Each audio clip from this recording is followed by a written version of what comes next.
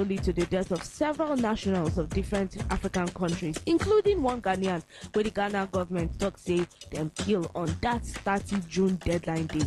But the South African government say no be true.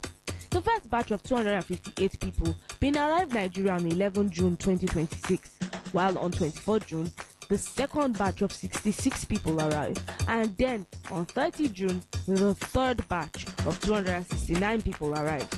The total number of people with the Nigerian government still they hope to come back from South Africa now about 700, but the Foreign Affairs Ministry no talk exactly when the next evacuation flight will be.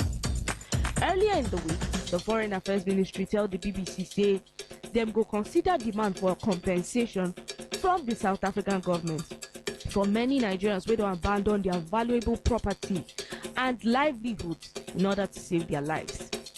Enter bbcpidgin.com for more to read, and don't forget to follow us for all our social media, including our TikTok and WhatsApp channel.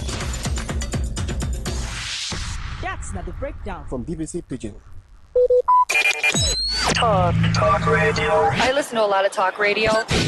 95.1 FM. Whether it's happening in Port Harcourt, South, Nigeria, or around the world, we've got you covered. On air, online, delivering balanced news and unbiased analysis. Today, 95.1 FM. Today, 95.1 FM, Port Harcourt. News update.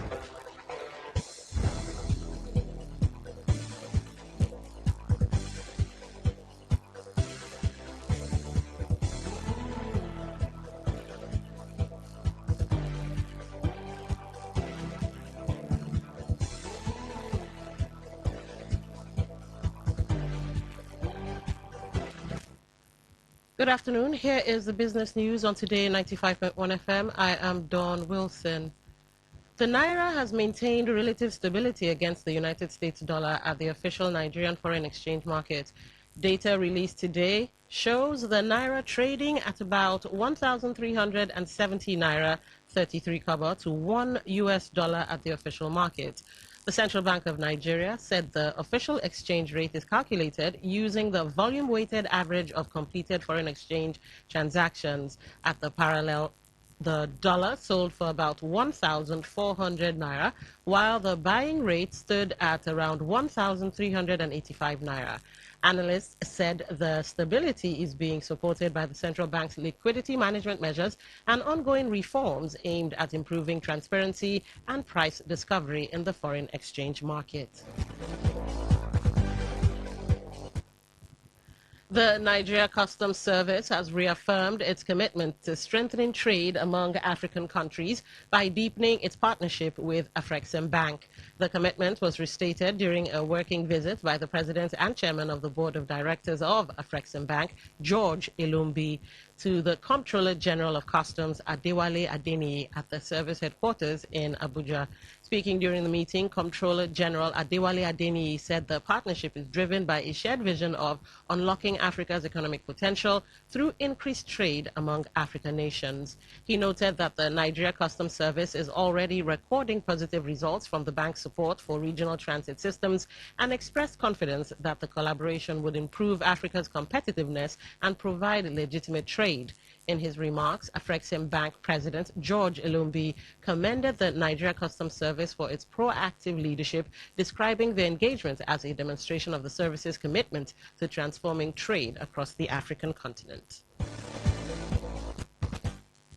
Dangote Petroleum Refinery exported about 466,000 metric tons of jet fuel to Europe in June, with the shipment estimated to be worth about 757 billion naira.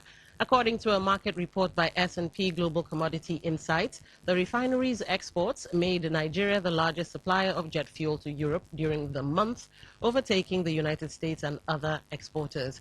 The report attributed the increase in Nigerian exports to changing market conditions in Europe, where jet fuel prices declined sharply after reaching high levels during the Middle East conflict. It noted that jet fuel exports from Nigeria to Europe increased from 232 482,000 metric tons in May to 466,000 metric tons in June, which represents the highest volume exported in Europe since Nigeria became a net exporter of aviation fuel in 2024, following the commencement of jet fuel production at the Dangote refinery.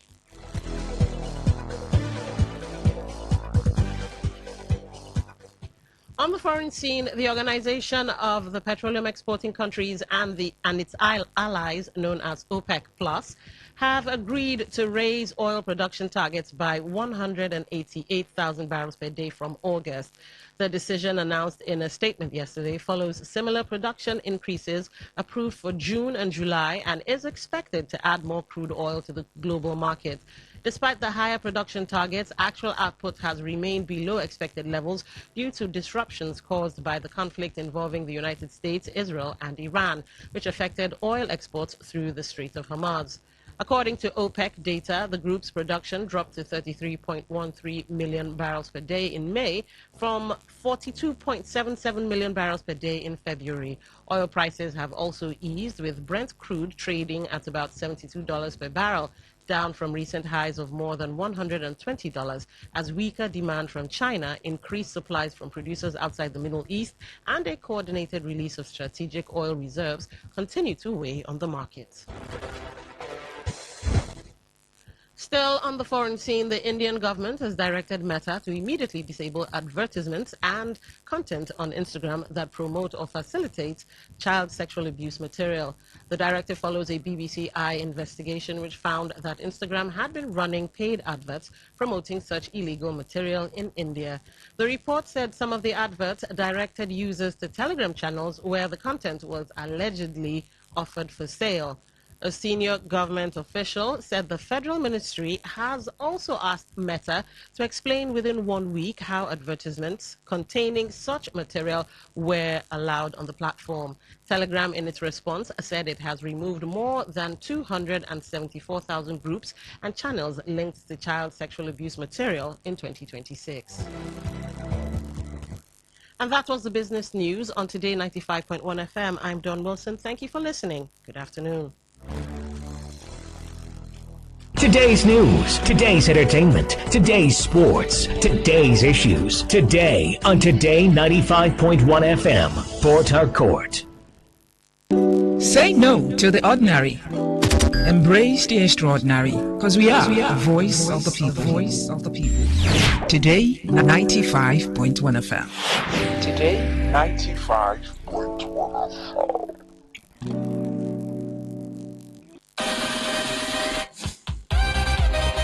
Get ready to turn up the volume and dive into the heartbeat of entertainment. From the hottest celebrity gist to trending music, movie buzz, viral moments, and behind-the-scenes drama. This is where the fun never stops.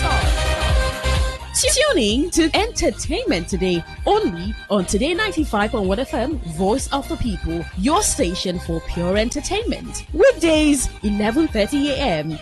Entertainment Today, where your favorite stars and stories come alive.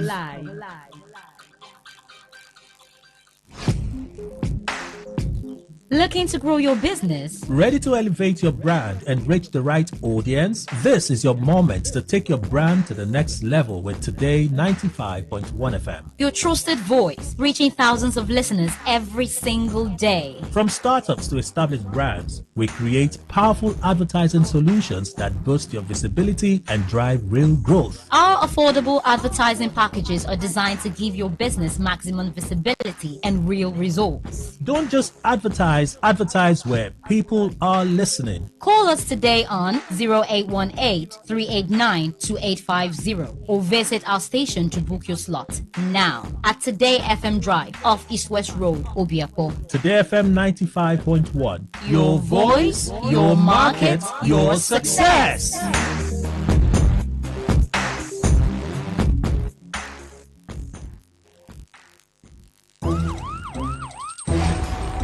It all begins with breaking news. Now make no mistake, this is a difficult mission, and it will remain difficult for some time. then it keeps trending. Events, issues, personalities, all struggling to gain attention. But in the race for deadlines, the intrigues, power play, undercurrents are often missed or underreported. Insecurity here is basically a product of poverty. But not anymore. As the platform on radio steps in to fill the missing links on events, issues, and personalities in the news. I'm not afraid of anybody. The platform on radio serves only the hottest topics and trending issues. Only on Today 95.1 FM. 95.1 FM. Port Harcourt. Weekdays, 4 p.m. Get on the platform on radio and be served.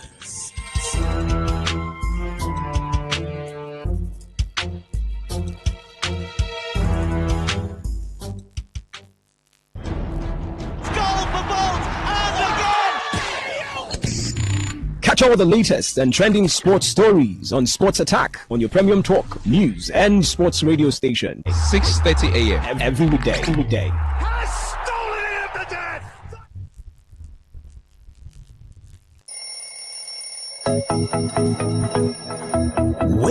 Wake up to today's quest, where breakfast on the radio is full course. We start with some motivation to ignite the spark in you for a great day. Then a full interactive sports show on Sport Attack 6:30 a.m. Unbeatable and concise news reports on the world news at 7 a.m. And our newspaper review segment now 7:30 a.m. Oh yes, 7:30 a.m. The scoops and the commentaries from my esteemed panelists. Today's quest 6 a.m. to 11 a.m. on Today 95.1 FM Port Harcourt. Miss it, you miss out.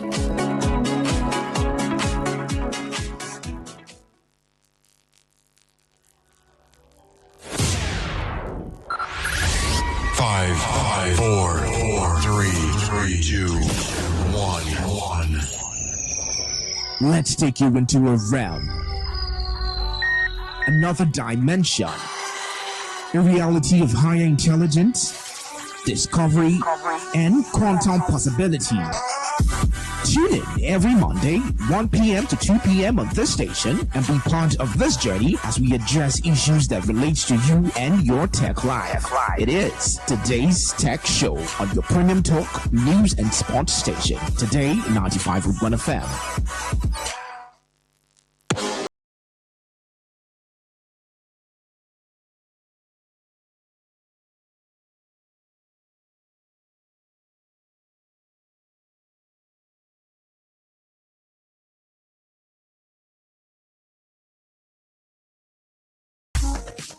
Thank you for staying with us on today's Tech Show, your premium dial Today 95.1 FM Port Harcourt. On the show today, INEC introduces downloadable permanent voters card.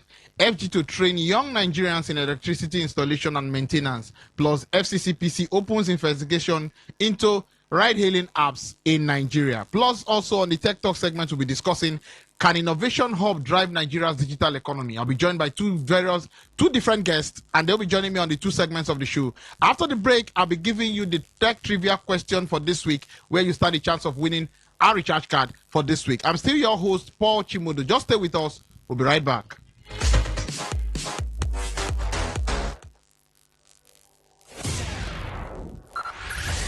Five, four, three, two, one. Let's take you into a realm, another dimension, a reality of higher intelligence, discovery, and quantum possibility. Tune in every Monday, 1 p.m. to 2 p.m. on this station and be part of this journey as we address issues that relate to you and your tech life. It is Today's Tech Show on your premium talk, news, and sports station. Today, 95.1 FM.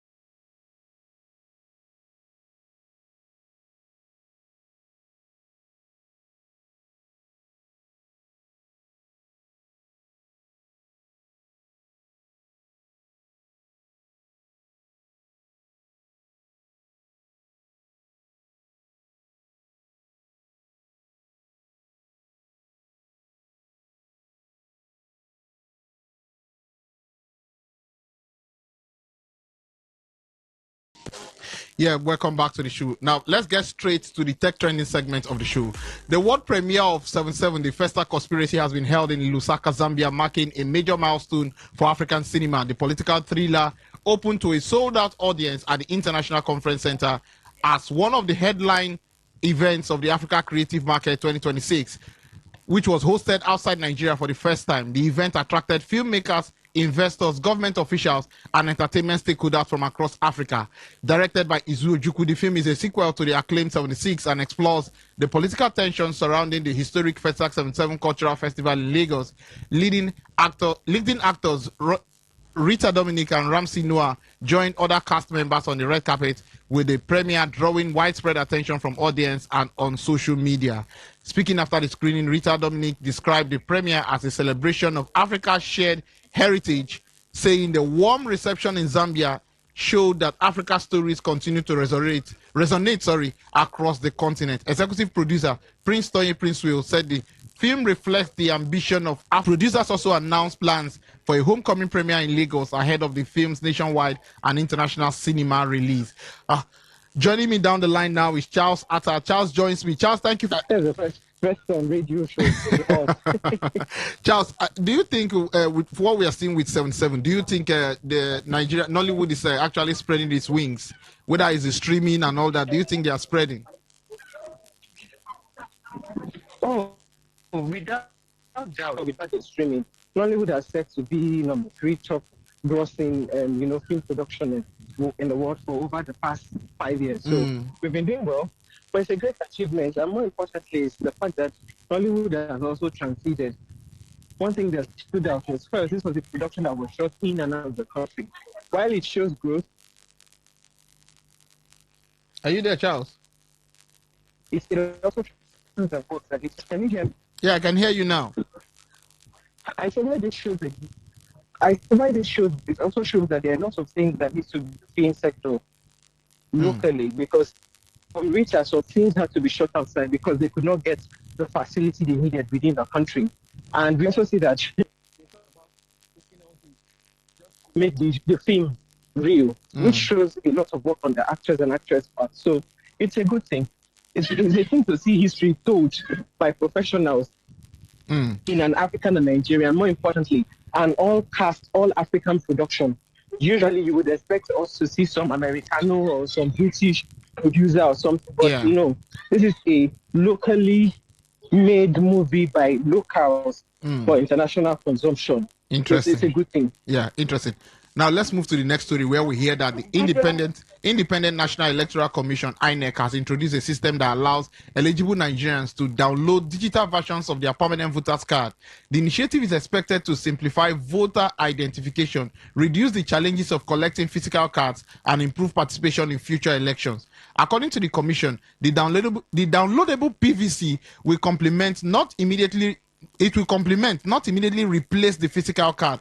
INEC said the innovation is part of its ongoing digital transformation aimed at making electoral services more efficient and accessible. Charles, do you think downloadable PVC significantly improve voter participation? It should, if done properly, but more importantly, it just shows INEC pushing its responsibility again. So if we are not going to be using, to be clear, they say this is specifically for people that have lost or damaged PVCs, which will save them the stress of trying to, go through the rigorous process of having INEC reprint. But the question is, if they now put the burden on us, the voters, to print our own PVC, right? The budget that was given to them last year for this year printout, what is going to happen to that budget? Because I'm sure it's the same database that was presented. And within this, INEC is already crying that they've not been financially compensated or given enough funds to carry out with the activities for 2027 election. We've now entered election game. They are crying they don't have money yet, but no problem. The system that they say they are implementing as of today, if you go to check your CVR, the portal is down. So I don't understand why they roll out features and then they forget that they need to get the system to work before announcing it. Because I personally want to reprint. I have mine, but I want to reprint. I just wanted to test it ahead of this interview. For where I don't put my CBR code. I put my voter's ID number. I cannot seem to access myself on the same portal that they claim to be using. So I really don't know whether they just like stressing us. And then they made a clause specifically for people that notify them. They notify them. If we are going to basically go and notify them of our damaged PVC, then there's no need giving us a portal. It should be strictly go on the portal, check it, and print out. And more importantly, if they're really serious, let them allow us vote with the PVC on our phone. So if we have a PVC on our phone, we just show them and they scan it. Simple. Well, no need to stress us again. That's interesting. We just hope, let's just hope that they get it right in 2027, Charles. Now, let's move to the next story, Charles, where we hear that the federal government has announced plans to train thousands of young Nigerians in electricity installation and maintenance to address unemployment while strengthening the country's power sector workforce. The program will equip participants with practical technical skills required in electricity distribution, renewable energy, and modern power infrastructure. It also supports ongoing reforms aimed at improving electricity access nationwide. Charles, can vocational training significantly reduce youth unemployment? Trainings like this?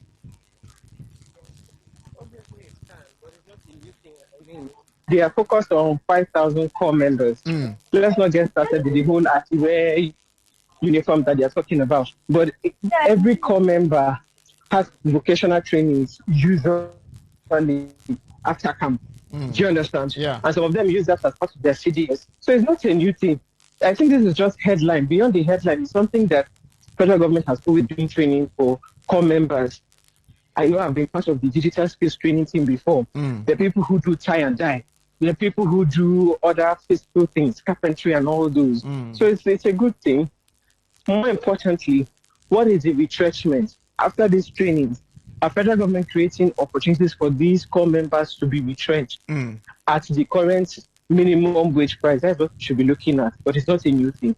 Okay. Now we hear Charles. We hear that the chief executive officer of MTN Nigeria, he has condemned recent xenophobic attacks against Nigerians and other African nationals in South Africa, describing the incident as unacceptable and damaging to African unity. Do you agree with him, Charles? Yes, sir. Do you agree with him, Charles? Hello, Charles. He will explain fire. I understand what they're saying. Yes, Nigerians have a lot of shares in MTN Nigeria. Yeah. Because MTN Nigeria is a registered company in Nigeria. Yeah. However, let's not forget that MTN Nigeria is the sub-body to their parent company in South. Go ahead, Charles. Go ahead. There are still percentages of funds that are remitted to the South African government. And with the current xenophobic movement by their government, specifically their government saying they are not going to pay repatriations to Nigerians who lost their business because of how they were unlawfully exited from their country. And then going further to even allege that Nigerians are responsible for drugs in their country. Yeah. Please, I also support the fact that let's also give them the test of their medicine locally. No, Charles, would that solve the problem? Would that solve the problem? Yes. Is that what you think? Real. It's real.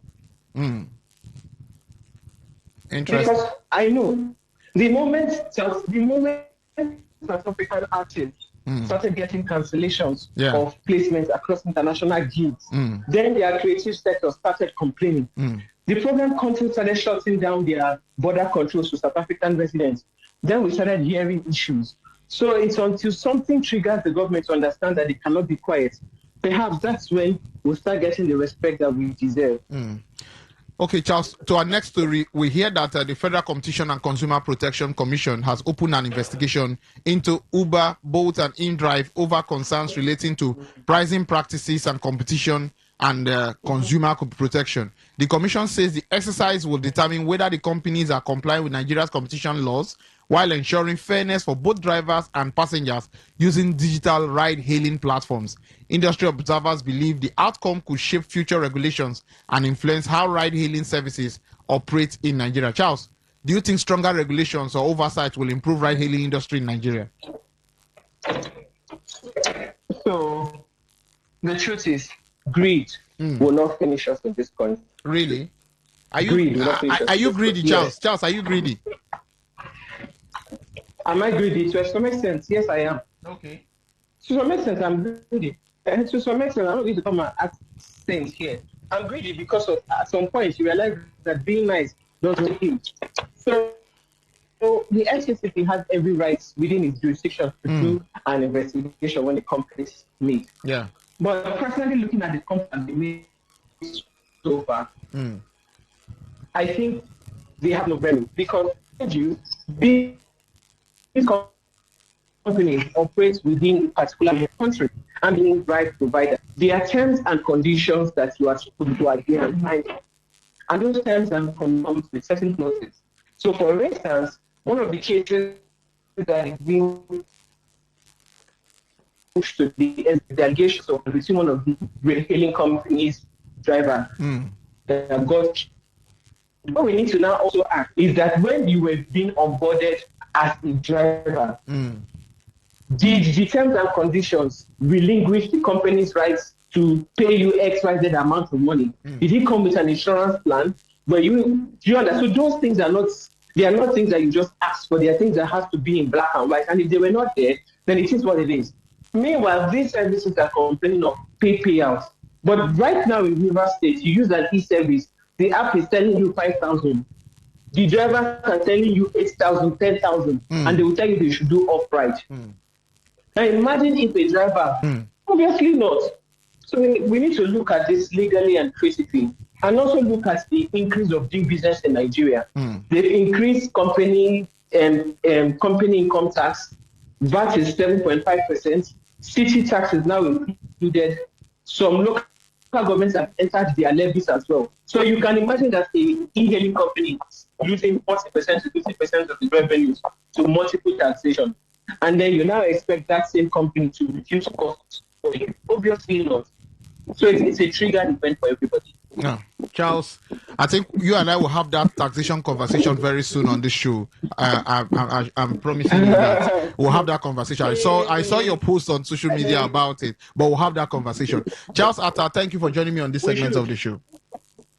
All right, enjoy. All right.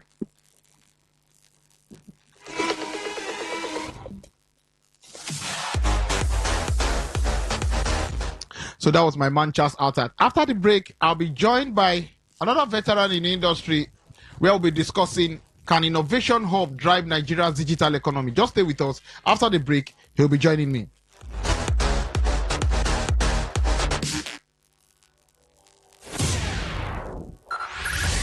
Five, four, three, two, one. Let's take you into a realm, another dimension, a reality of higher intelligence, discovery, and quantum possibility. Tune in every Monday, 1 p.m. to 2 p.m. on this station and be part of this journey as we address issues that relate to you and your tech life. It is today's Tech Show on your premium talk, news, and sports station. Today, 95.1 FM.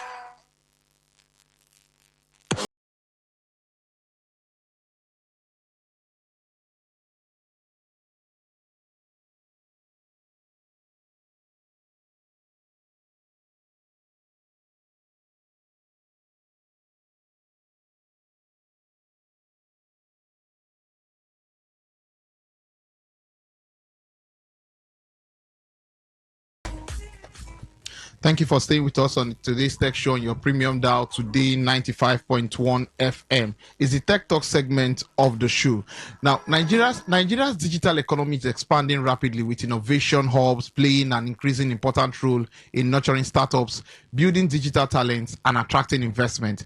As the comments, whether these hubs can truly drive sustainable digital transformation and position Nigeria as Africa's innovation powerhouse. Joining us to discuss and answer this question is Uche Aniche. He's the convener of Startup South. Thank you very much, Paul. Yeah. Confirm that you can hear me.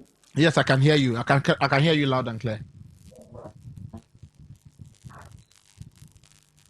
Awesome.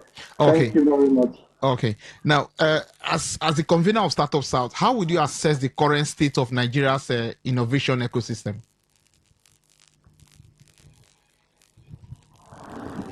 So I think that the innovation ecosystem is expanding. I think is growing.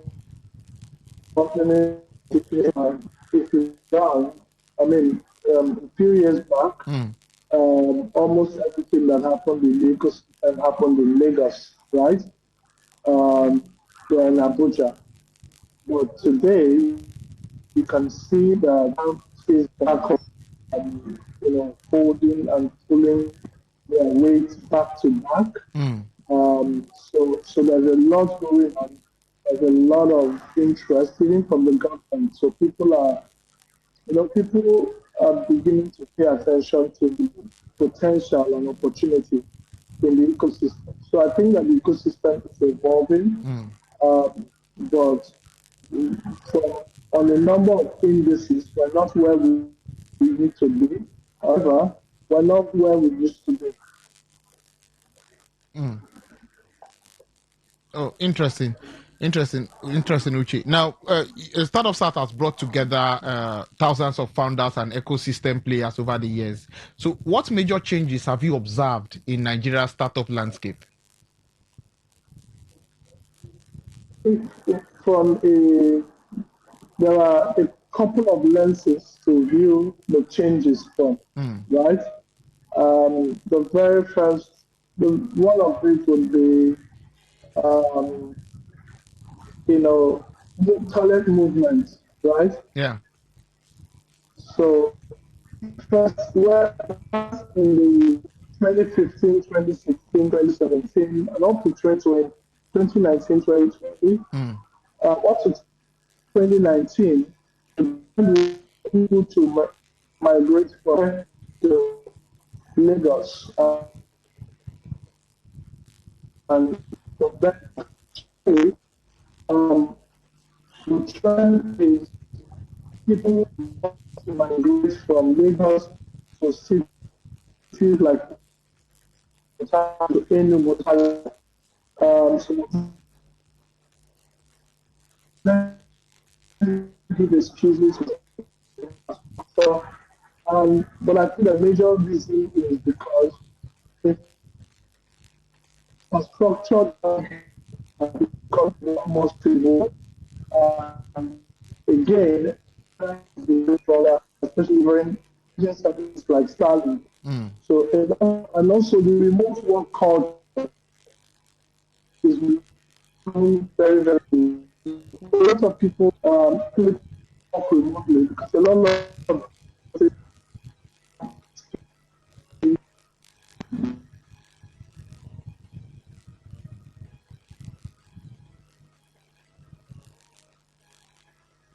and work remotely and move to Enugu and work remotely or move to Rio and work remotely.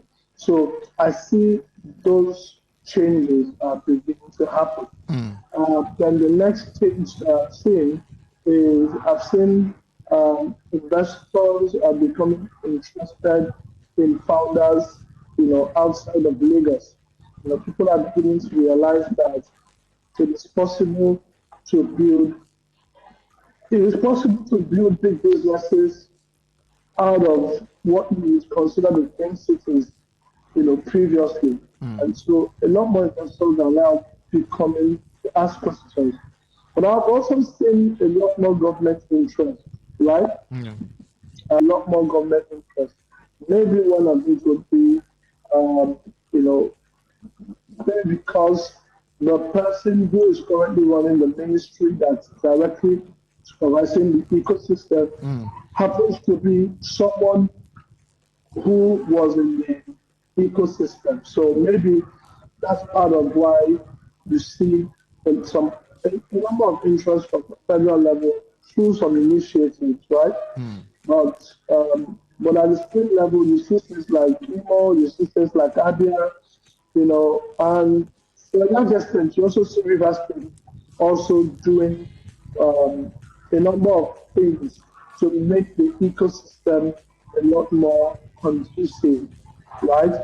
So I think that, and of course, there's also a lot of increase in knowledge. People. I don't know. I think we have lost Uche there, but he'll be joining us. Another, Okay, he's back. Yeah, he's back. Go ahead. are beginning to realize. Go ahead. Go ahead. Yes, people are beginning to realize and understand what it takes to build a startup. Oh, you can't hear me? I can hear you clearly now. I can hear Can you you hear clearly. me? Yes, I can. Okay. Okay, great. So I was just saying that people are beginning on some of the changes that I've seen. Interesting. Now, let me ask you this question. Do you think innovation hubs can become the primary engine for Nigeria's digital economy? Becoming primary engine is a big question. The key question should be, should they become, you know, innovation hubs have their place, they have their role, okay? There is in the concept of triple helix, right? The innovation hub has their role, okay? You have the triple helix is a concept that talks about the town, the public, the private, that is called the town and gown, right? Which is mixing the town that comprises the public and the private with the academia. So, innovation hub happens to fall under this private innovation hubs, the innovation entity. Typically, innovative researches is supposed to emanate from the universities, right? Companies are supposed to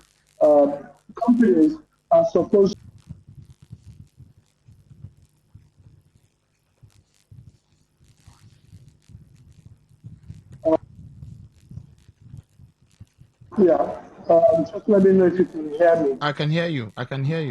Okay. Good. Good. So some companies are supposed to go to schools, discuss their challenges, and get researchers to actually research and fund the research, right? On the other hand, researchers on their own can research and come up with innovation, and then this innovation is then sold, or they partner with companies to commercialize this innovation, right? Yeah.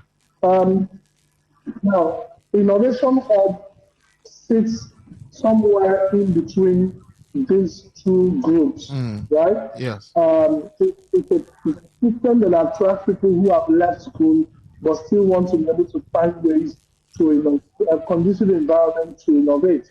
And then they evolved into becoming primary incubation spaces, right? Yeah. So whether innovation hub can be the primary engine for Nigerians, innovation evolution is a conversation that I don't think it shouldn't be the primary engine. It should play its role. It has a role to play, and it should play its role, right? As a if universities are the nursery beds, okay, then innovation hubs should become the tertiary beds, or for the technologies that emanate out of the universities from a point of view of commercialization, right? So innovation hub has a huge role to play, but I do not think that they should be the primary engine. I think that innovation hubs should work hand in hand with the universities, government. There's a role for everybody to play. Interesting. Now, let me ask you, what distinguishes a successful innovation hub from one that struggles to create a lasting impact? It's important. I think it's important to know. Success is a factor of what you set out to do. Yeah. Right? Yeah. Success, I cannot define success for you because I will be defining success from my lens and from the standards and metrics that I set. But success is a factor of what you a as a founder of Innovation Hub set out to do. So if you set up your Innovation Hub to be if you set up an Innovation Hub to become a talent development platform. If if I start judging you by the number of startups you have produced, then I'm not being fair to you, right? Yeah. An incubation and the birthplace of startups, then I will have to judge you by the number of startups that you produce. All right?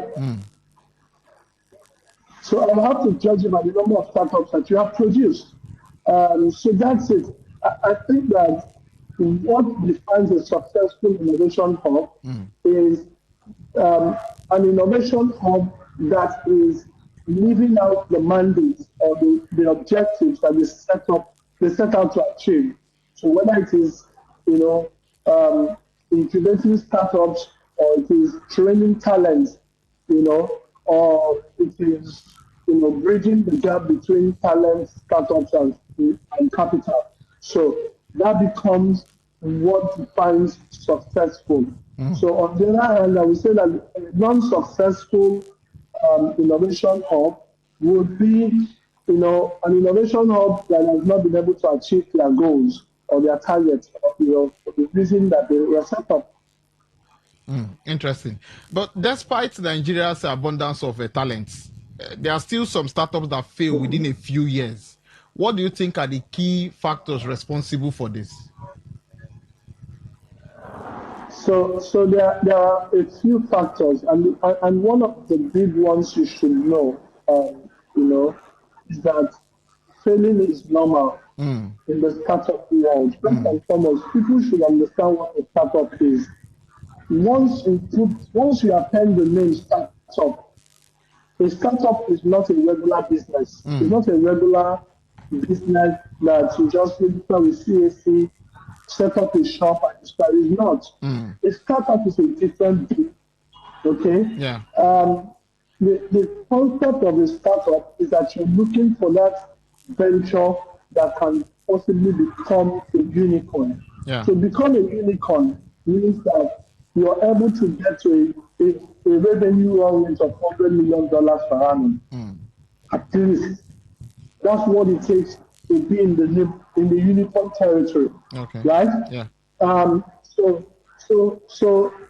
once you say you're a startup, you're essentially saying, I've identified an opportunity that has a potential to get to this stage that I've just described, right? Now, if along the line,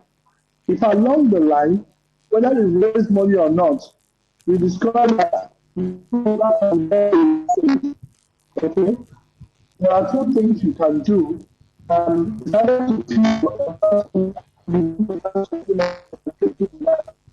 Destination, or you shut it down, right?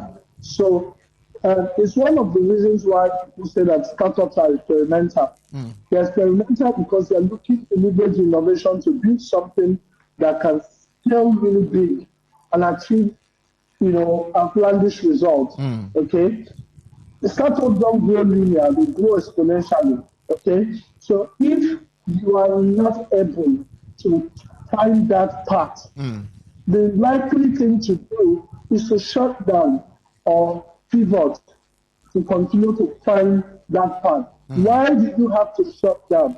You have to shut down because of the nature of startups, it requires funding to continue to grow, right? Yeah. It requires additional constant injection of funding to continue to grow, to achieve that goal. However, if you get to a point where it is now clear to both you and investors that you cannot get to that goal. Additional funding becomes a waste of everybody's time, right? So nobody's going to give you more funding, and because nobody's going to give you more funding, your valuation cannot continue to increase. And so the investors who originally invested in you will begin to count their losses. All right? Yeah. They begin to count their losses because they will no longer be able to realize the value. All right? And so that's one of the reasons why people say a lot of startups fail. Yes, startups are supposed to actually fail if they cannot achieve their goals. It's also one of the reasons why what you have today in terms of funding that requires people to show proof and traction. All right? They need to show proof and traction that before they invest in you, right? Because they want you to validate that there are actually people who need this service and that the market is big enough and that there's a pathway to achieving that $1 million revenue. All right? Yeah. That is why it is becoming difficult to raise money today.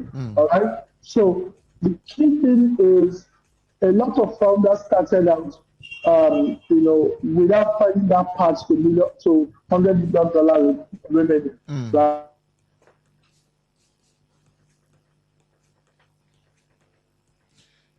I hope network. It doesn't happen. It doesn't happen on the one. It doesn't happen on year one. It doesn't happen on year. It doesn't happen on year one. It doesn't happen on year two. It may not even happen on year 3 or year 4. However, it's important for us to know that the path to that place exists, and that's what investors back. And so, startups would, in quotes, fail. They don't necessarily fail. They learned, right? They learned, and a lot of them actually come back better and do better things. All right. So they don't necessarily fail. But for some of us, for some people looking from outside, it's failure. And so that's why it looks like a lot of startups fail. Interesting. What you have said so far, Uche, it's been inciting for me because I've learned a lot from what you've said so far. And I hope those who are listening or watching us live on Facebook can get what you're saying. The video will always be there for you to watch. Now, artificial intelligence is transforming industries worldwide. How do you think Nigeria Innovation Hub should prepare startups and young professionals for this AI era?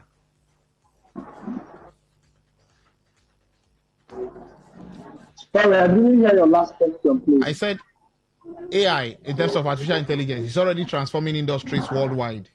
How should Nigeria Innovation Hubs prepare startups and young professionals for this AI era? It's not only like innovation hubs that needs to get involved, right? Yeah. AI is shaping industry. AI is shaping, AI is shaping a lot of things. And I think that people generally should actually get involved and begin to understand we may not be able to build the foundational technology for this because of obvious build and create something strong that can serve needs and purposes, right? There's a lot of opportunity which that we're going to be discussing at the conference this friends, and it's something that people should look forward to. Interesting, Uche. Now, what policy reforms would you like to see from government to strengthen Nigeria's startup ecosystem and digital economy? I think that the major policy reform that needs to happen has already happened. Okay. And that is the Nigerian Startup Act. Okay. What we now need to do is to ensure that it may not be very perfect, right? But at least it's a start. When we, more states adopting and initializing the act in their specific states. That's what we want to see. It's something that we're working with River State government to see happen. We hope that that can happen fast before the election. The Nigerian Startup Act is a big one. It's something that needs to happen. It's something that we need to drive, especially here in River State and around the regions. So it's already happening. Interesting. Now, my final question to you, Uche. What message would you like to leave for young Nigerians who have innovative ideas but are hesitant to take the first step into entrepreneurship?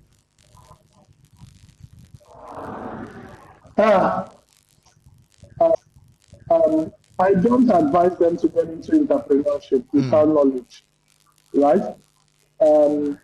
Because to start with, building a startup is not about idea, all right? It's not about idea. And that's the misconception that everyone has had for a long time. Startup is about, you know,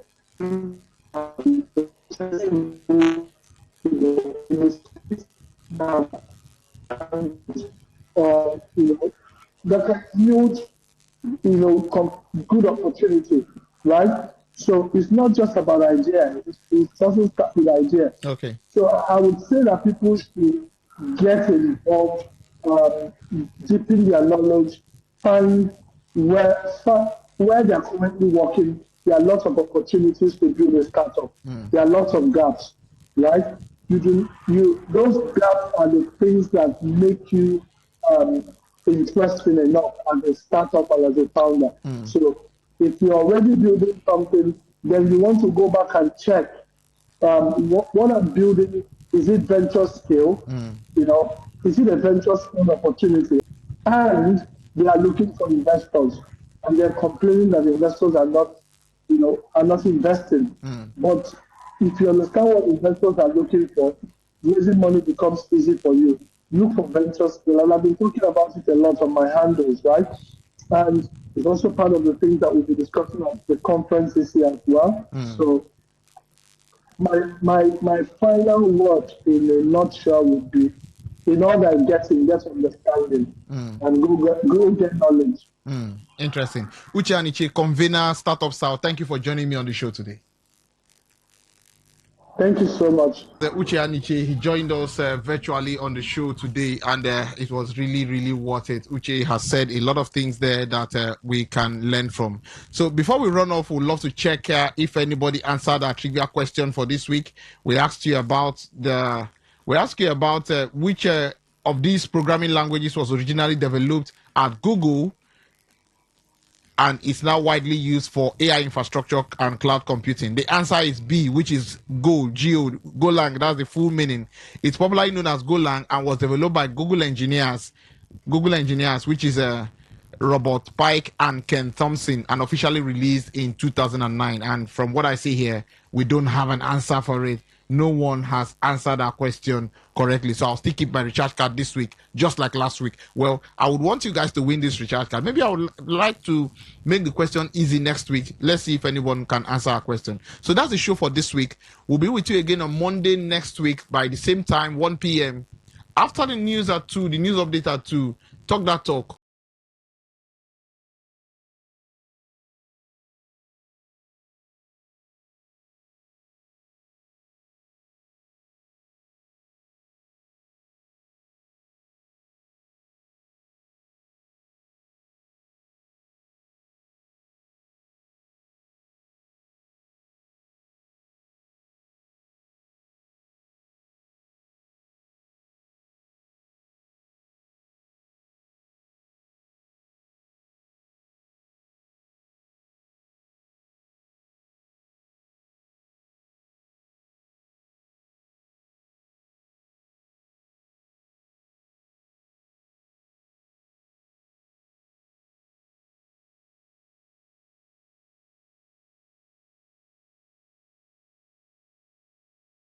Talk radio. I listen to a lot of talk radio. 95.1 FM. Maybe home is somebody's smile when they look at you for the first time. Maybe home is being a home to something you love and adore with all your heart. And that is what life, friendship, and love are all about. Maybe home is listening to all of your favorite shows on Today 95.1 FM. We create memories. We inspire comfort. We are the voice of the people, and we are home away from home.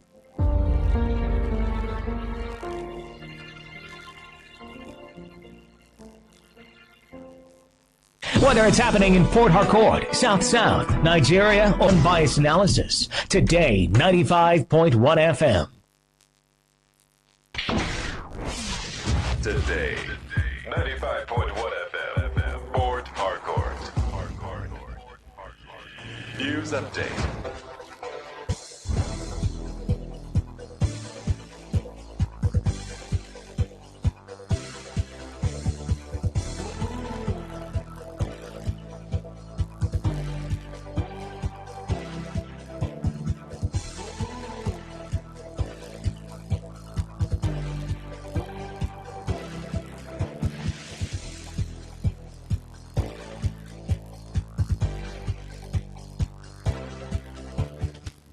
Good afternoon. Here is the news update on Today 95.1 FM. I'm Dawn Wilson.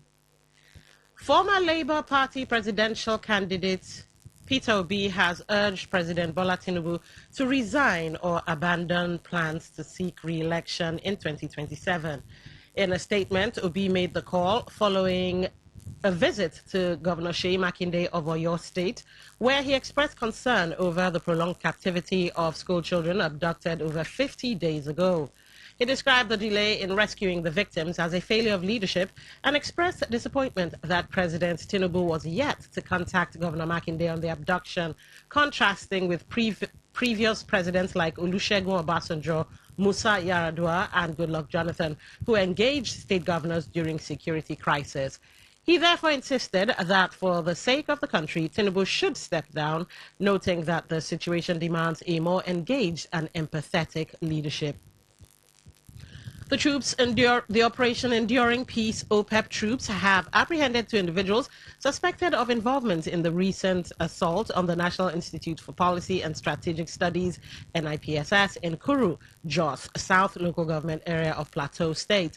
In a statement by the spokesperson for the security outfit, Polycarp Ote, one of the suspects was arrested in the trade center area of Kuru during an intelligence-led operation and led troops to a second suspect after interrogation. He noted that both suspects are in custody and being questioned to help identify and apprehend other members of the network. The troops also recovered a service rifle bearing registration number CO-3175, with subsequent investigations revealing that the weapon had been compromised during an attack on the Federal College of Land Resources Technology, which resulted in the casualty of a soldier. The Nigerian Meteorological Agency, NIMET, has issued a flash flood warning for July 1 to July 10, noting 27 states are currently at risk. According to the agency, urban, coastal, and poorly drained areas face the highest risk as Nigeria enters the peak of the rainy season. The agency noted that states listed include Lagos, Ogun, Rivers, Bayelsa, Delta, Edo, and others across the north, southeast, south, and northwest. NIMET further warned that the downpour could cause traffic gridlock and therefore called on health officials to watch for waterborne diseases linked to stagnant flood water. The Democratic Republic of Congo, DRC, has opened a second Ebola treatment center in North Kivu province to improve care and ease pressure on local health facilities. North Kivu's health minister, Priska Kamala, stated that the 20-bed center in Beni is part of efforts to combat the ongoing outbreak, which has affected 3 provinces. Kamala noted that the government has a responsibility to protect its citizens, which is why they were investing in Ebola treatment centers. Meanwhile, the DRC has reported over 1,500 confirmed Ebola cases, resulting in 506 deaths, with more than 250 patients recovered and over 600 remaining in isolation. And that was the news update on Today 95.1 FM. Thank you for listening. I'm Dawn Wilson. Good afternoon. Today's news, today's entertainment, today's sports, today's issues. Today on Today 95.1 FM, Port Harcourt. Say no to the ordinary Embrace the extraordinary, because we are the voice of the people. Voice of the people. Today, 95.1 FM. Today, 95.1 FM.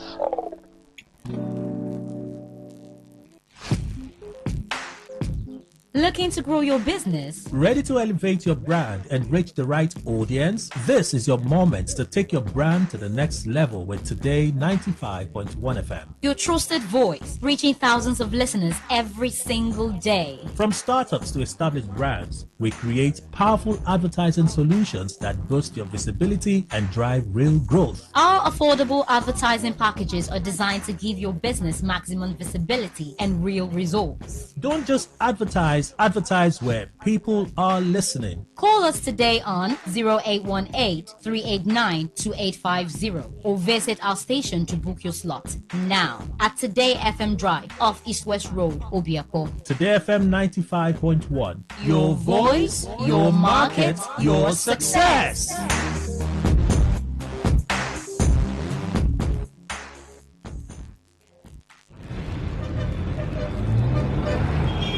Live from the Garden City of Port Harcourt, Nigeria. This is Today 95.1 FM. Live your truth. Express your love. Share your enthusiasm. Take actions towards your dreams. Talk your talk. And walk your walk. It was years ago. There's a statute of limitation on this stuff. Make today worth remembering as we discuss issues as it affects Nigeria moving forward. Talk that talk. Weekdays, 2 p.m. Exclusively on Today 95.1 FM Port Harcourt. Voice of the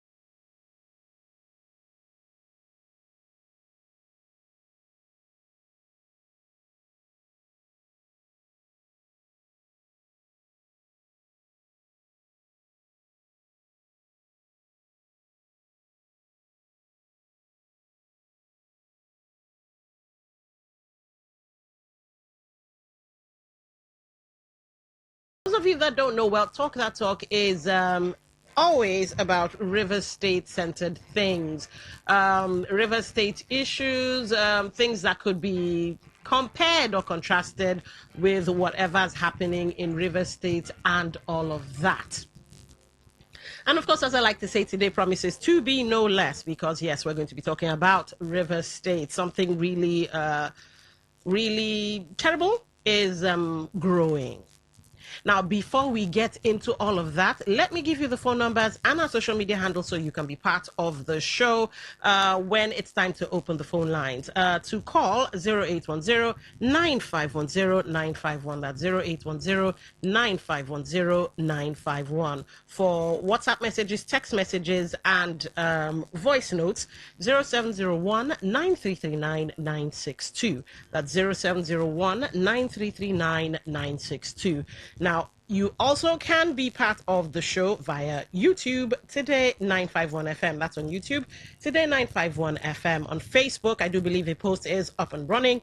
Today 95.1 FM. You can go there and leave your thoughts and your perspectives and comments. Today 95.1 FM, Facebook, Instagram, X, and Twitch all have the same handle, Today FM 951. That's Today FM 951, Instagram, X, and Twitch.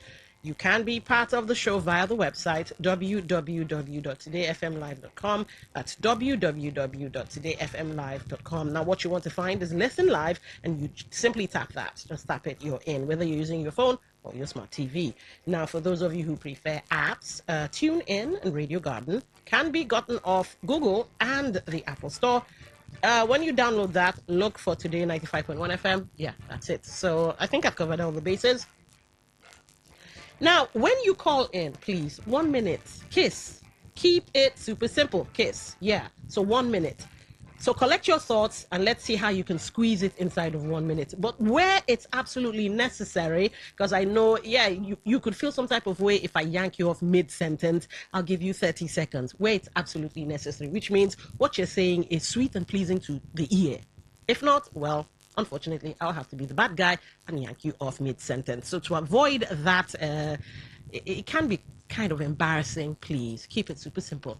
All right, let's get into the show. So, I came across a video yesterday evening on a social media. I think I found it on Facebook, and it was a video of a tale of woe. So I'm going to play that video or the clip for you, and you hear what the person's lamenting about or being woeful about. You hear two voices. They call names. Now, I have checked with legal, and it's not Today FM 95.1 making the allegations. It's the persons in the video making said allegations. So, the liability, legal liability, of course, is on the maker of the statement. We are just bringing it to light. Now, after you listen to that video, I'll come on, give you an explanation or two, and then the show will continue. So let's start with the video and then get the conversations flowing.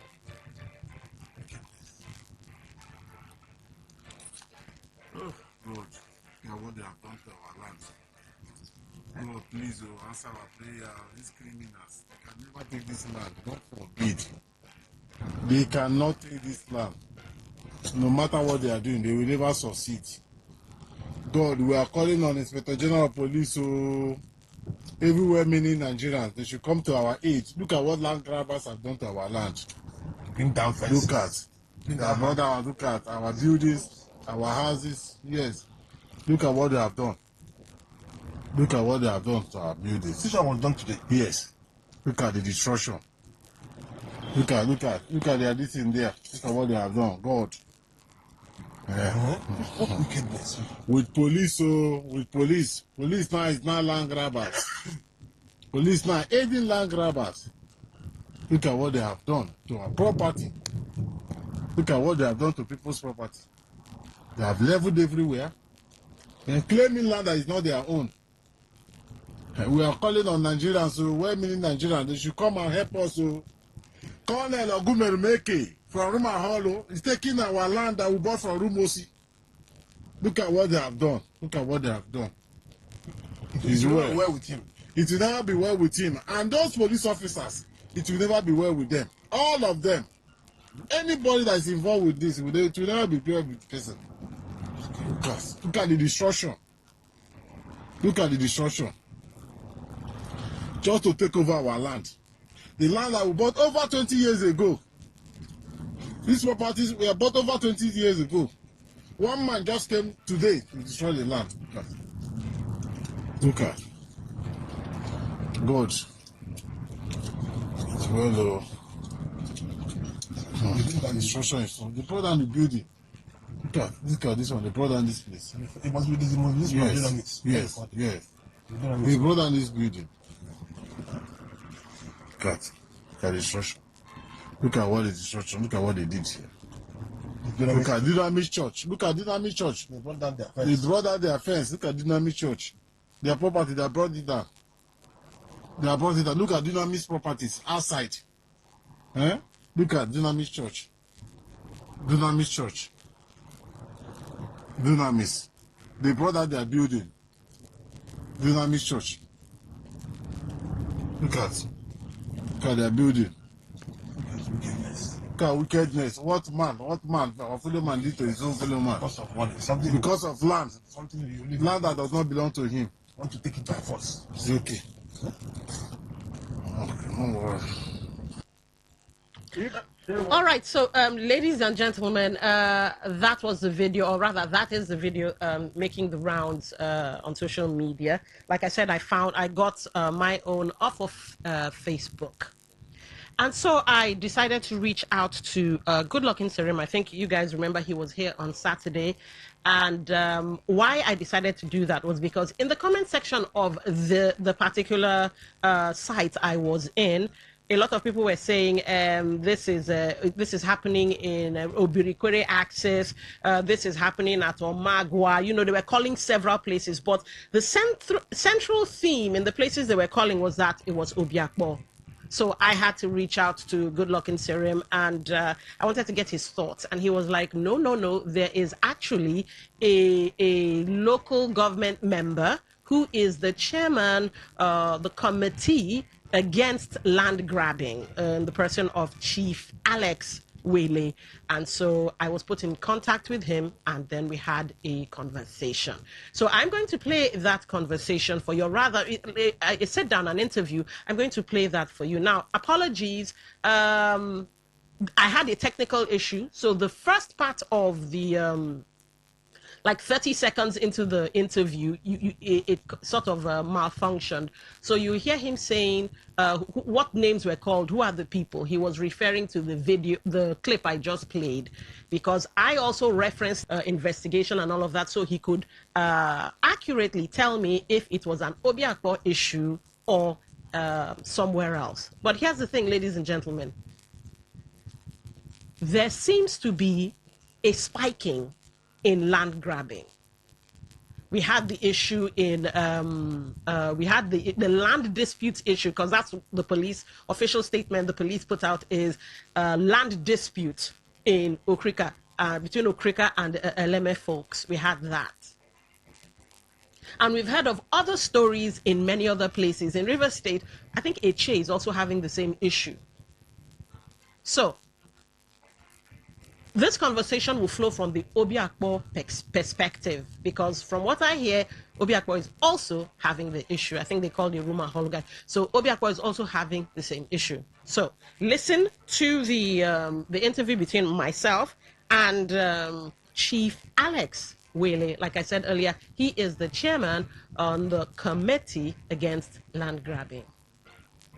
If say what the person alleged, okay. Also, so that we know, if somebody come and say, oh, Alex really did this, Alex really did that, you understand? It's at the basis of allegation, but you must still say what the person said against Alex Whaley. Okay. You understand? If somebody is complaining against some particular land grabbers, you must say what the person said. So let the land grabber know that his name is in the public domain. You know, if you try to shield it, it's like you are hiding them. Okay. You are hiding them, and it's not good. All right. It's not good. Well, Yes, I'll take that under advisement, and okay. Since this is a pre-recorded show, I'll speak with legal. If legal says yes, you can allow the video fly as is, we'll put the names out there. No problem. All right. So, would you say now, it on a general note, I cannot now talk on specific issue, but I can talk on a general note on the issue of land grabbing. To the best of my knowledge, in my capacity as the chairman of committee against land grabbing in Obiakpo, I can tell you that we are battling with a very serious matter. Okay. Land grabbing has become notorious. It has become a business empire. It's an organized crime against society and humanity. And I don't know other local governments, but I know that if you watch closely, you know that the local government is three local governments, and I think recently I've also heard of Eleme local government, you know, a chairman talking about the same subject. Okay. So it shows that, like I said, it has become an organized crime, and I call it an organized crime against humanity. You know, people who are conscienceless, people who have sold their conscience and sold their soul to the devil, and it's something that is to be condemned in totality. You know, and unfortunately, we were not getting the desired support from the state government, because ordinarily this is supposed to even be a state government issue. Okay. You know, I can tell you that even government land that government lawfully acquired is being granted. All right. And sometimes government don't even know where their properties are. All right. So when you say when you say an organized crime, I would presume that you have feedback from security operatives and all. Could you point to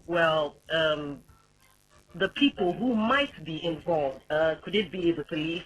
Because in the video I made earlier reference to, the person who was lamenting his fate said the police are even involved in aiding land grabbers. So when you say organized crime, who are the parties involved? Well, organized crime because the tough, the mighty, and the ordinary people are involved in it. That is what I can tell you.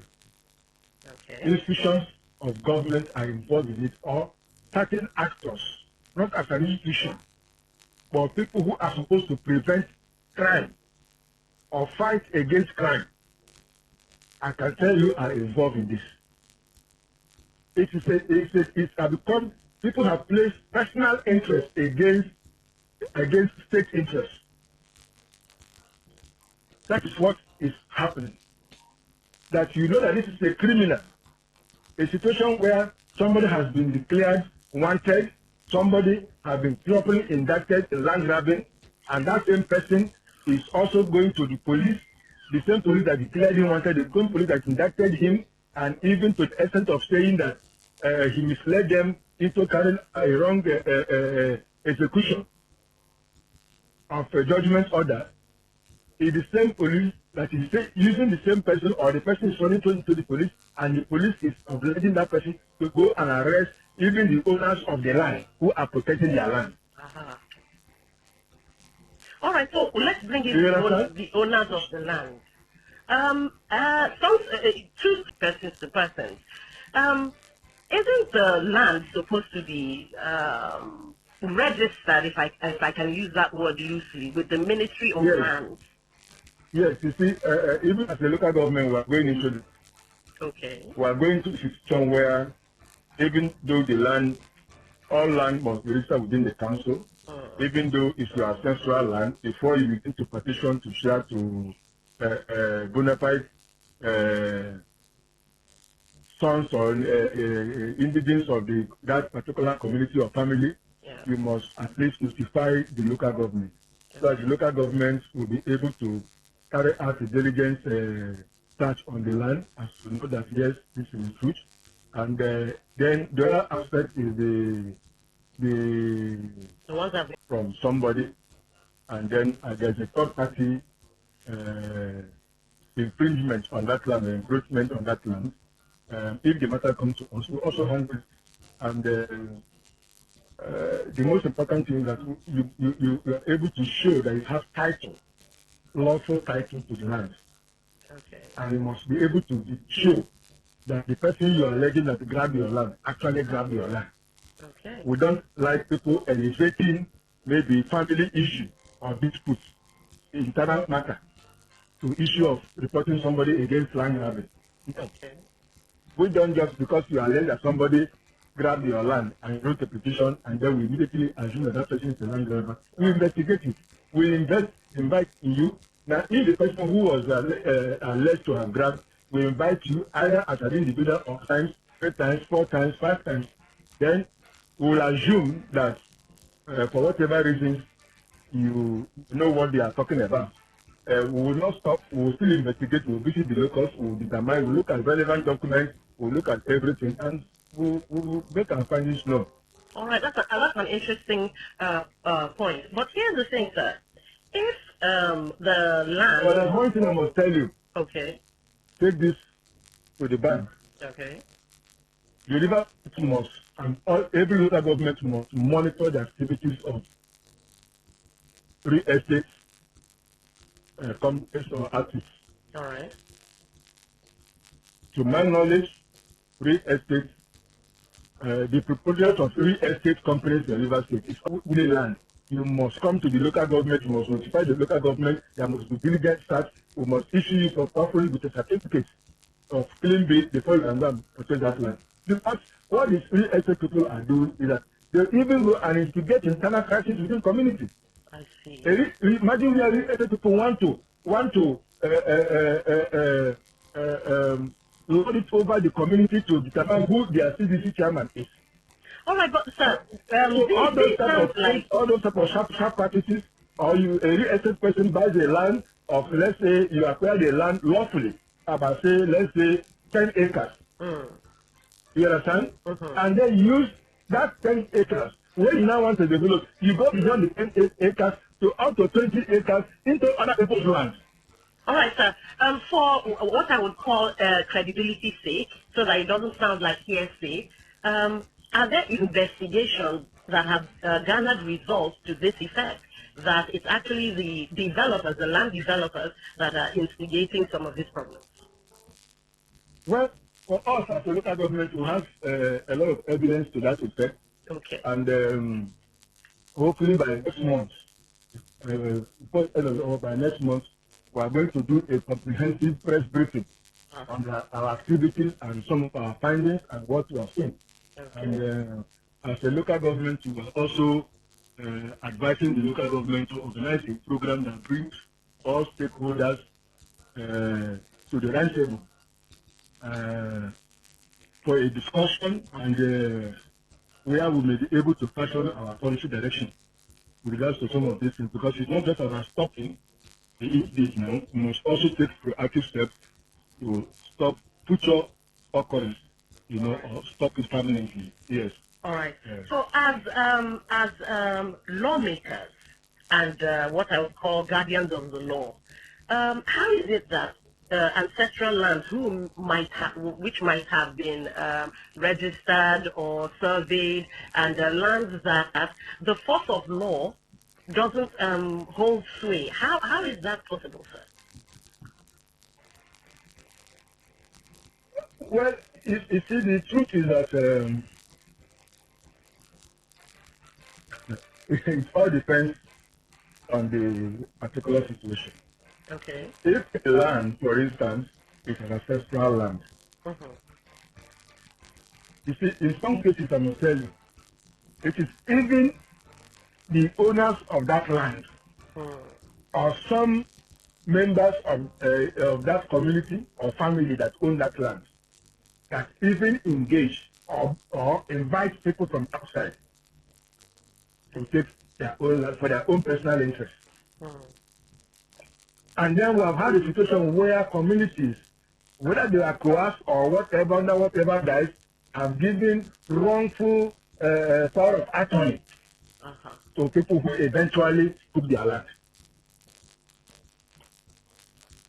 So, like I said before that unfortunately, because of the situation in the state government has not been able to look into this area with a view of decisive, and supporting the efforts of the local government. Because this crime, you just wake up one day and somebody will tell you that government house is his father's land, or maybe he won a judgment in 1940, even when he was not born.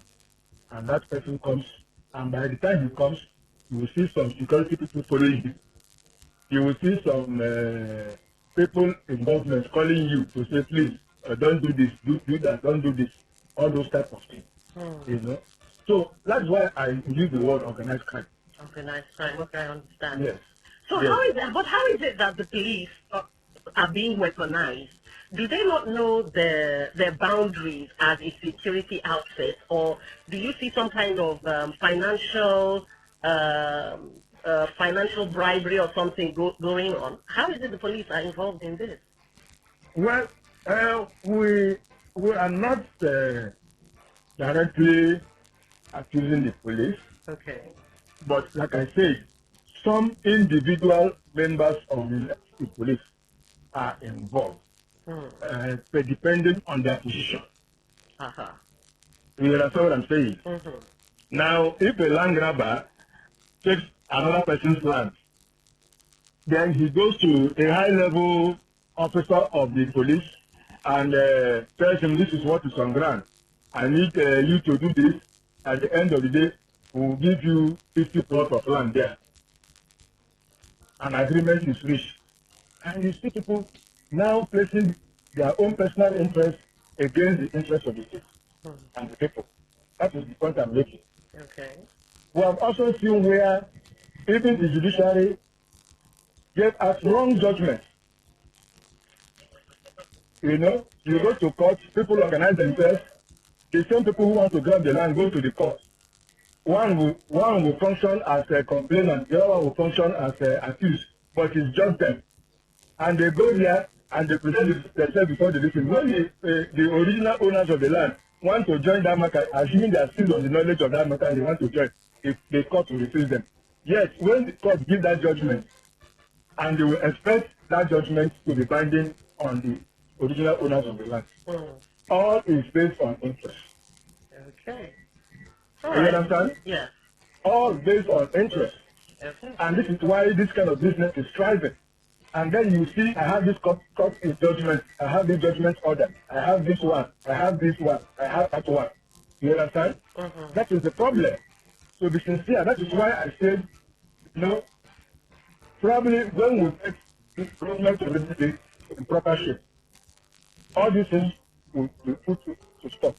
Because it's really tarnishing the image of River State and let me see in particular example.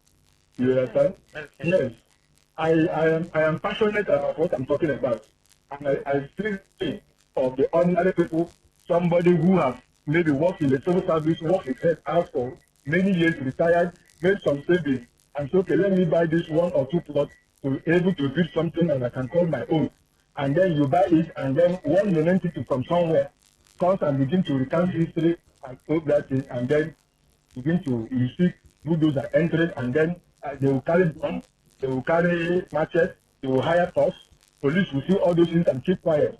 Yes, when you now go and listen, the same police will come out to say, oh, why did you take this test and all the rest. You know, so it's just generally annoying, to be sincere. Okay, it's so generally annoying. All right. You know, So it's generally earlier, annoying. But whatever happens, that this battle must be fought and won. All right. So earlier, you did let me into. It's not a secret that you are supposed to have a meeting at about 1 with the local government chairman and the River State House of Assembly. So would you, a speculative answer, of course, but would you care to share what you hope the River State Assembly will do about this matter? Well, it depends on whatever complaint. If the House of Assembly feels that a local government chairman or a citizen of the state should come before it, is when you get there, you know why you are called and why what the issues are. You understand? But if assuming they want clarification or answers to certain puzzles, and they find that you are in a position to do so, they will invite you. And when you go there, you tell them the whole thing. And we are also actually wanting them to get involved. So are you saying the meeting was at the behest of the River State House of Assembly? That thing I told you was a personal reason. It's not communicating you on an official basis. Yes, I do understand that. I was only telling you my schedule for the day. Okay. Yes. All It's right. not for the public. All right, no problem. Yes. So what would you advise people who are seeking to acquire property? What's the safest route now, given this situation on ground? Well, I will encourage the various local governments and even the state government to come up with a clear policy on how land should be acquired, you know, in the state and in in your own, in their own, and maybe like local government, their own locality. Okay. You know, there must be a policy framework that backed by law that people should follow. You know, so that and again, those who are selling land must of necessity know that when you buy a land or you sell a land, you sign what they call the deed of conveyance. Now that deed of conveyance has what we call indemnity clause. That indemnity clause, you know, places a burden on the seller in case there's a third party interference to that land. And so they must, the people who are selling land, especially if they're selling land, like well, you must know that the body of the whole crime you committed must fall on you, who is the seller. The person, the person who is selling, who bought the land, should not be the one who should be against the maybe the other buyer or something like that. The right thing is that the person who sold that land to you, you go back to him and invoke the indemnity clause. You know, either he pays you back or he provides alternative or whatever compensation or whatever. It's not your duty to go and fight the other man. No. All right. That's what I'm telling you. Because when this burden is clearly placed on the seller, now you must be sure that you know the consequences of selling a wrong land to somebody.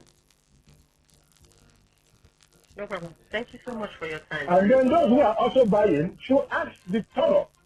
Don't just rush to go and buy land, you know. Don't just go rush to go and buy land. And there must be penalty to real estate companies who are aiding and abetting land grabbing. Going behind to go and buy land in a very cheap manner because of the way you got it, just for them to acquire land. All right. You know, so there must be spread out penalty. People must be made to go to jail. There should be stringent penalty for all this kind of crime. All right. No problem. Yes. Thank you so much for your time, sir. It's been rather enlightening. Thank you. Have a good day, sir. Thank you very much. All right, ladies and gentlemen, so that was the meeting I had earlier, or rather the interview I had earlier with Chief Alex Whaley, who is the chairman of the Committee Against Land Grabbing in Obiakpo. And you see, the matter go long, go. Wow, the matter go long.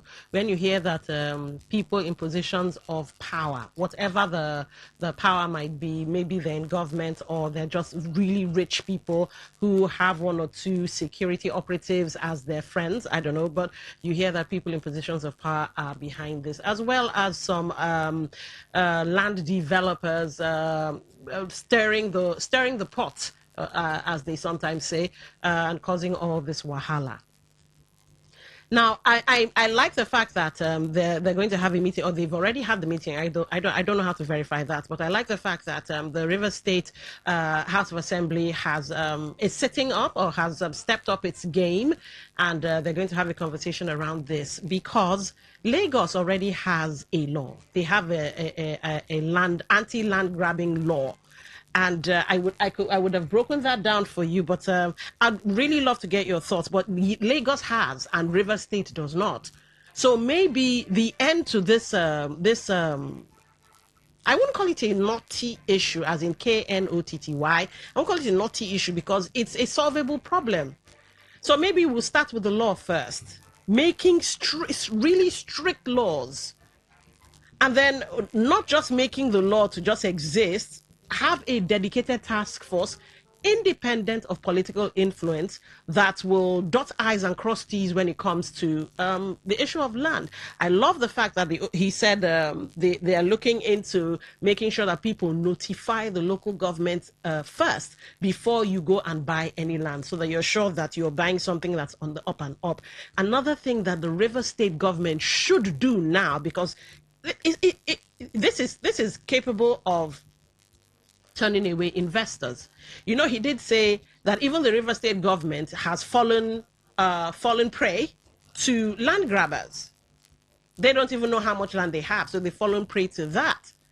So maybe, and it could pursue investors, because imagine bringing an investor now to come and build a mini grid for some place in River State or Port Harcourt or something, and then somebody pops up an opportunity, a crime of opportunity as they call it. Oh, this is my father's land that we bought it in 19 it was given to me in 19 Imagine if investors hear that, they wouldn't want to come. So isn't it high time that we kicked into higher gear tech, having a data like the IREV servers, where as soon as you buy your property, it's no longer handwritten or they will have to carry one folder from one office to the other. It's inputted into the system, the database.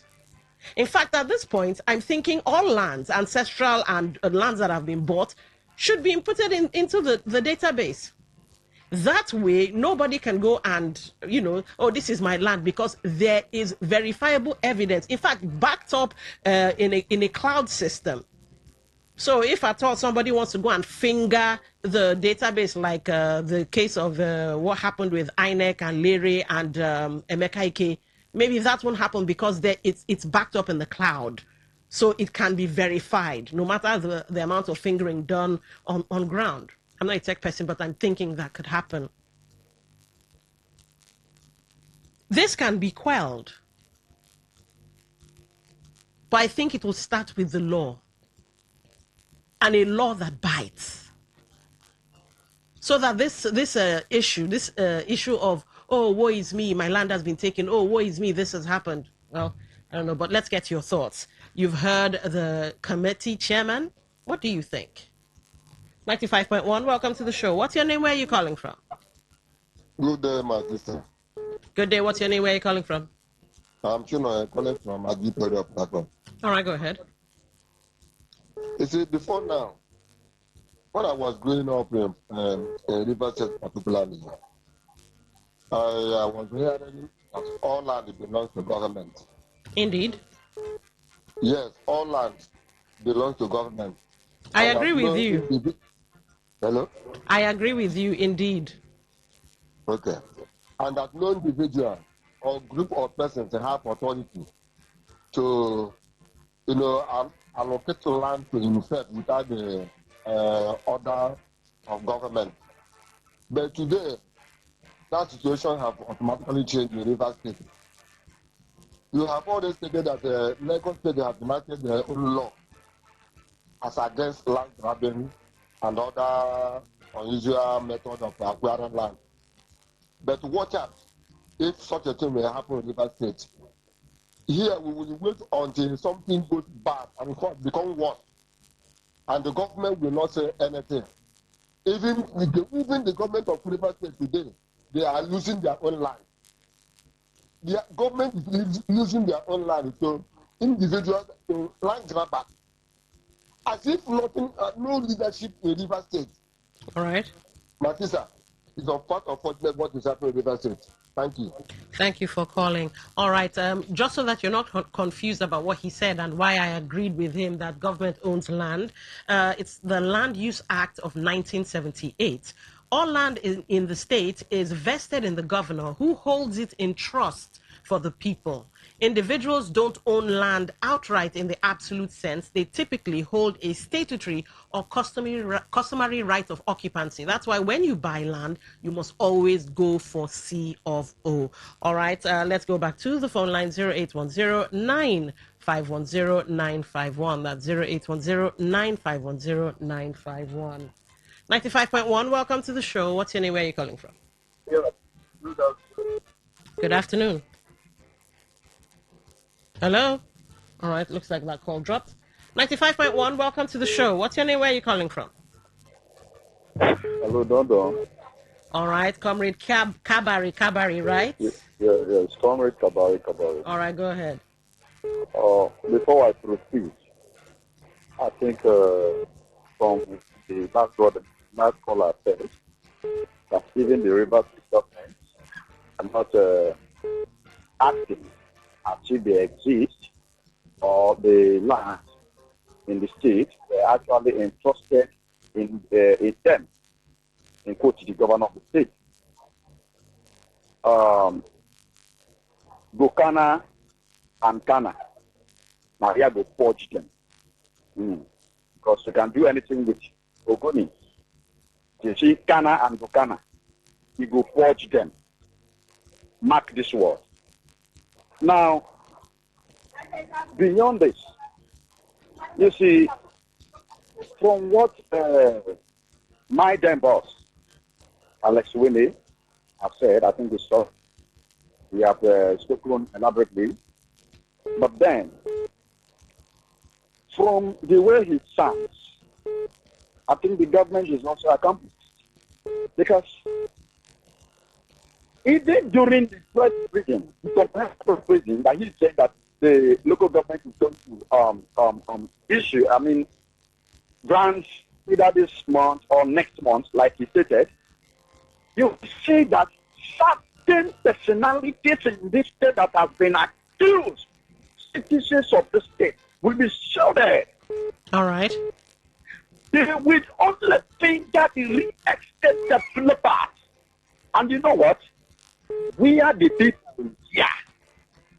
We'll have to resort to pass by using deity to knock these people. Now, when it is the police, security agencies, including the one you say political because you're talking about the political class, we know what is happening in the country. And what is happening as land grabbing in Nigeria, in Rivers State today, is not different from what we are experiencing in the national police. Okay. Are you with me? Thank you for calling. We will use the other. 95.1, welcome to the show. What's your name? Where are you calling from? Yeah, good afternoon. So, Honorable Chris yes, or Chris? Honorable Chris. Yes. All right, go ahead. You know, there is some lies we at times we told our children, just like the story my uncle told me that when I was small, that aeroplane used to drop dollar for them. Once they see aeroplane, they wave hand. The white man will bring down hand from the window throwing dollars. I don't know if you have tried that. Did they dash you dollars? This kind of all the land belongs to government. I don't really understand how my father's land belongs to government. That the government land belongs to government. How? The same government are the same people. How can they tell me that they don't know how to identify the land grabbers? Who are the land grabbers?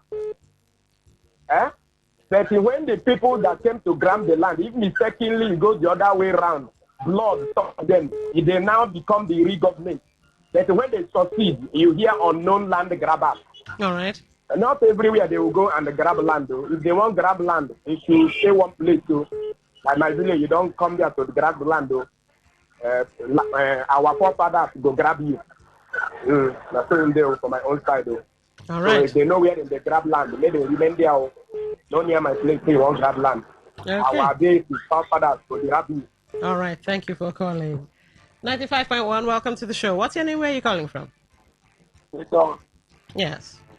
Let me greet yourself, Chief Alex, and the man who has understanding of the terrain of Rivers State.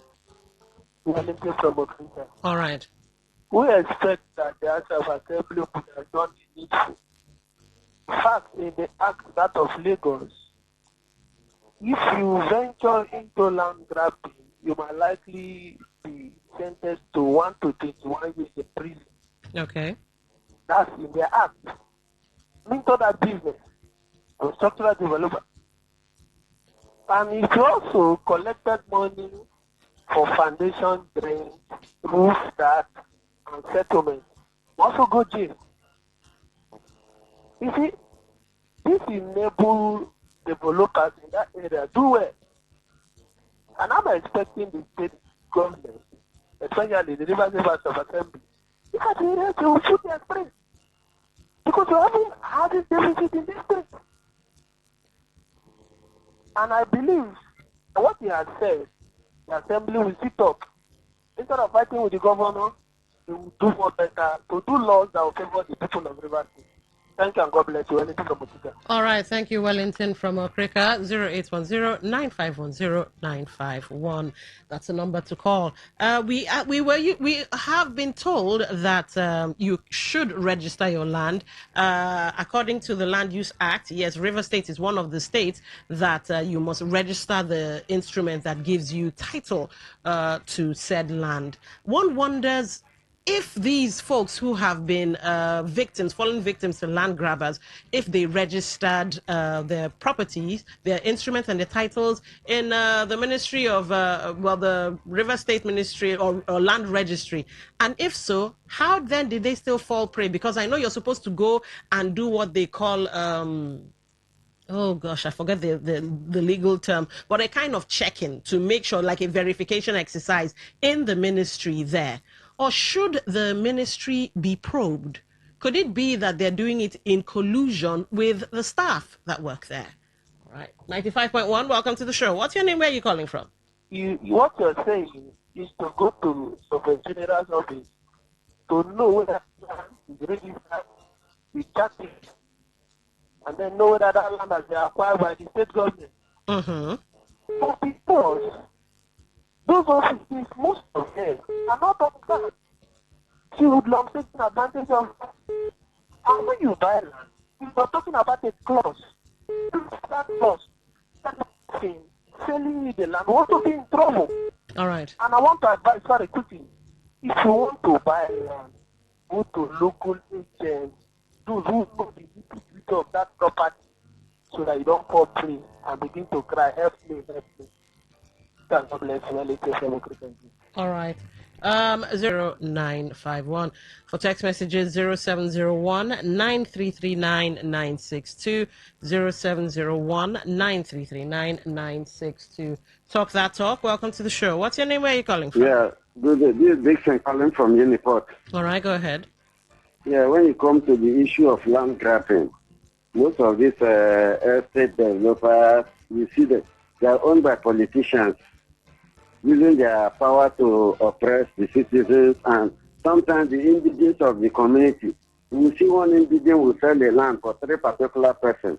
Sell for this one, sell for the sell for. At the end of the day, bringing problem within the buyers of the land. Yes, but so Dixon, let me ask you a question. If the land is registered, wouldn't they have found out, and if they go and do their due diligence, wouldn't they have found out that the land has already been sold to one person? They would. The state pass such law. The assembly is just there to victimize the governor. They are not ready to serve the people of the state. If they are ready to work for the state, they will pass a law concerning this. Because in most land, when you go, you see 5 persons have bought one particular land from one particular person. So who will you blame? Why the state is not ready to do it? They are just there to victimize the governor alone, to make the governor look bad. If they should pass law, people that will go for all this, you pay for it. By the time you go for jail of 7-10 years, next time, even your siblings will learn lessons from you. But they allow the people to oppress and every day land grabbers. Who is the land grabber? All right, thank you for calling. So the state should sit up and pass a law that will favor the masses. All right, thank you for calling. Now, here's the thing, ladies and gentlemen. Most lawyers know this. Registration is encouraged and often legally required for certain transactions. So obviously there's some law backing it. If you buy land, particularly in urban areas like Obiakpo, you should obtain a proper deed or title document. That's like the deed of conveyance that says you have bought the land. Obtain the governor's consent where required by law. That's the C of O. And then register the title or instrument at the River State Lands Registry. Now, here's what registration does for you. It creates an official record of your interest. It makes it easier to prove ownership, and it helps reduce fraud and multiple sales of the same property. So please, if you didn't know it before, know it now. Find yourselves at the land registry and do the needful. And hopefully it will help protect your title to said land. 0810-9510-951. All right. 95.1, welcome to the show. What's your name? Where are you calling from? Don, I really need to understand something because this is giving me confused. All right. Is it that if I get married now, maybe I'm not wedded my wife, does it mean that I'm not married? If you buy land and you don't have money for now, like some of those land they buy their forefathers or our forefathers told to when they make the use of the money, use and train their children, or use and go market, buy ito poroko and do other things. So when it's now, you are now telling me that the land is not properly. I don't really understand. If you are buying something, that is your own system. So this thing that government is doing, hide and seek, and we don't know this. And they are the people that are doing all these things. Allegedly, let me borrow Nigerian language. But there's nothing like Nigerian language. How can you badge into somebody's land because you see empty land? You badge in there, start grabbing it. How? Well, Honorable Chris, you're looking at it from a moralistic standpoint. The people who are engaging in this are not. You see, the law is strict, but it is the law, and the law usually does not have sentiments. Unregistered interests are more vulnerable to disputes. But once you register it, this one has been registered under the government's nose. Many times they'll stay away from that property. People on that registering office are the ones maybe telling people, how can you know that this land is not registered before they start? It's like people are conspiring inside the office. You know when you have money, you can do all that necessary. So if you buy land, you don't build a house. That means that land is not your own. Well, like I said, maybe the Ministry of Lands should be probed, like I said. They should. All right, thank you for calling. Okay, 0810-9510-951. That's 0810-9510-951. Everything starts and ends with the law. If the River State House of Assembly makes a law that also puts in punitive measures for civil servants caught helping fraudulent land grabbers, maybe they would back off. Who knows? 95.1, welcome to the show. What's your name? Where are you calling from? Yeah, Lady D, good afternoon. Good afternoon. All right, Special Douglas. Yeah, Lady D, I just give example. For instance, if you purchase a car, you pay for the car, they give you your receipt, and you do not register your car, you do not have the license registered under your name, and that car is stolen from you. If the person that stole it registers, you will go to court and go and claim how you bought it because it becomes the own. That is what it is about registering your land. No, but the problem now is not with the land registration. It is with those registering the land. You say go and register your land in the Ministry of Land and Housing or with the Surveyor General. Those working there manipulate these documents to favor certain individuals. That is what we are experiencing in Port Harcourt here. You will see people who are not from Port Harcourt claiming they are from certain communities, certain areas, claiming names, simply because they have people in ministries and agencies overseeing this land procurement. They will go and forge documents, probably because the original owners are late and no heirs coming forward to claim this land. They will want to change documents to claim this land. That is what all land grabbers do these days. But only when you purchase land and you don't register it. Even from the ministry, government officials forge documents of lands that do not belong to them. Why is this so?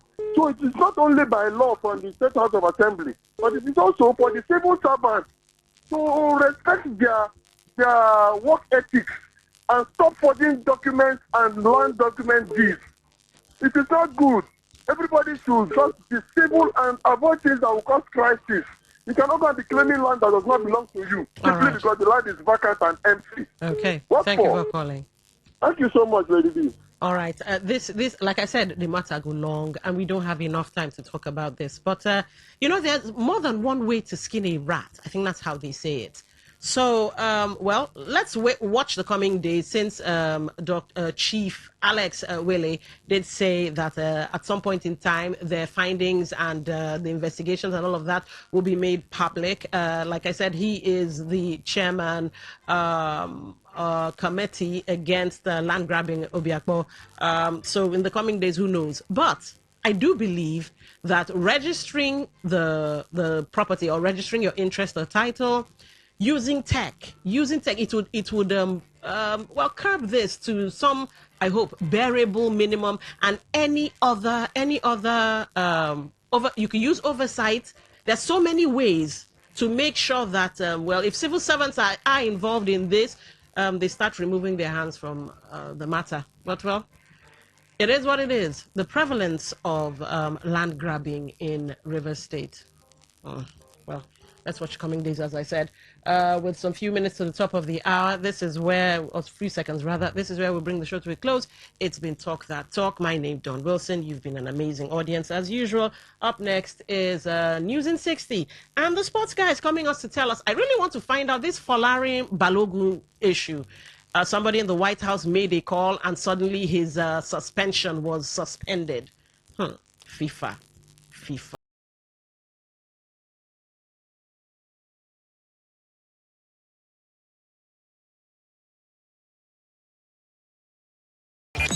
Talk radio. I listen to a lot of talk radio. 95.1 FM. Today's news in 60. Dangote Petroleum Refinery exported about 466,000 metric tons of jet fuel to Europe in June, with the shipment estimated to be worth about 757 billion naira. The Nigeria Customs Service has reaffirmed its commitment to strengthening trade among African countries by deepening its partnership with Afrexim Bank. The Securities and Exchange Commission, SEC, has given preliminary approval in principle, to 7 fintech and digital asset companies to test their products and services under its special regulatory program. On the foreign scene, the Organization of the Petroleum Exporting Countries and its allies, known as OPEC+, has agreed to raise oil production targets by 188,000 barrels per day from August. Still on the foreign scene, Ghana has strengthened investor confidence after paying a $700 million Eurobond debt ahead of schedule, bringing its total repayments to $2.1 billion since January 2025 under its debt restructuring program. Today's news. This is Today 95.1 FM.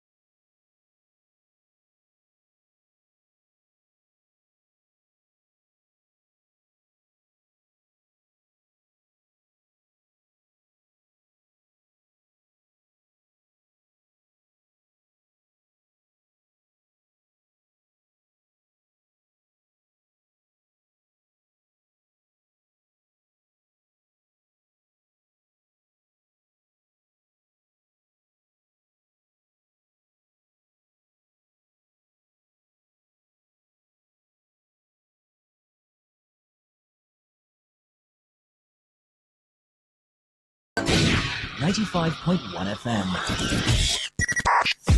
95.1 FM. Voice of the people. And we're back.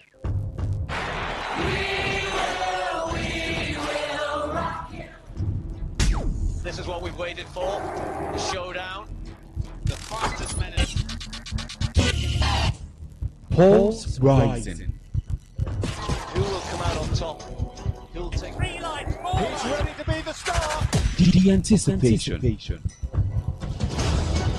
Powerful, strong, compact. Time, Tyson get right. Hold all the way. Look at that. The heart stops.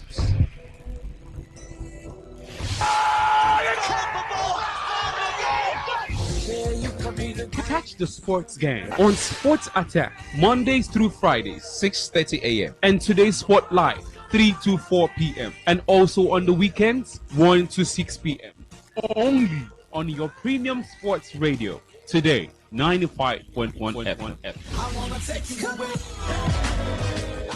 Hello, my name is Kanwanko, aka Papilo. For the latest and trending sports stories, always listen to Today Sports Live on Today 95.1 FM Port Harcourt. My name is Gianni Infantino, FIFA president. For the best of sports, always listen to Today Sports Live on Today 95.1 FM Port Harcourt.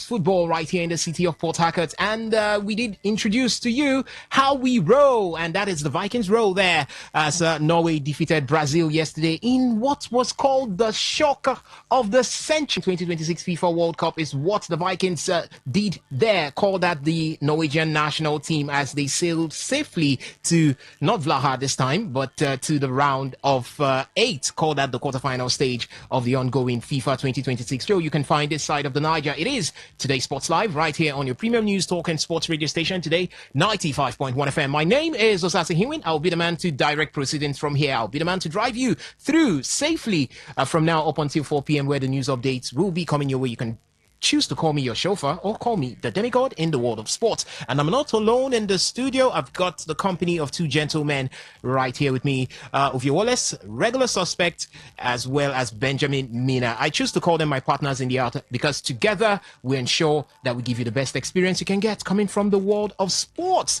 So, you know, the guys of Timber, Caliber, Sawdust, whatever you want to call it, are already in the studio. All you need to do is just get yourself on the same frequency so that we can vibe through as we've got a lot to talk about today. Bringing the guys to you, there is Ovie Wallace. Good afternoon to you. Welcome to the show. Good afternoon to you. It's a nice and hot afternoon right here in the Garden City, and it's nice to talk sports with you, with what transpired during the weekend, the Formula One Grand Prix, the British Grand Prix that was Silverstone.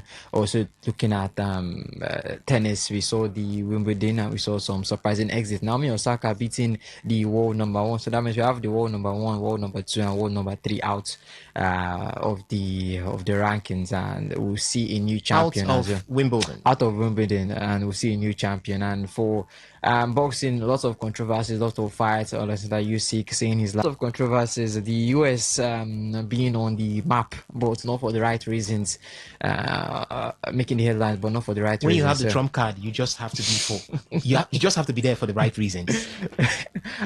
In football these days, we have the yellow card, the red card, and the trump card. Yeah, you always need to have your own trump card with you, and that is what the United States have got. But we'll get into the discussions. Good afternoon. All right, sure. Yeah, Osas, when there's this saying that when the government, you get a ban. Donald Trump, US, Balogun, FIFA, that's corruption. Remember, Gianni?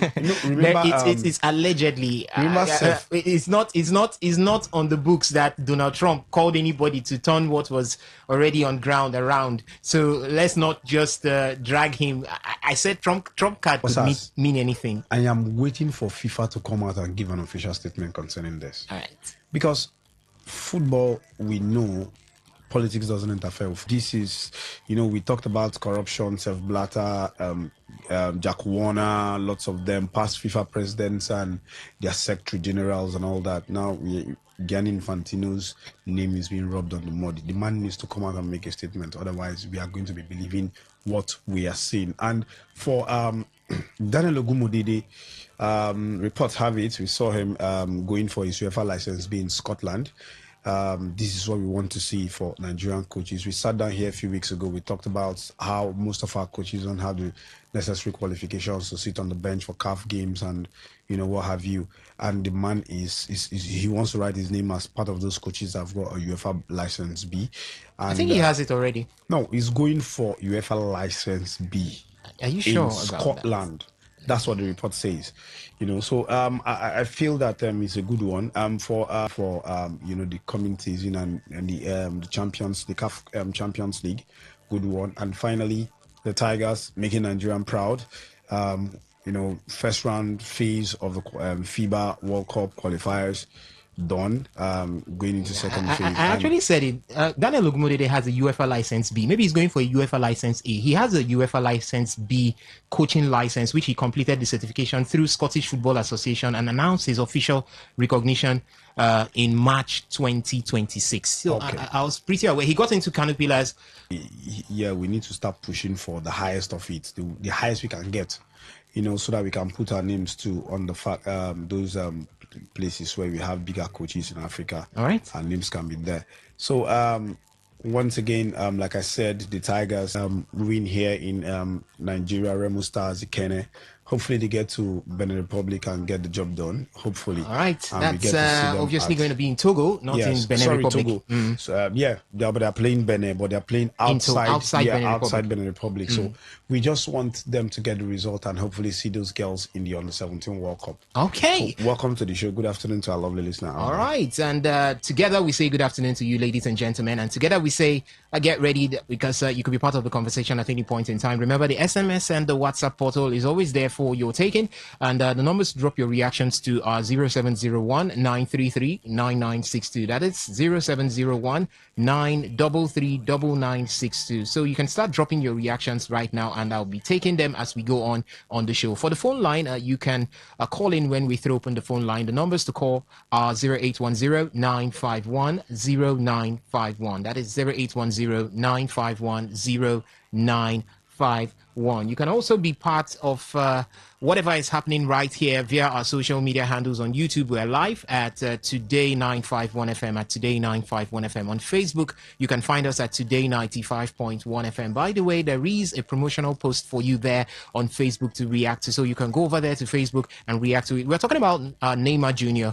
He exited the FIFA 2026 World Cup early hours of today after Brazil were beaten by Norway 2-1. But one thing continues to ring in the minds of everybody who loves Brazilian football, and that is Neymar Jr., one of the greats in Brazilian football. But he leaves the scene, he retires, he calls it quits without a World Cup as well as without a Copa America trophy. Where does that place him amongst the greats that have played the game of football coming from Brazil? So you can react to that there. And we're looking at the next round of 16 game, which is a huge one there. Portugal up against Spain. Who goes through on this particular one? Who goes home? Also, you can also react to that. And we'll take your reactions as we go on the show. On Instagram, you can find us at Today FM 951. The same for X, the same for Twitch, Today FM 951.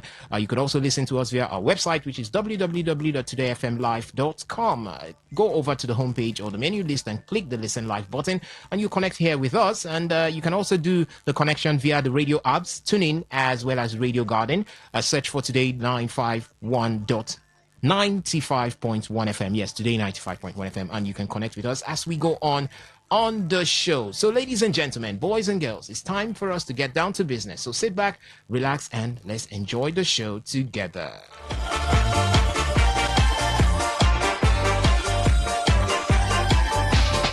My name is Gianni Infantino, FIFA president. For the best of sports, always listen to Today Sports Live on Today 95.1 FM, Port Harcourt.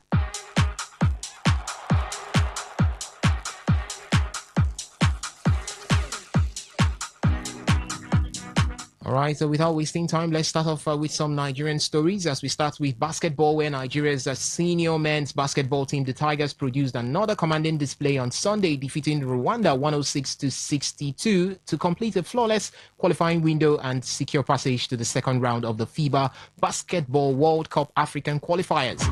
The Tigers had opened the qualifying window with a hard-fought 84-81 victory over Tunisia before following it up with a dramatic 80-79 comeback win against Guinea. The victory capped an impressive turnaround for a team that entered the qualifying window under pressure to revive its World Cup hopes after winning only one of their first 3 games in the previous qualifying window. Nigeria finished on 10 points, leveled with Tunisia and Guinea as the top 3 teams from each of the 4 groups, advancing to the second round, which will be played between August 2026 and February 2027. So the remaining 12 teams will then be divided into 2 groups of 6, carrying over their results from the first round, and the top 2 teams in each group, along with the best third place team, will qualify for the 2027 FIBA Basketball World Cup in Qatar. And it sounds very, very impressive, but the job is not yet done. A lot to be done, because look at the qualification. You have 2 groups right now, top 2 from here, that's 4, and the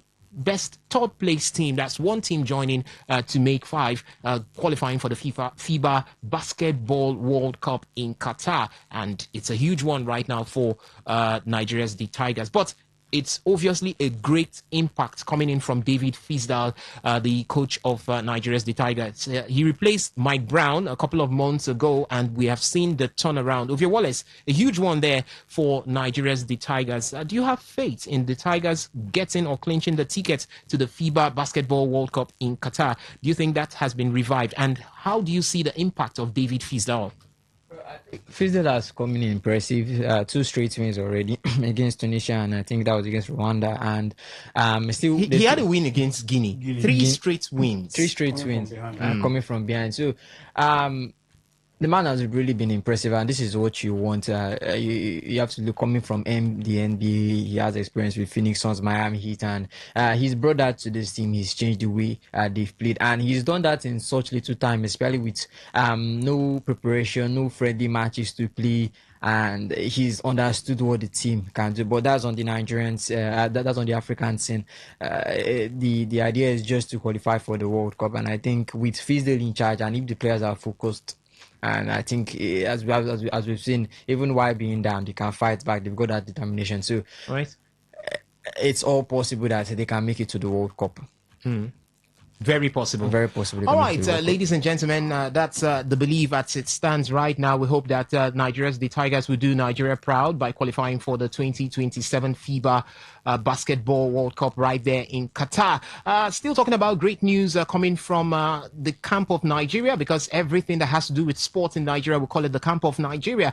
We also have this coming from Team Nigeria, as they are currently in Scotland in preparations for the commencement of the 2026 Commonwealth Games. The Director General of the National Sports Commission, Honorable Bukola Olapade, on Saturday took Team Nigeria officials on an official tour of the world-class training facilities secured for the contingent in Aberdeen ahead of the 2026 Commonwealth Games. Also, Nigerian boxer Patricia Mbata has expressed her excitement after unboxing her official Team Nigeria kits ahead of the 2026 Commonwealth Games in Glasgow, Scotland.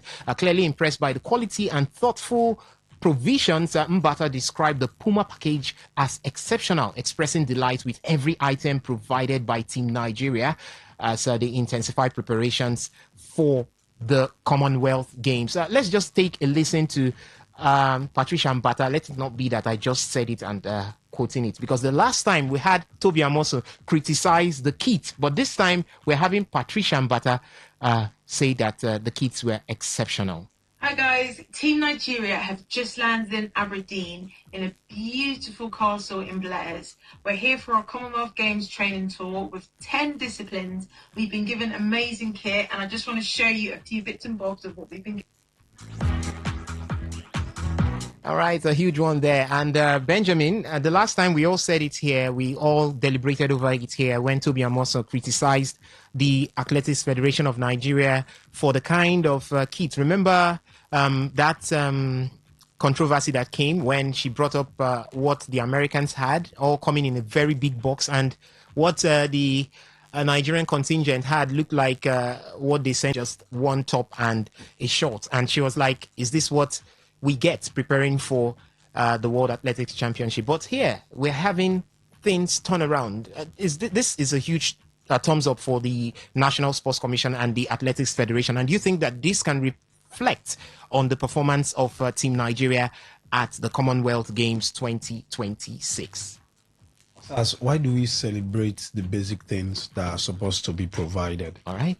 I think it is part of the country where the government get to let's say dualize a road or get a road done, and then we start celebrating it. These are basic things. Yeah, in as much as they are basic things, don't you think that we'll see some top-notch performances since the contingent or the athletes are happy? I don't think we need to celebrate these things. All right, it's something that needs to be done and should be done into this tournament and should be done. All right, I feel that we are bigger than all this, where we get to celebrate giving us a better kit. Nigeria deserves better kit. All right, give these athletes what they want and they'll perform for you. We've got the talent, we've got whatever it takes. It's just that we are lacking administratively. Right. So just provide everything necessary, pay them their bonuses, sit down and watch how they'll perform. So I don't think we need to celebrate about these things. All right, no need to celebrate all of this as they are supposed to be done. The words of Benjamin Mina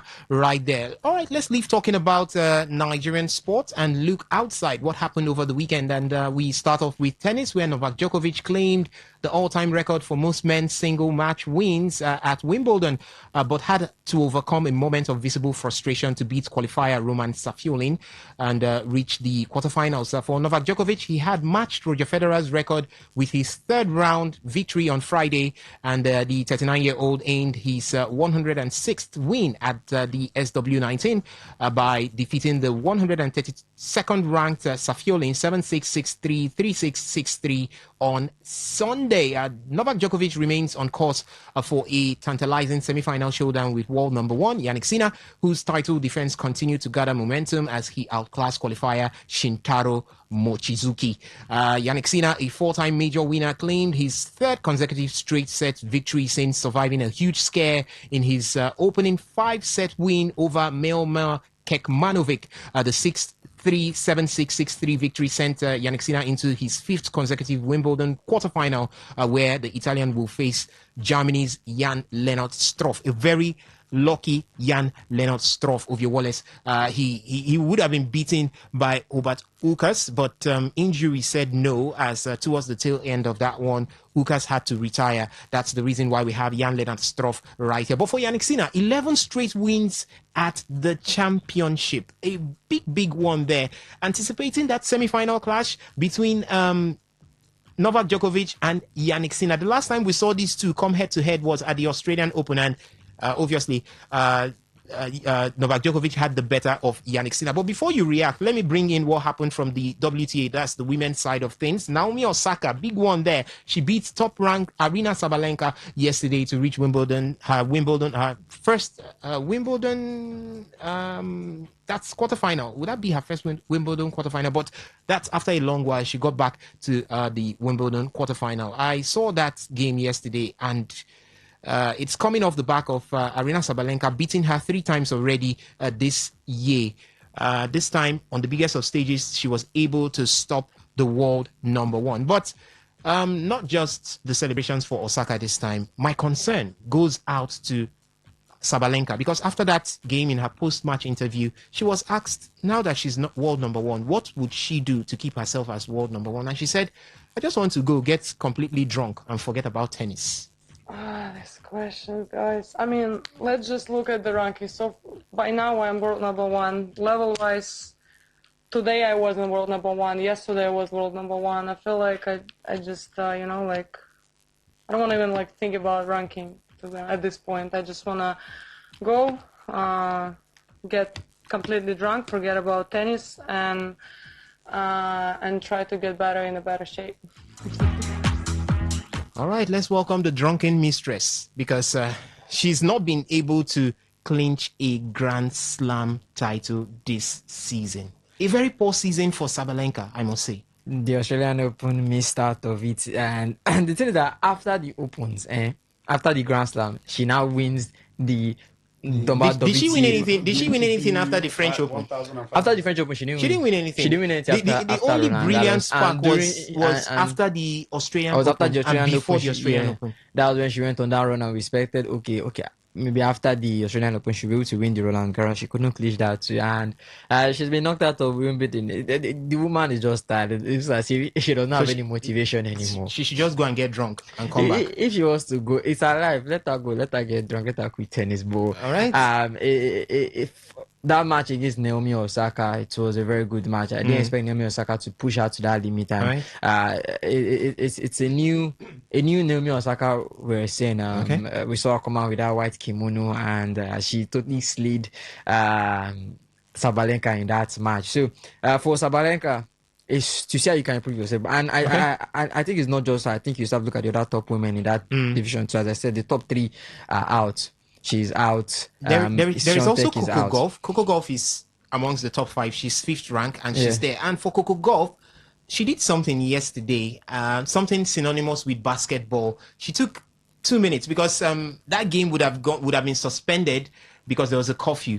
But she made sure she wrapped it up in 2 minutes before the curfew. We'll call that clutch. She came in clutch.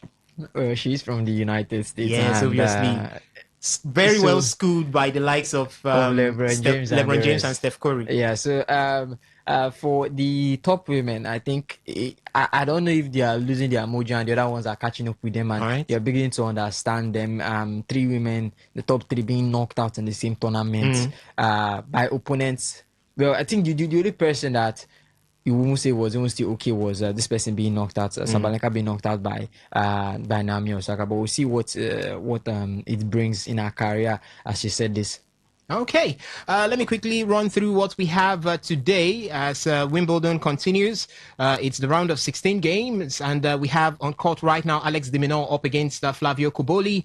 Cobolli has taken the first 2 sets, 7-5, 7-6, and the third set, it is 5 games already, and Alex de Minaur leads 3-2. He's serving right now. We will be having Grigory Dimitrov come up later on against Breton Otto Ferry. We also have Taylor Fritz take on Alexander Bublik later on, and there will be Jiri Lehecka up against Alexander Zverev. We'll choose to call him Sasha Zverev later on this evening. From the female side of things, or the women's side of things, there is Yasmin Paolini up against Alexander Eila, or we choose to call her, or they choose to call her Alexander Eila at this period. So she is up against Yasmin Paolini, 6-4. Paolini took the first set, 6-4. Alexander Eila took the second set, and Paolini leads in the third set by a game to love. We had Ellis Mertens throw out Maria Boskova earlier on, 6-4, 6-4 in straight sets there. There was also Mata Kostyuk up against Ashlyn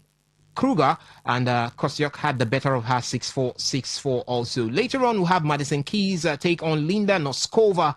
That should be coming up by 3:50 p.m. today. So these are some of the games ongoing, as well as the games to expect in the world of tennis as Wimbledon continues to give us the shivers and thrills right there. We'll definitely update you with the results coming from these various centers by Sports Attack tomorrow morning. So before we wrap up talking other sports quickly, in Formula One, Kimi Antonelli passed pole sitter Lewis Hamilton to extend his World Championship lead with victory in the British Grand Prix Sprint. That was in the sprint, but that was cut short by the results from the British Grand Prix, as Charles Leclerc won a chaotic British Grand Prix for Ferrari, as Kimi Antonelli's World Championship lead was dramatically reduced after a technical issue left him outside the points.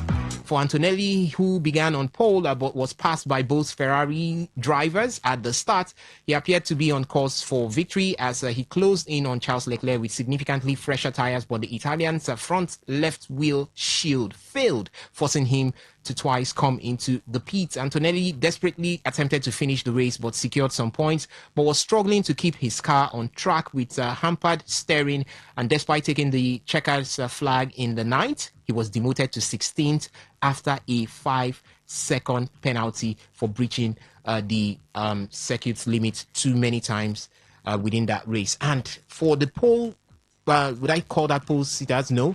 For the podium finishers, it is Charles Leclerc for Ferrari on top, George Russell for Mercedes in second. Then we also had a Ferrari driver in Lewis Hamilton making it third. So the biggest, I think this is actually the biggest performance for Ferrari this season. Ferrari on a 1-3.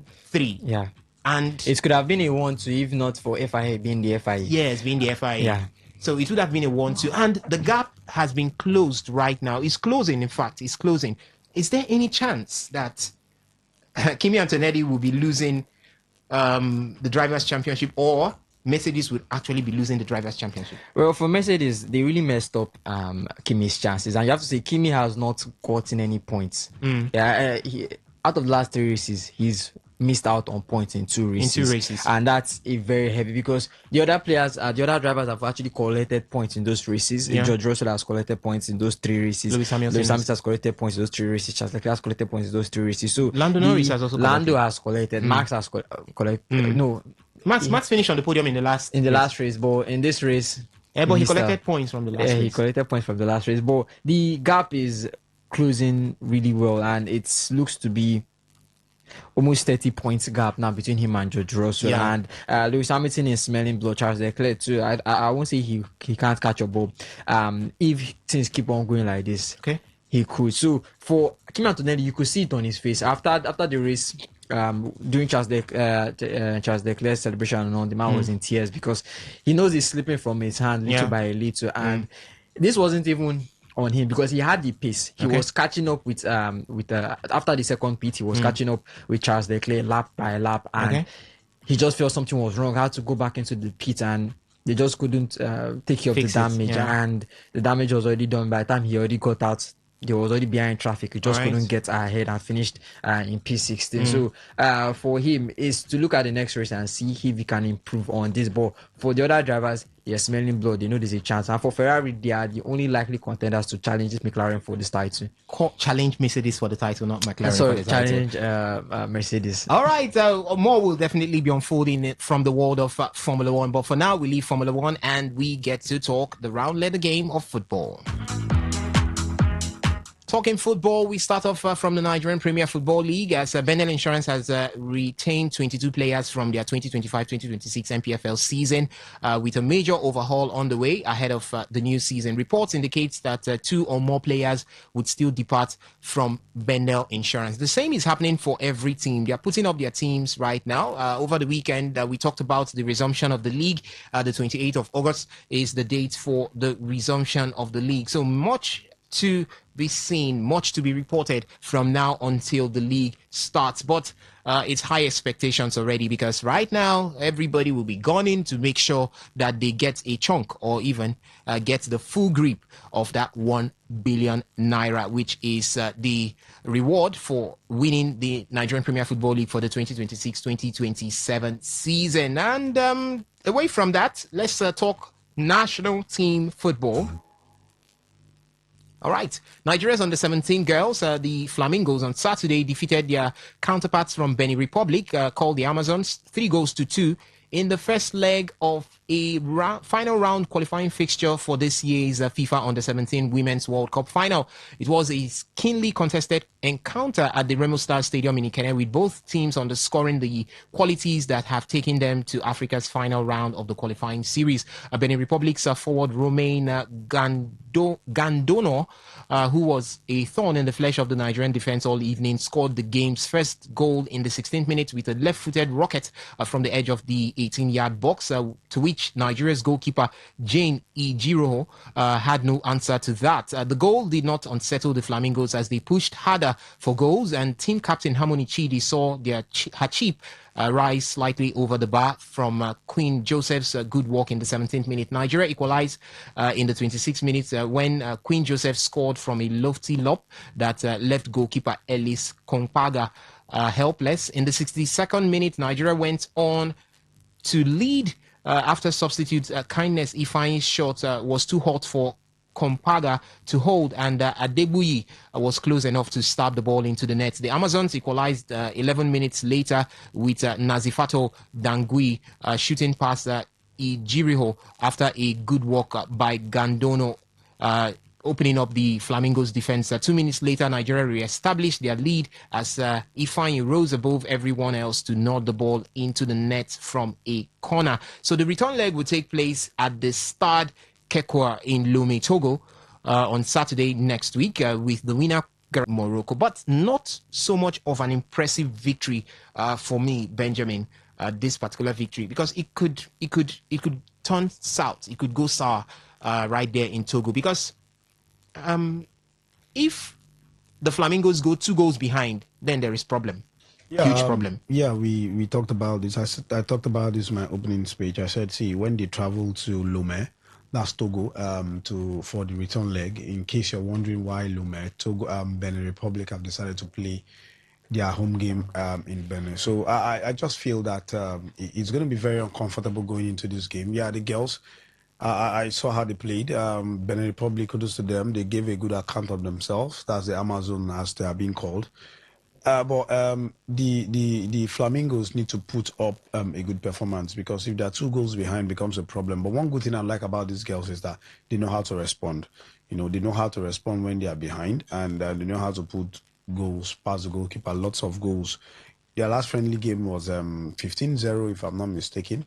So I'm very confident of them. It's just that they didn't take. They were very unfortunate not to have, converted those chances that they've got. But again, going into this game, I feel that they've got what it takes to actually overturn the result. All right, getting what it takes, or having what it takes to overturn the result, is what we will be talking about today. Coach of the side, Busari, has stated that his girls did not give their all and would have to up their game when they come up against the Benin Republic side on Saturday next week. But we leave talking national team football, and now let's look at what's happening from the FIFA 2026 World Cup.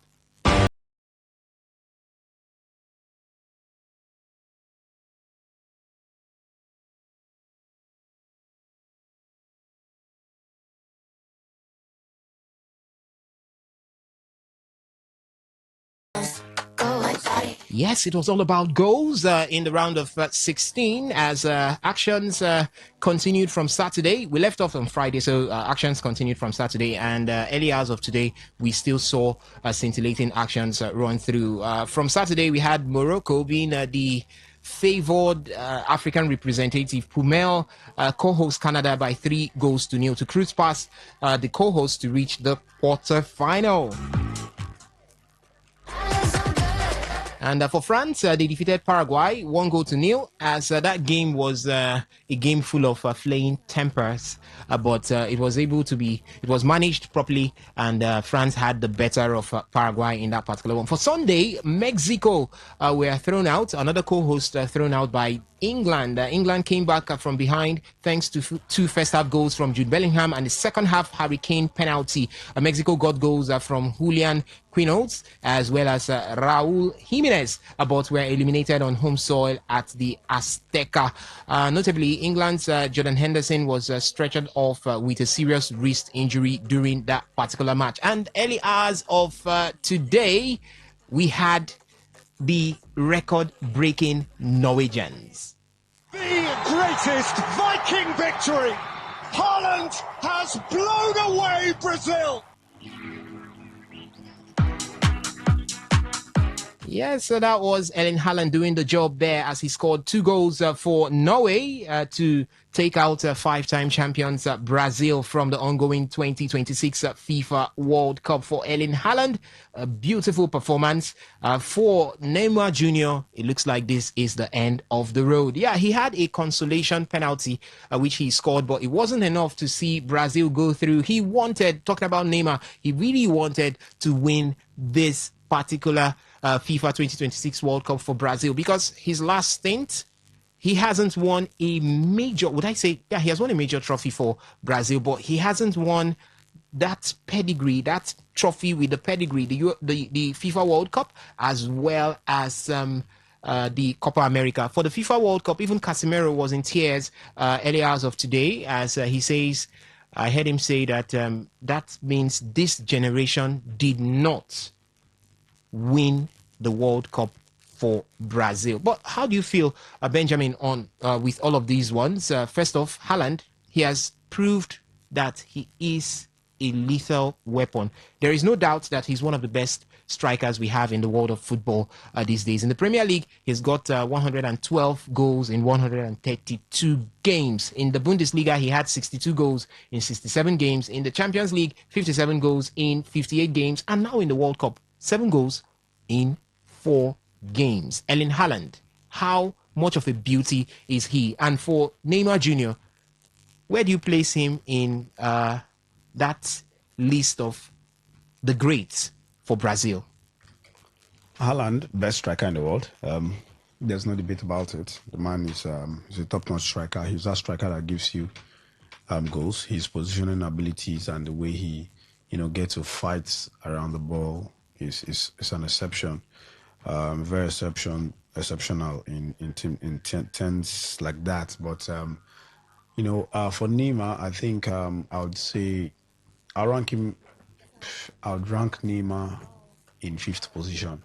Yeah, he's the highest scoring Brazilian, the highest scorer in the national team. So we have to respect that and respect what he has done in his career. The man came from before he came to Barcelona from Santos. The man was already a mid name. He was a name already, a household name. But I feel that one thing that keeps Neymar the way he is the fact that the man did not. He did not live his life. The way he lives his life made him actually, people didn't really take him serious. Always here clubbing. There's going to be a point where Neymar is always injured in his ankle, and that's when his sister is having his birthday. The man gets to travel to Brazil for his birthday, for his sister's birthday celebration. So I just feel that for Neymar, he's the king. He wanted to be a king, but never was a king. He left Barca to win the Champions, to win the Ballon d'Or at PSG. He couldn't cut it out. So I feel that for Neymar, I'll put him ahead of Ronaldo, Nazario. I'll put in modern day era. I'll put him Ronaldo, Nazario. I'll put Kaká. You put him ahead of Kaká. I'll put him ahead of. I'm saying Ronaldo, Nazario is ahead. Okay. Kaká is ahead, Ronaldinho is ahead. Okay. I'll put him, let's say, 4th or 5th. All right. Yeah. Okay. 4th or 5th. Yes. All right. For you, Obio Wallace. Obviously a legend in Brazil's squad. I don't know if you put him as one of the greatest player. You have to look just to one trophy with Brazil, and even that trophy now it has been it has been abolished. So but he's currently leading goal scorer for Brazil, more than Pelé, and even in the World Cup too as well too. He's done extremely well. You have to look at the injury where they lost to Germany 7-1. Maybe if he had played that match, who knows, they might have advanced to the final and I might have won it. But no Copa America, no World Cup. Those are the biggest trophies. Ronaldo has won, Pelé has won, Kaká has won. So those trophies will give you the prestige that yes, I am one of the greatest. But for me, I would just say he's a legend in that Brazil squad. All right, and for Erling Haaland, how instrumental will he be? They will come up against England. It's Norway up against England. That's going to be on Saturday. The battle of the greatest strikers. The battle of the greatest strikers. Harry Kane up against Erling Haaland. One person is going to lose out on the golden boot race. Can the Vikings drum roll run through at the end of that game? I pray it does, but the way England have been playing, Jude Bellingham has been fantastic, and Harry Kane just finds a way to always get on the score sheets. That match against Mexico at the Azteca was the greatest win that I think the English will ever have. Apart from the one they won the World Cup, I think in this World Cup, this is the greatest win they've had away from home, at least. You beat Mexico, and that's the greatest win. Away from home, I said away from home. Like when you play in the World Cup, which one is the greatest away match? The greatest away match, because they were playing. It was basically an away match. You're playing in Mexico at the Azteca. They've not won at the Azteca. The high altitude is also it's also a big factor. A big factor. Concern. So a very big win for them, and they take on the Norwegians next, and the Norwegians look to be genuine contenders at this point. I didn't expect them to get up to this point. I expected just Ireland to get 1 or 2 goals, but I felt maybe they could have scored the Norwegians. But they've been really balanced. They've been able to, if you score them, they can outscore you. As we've seen it, Ireland always getting on the score sheet. Kane has been a big factor there, and I feel this could decide maybe who even wins the World Cup at the end of the day. All right, and later on today is the big one. For so many persons, it's considered the biggest game in this FIFA 2026 World Cup. Portugal will be up against the La Roja of Spain by 8 p.m. Cristiano Ronaldo, a chance to go further into the quarterfinal stages, or Lamine Yamal, a chance to go further into the quarterfinal stages. Quickly, guys, before we go to the phone line, let me get your predictions for this game. Who goes through, first of all, before you tell me the score line? Let me start with you, Benjamin. I feel that something is telling me that Portugal will win. The other is telling me that Spain will win. Let that thing tell you now. One team, one. It's going to be a draw. A draw. But it has to be settled. Then so who it's going to be a draw. Spain progress on penalties. On penalties. 5 wins. Yeah, 2-1. 2-1. All right, the guys in the studio have spoken. It's time for you now to air your thoughts on all that we have been talking about right from the beginning of the show. Remember, we've talked a lot from the start, other sports and then to football. For the FIFA 2026 World Cup, Brazil is out. How do you feel? And where do you rate or place Neymar when it has to do with all greats that have played the game there for Brazil? You can also air your thoughts on how you feel things have panned out for Erling Haaland, or where do you think he's been placed right now when it has to do with world strikers? And then we just asked about the game concerning Spain and Portugal. What do you see happening later on today? 8 p.m. is the time. 0810-951-0951 is the number to call to talk to us right here in the studio. Let's take your thoughts right now. Good afternoon to you. Welcome to today's Sports Live. Good afternoon, my brother. Welcome, Lucky from Abia State. Lucky from Abia State. Go on. Yes, I want to ask you something. Go on quickly. Why Norway always in the competition? Even flexible. Either they play drum or Norway must. Okay. Well, that is football for them. All right. Spain, Portugal. Ronaldo will go hard today. Oh, okay. Yes, Ronaldo must go home. Okay. Today. All right. Spain to win. All right. 2-0. 2-0. All right. Thank you. Thank you so much, Loki, for your thoughts there. A very good afternoon to you. Welcome to today's Sports Live. Good afternoon. Welcome. Can you hear me? Yes, I can hear you clearly. Go on. Name? This is Sammy calling from Choba. Sammy from Choba. Welcome to the show. Thank you. You asked a question. Where will Neymar be ranked among the Brazil greats? Yes. I think I heard one of your colleagues said he ranked Neymar too. And I know it's your opinion too, but yes, it is. I thought it laughter when I heard it. Okay. I don't know if we start ranking Brazilians from the generation we saw, because if we start ranking from the time of Pele, we're going to rank people like Zico, Pele, Zico. So but he has superseded all of those by scoring 80 goals, even more than Pele. 3 goals more than Pele. That's not what we're talking about. All right. Scoring goals that has no impact. That's to me, that's not relevant. All right. Because Neymar has not really done anything for Brazil. Okay. Even him, I'm sure, and that was why after that match he was crying. Yeah. Because he has not really done anything for Brazil. In fact, not really. He hasn't done anything for Brazil. Okay. We've not even mentioned. Okay, let's mention players in this new generation. Players like, not in the new generation. Players in the Delima generation. Players like Romario, Bebeto, Ronaldo, Dunga, Ronaldo Delima, Cafu. They are great Brazilians. If all right. you want to rate Neymar, then I'm rating Neymar 100. If he makes the list. Okay. Okay. I don't think Brazilians will share that with you. Okay. All right. I think he ran off there. Hello. Good afternoon to you. Welcome to the show. Good afternoon, brother man. No photocopy, no duplicate. Welcome. No photocopy, no duplicate. My brother, I know you people don't emphasize on this issue, but I have to talk about it. Go on. How can the FIFA cancel a red card that has been issued by a referee? According to the rules of football, what the referee committed is what they will use. And what we were going to know is that when you commit short event, you miss one match. In most cases, they extended it to 2 games.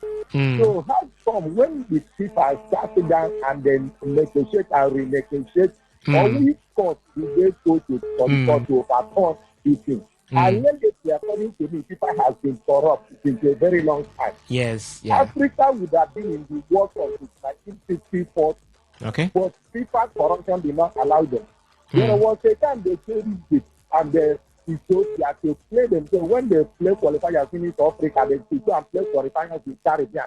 Africa said, no, we don't accept the role of Africa out. Okay. There was it has been corruption of corruption. It's not good. They should be sincere in their Africa straightforward in whatever they are doing and waiting for their press release to tell us how they are right to do it. If they are trying to cancel record, they should cancel all record that has been issued in this World Cup. What is good for one is good for two. Okay. All right. Thank you so much. No photocopy, no duplicates for your thoughts there. Very good afternoon to you. Welcome to the show. Hello? Yeah, good afternoon. Name, location, and submission. Okay, a drop call situation there. A very good afternoon to you. Welcome to today's Sports Live. Thank you very much. I greet everybody. We greet you too. That's the radio governor. Yeah. My name is Barry Digiadom, the radio governor. Go on. In Bokana, Barry Digiadom, the radio governor. All right. Well, why was Nima even taken to the World Cup set? No impact, nothing. I've been asked to just fulfill righteousness, so I've been a community slot. Well, Nima, where does this place Nima amongst Brazil's all-time, great? It's not determined by only goals now. You can't score 80 goals and say they should place you among the Brazilian all-time greats. No, now. You didn't win any trophy with the Brazilian national team. All right. So why would we put on for that all-time great? All right. We have Pele there. We have even Socrates. Socrates is there. So I think from to consider him, I'll just place him on the bench. Okay. But not be to put on for that all-time greats. Brazilian all-time great. Yeah. All right. But as for Spain and Portugal, I think it's not going to be any cracker because this Portuguese team, I don't know, they are not. Something is not right with this Portuguese team. Okay. Something is not right. Okay. Yeah, they can't beat Spain. They can't beat Spain at all. All right. So I'm seeing Spain beating Portugal. All right. Thank you very much. Thank you so much, Abari Giadam, for your thoughts right there. You can keep the calls coming in, but for now, let me take some of the SMSs and WhatsApp messages that we have. This one here from the SMS portal. It says, well done. I tip either Germany, Portugal, or Senegal to win the World Cup, but G and S are out. Yes, that's Germany and Senegal. I still believe that my CR7 will reach the final and win it for me. Please, I'm done. Please, any done deal so far for Liverpool. Imadan from Uyo. I would, if we have time, we'll definitely update you with the deals that we have coming from the transfer corner right there. And we've got this one here, pretty long. It says, as for the match between Spain and Portugal, sincerely, I will say FIFA always have a way of favoring Messi, whether you guys say it or not. Portugal played Colombia. Messi did not set the knockout rounds. Let's leave it there. This other one here says, we Nigerians are very funny in our patriotism. Many Nigerians were trying to compare Haaland and Osimhen. Some even dare to say Osimhen is better. God will not forgive them. I'm wondering what their peak would be now. Don't ever forget that Haaland scored 9 goals in one game. Frank from Rumudara right there. This other one here says, never goes without a trophy amounts to nothing. Chibike from Choba. Thank you so much, Chibike, for your thoughts there. This other one here, it says, FIFA followed the APC way. Abracadabra. Mike from Rumola. Thank you so much, Mike, for your thoughts. This other one says this year's FIFA World Cup trophy belongs to France. I see England versus France in the final, but for tonight, I see Spanish team progressing over Portugal. So, my name is Sachima Ubunaya, texting from Rumudumaya, Port Harcourt. Good afternoon. Good afternoon to you too, Sachima. Back to the phone line we go. Hello. Very good afternoon to you. Welcome to the show. All right, the drop call situation there. Keep the calls coming in 0810-951-0951. Good afternoon to you. Welcome to the show. Yes, good afternoon to you. The vintage yourself. Welcome to your hospital. Yeah, thank you very much. Yes, Nigeria, yes, Nigerian senior basketball team, doing great things. They are there, over there, by convincingly beating their counterparts. Yeah. The Tunisians, The Guineans. the Guineans, Rwanda. and these are powerhouse when you talk about basketball in Africa. So beating them, it is really, really, really. They have done great things. All right. So and when you talk about getting to the Qatar, I think they'll get there. Okay. They'll get there. Yes, and come to talk about our 17 under 17 ladies. The Flamingos, yes. I don't think I'm not convinced by that win. That 3-2 is just for me. It is a draw. Okay. Somebody cannot come into your house and then. Hello, Tony Hospital, are you there? Yeah. Hello, can you hear me? Okay, go on quickly. Yes, they open the first call and somebody cannot come to your house and give it 2 and they give it 3. Okay. What happened to home advantage? So I think it's a draw. Okay. But they should up their game when they go back when they get back to the domain. Okay. Yes. All right. They ensure that at least 2-0. Okay. That's where you will be convinced that yes, actually they did. So, sir. Yes, please. Yes, just 5 seconds. Quickly. I'm not sure. Donald Trump will do that openly. So audacious, openly call. The FIFA president.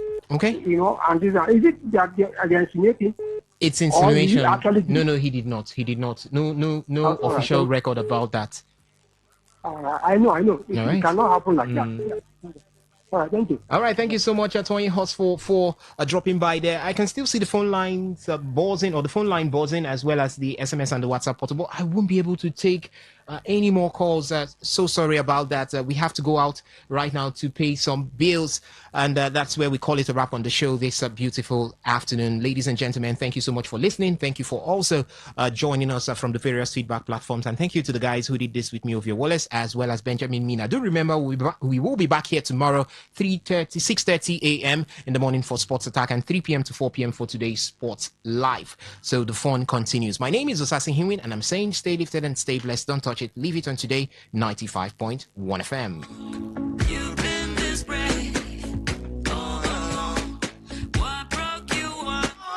See you, which one you do?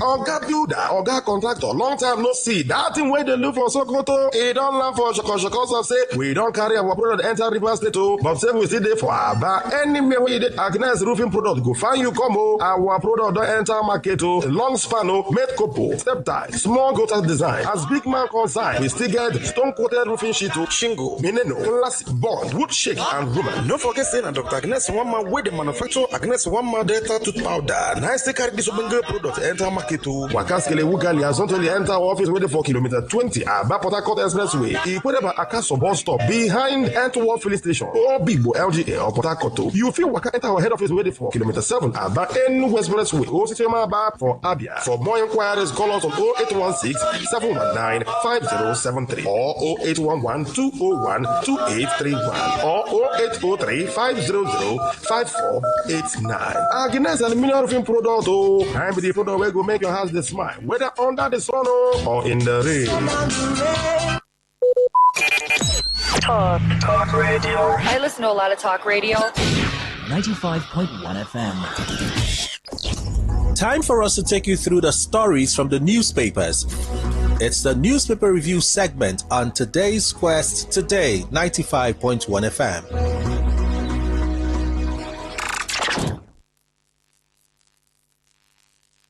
Say no to the ordinary. Embrace the extraordinary, because we are the voice of the people. Today, 95.1 FM. Today, 95.1 FM.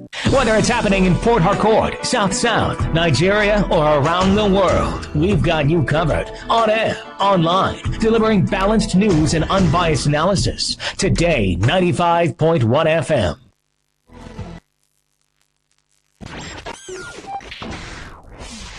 Today, 95.1 FM, Port Harcourt. News update.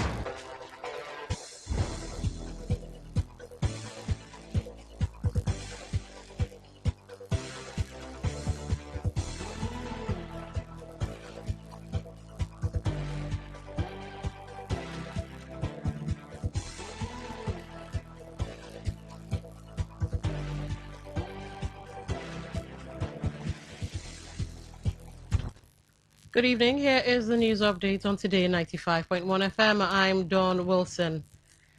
A federal high court sitting in Abuja has set July 10 for the determination of the Economic and Financial Crimes Commission's EFCC suit seeking final forfeiture of 57 properties allegedly tied to former Attorney General of the Federation, Abubakar Malami. Justice Joyce Abdul Malik adjourned the ruling without stating the reason after previously scheduling it for Monday following the adoption of final arguments in May.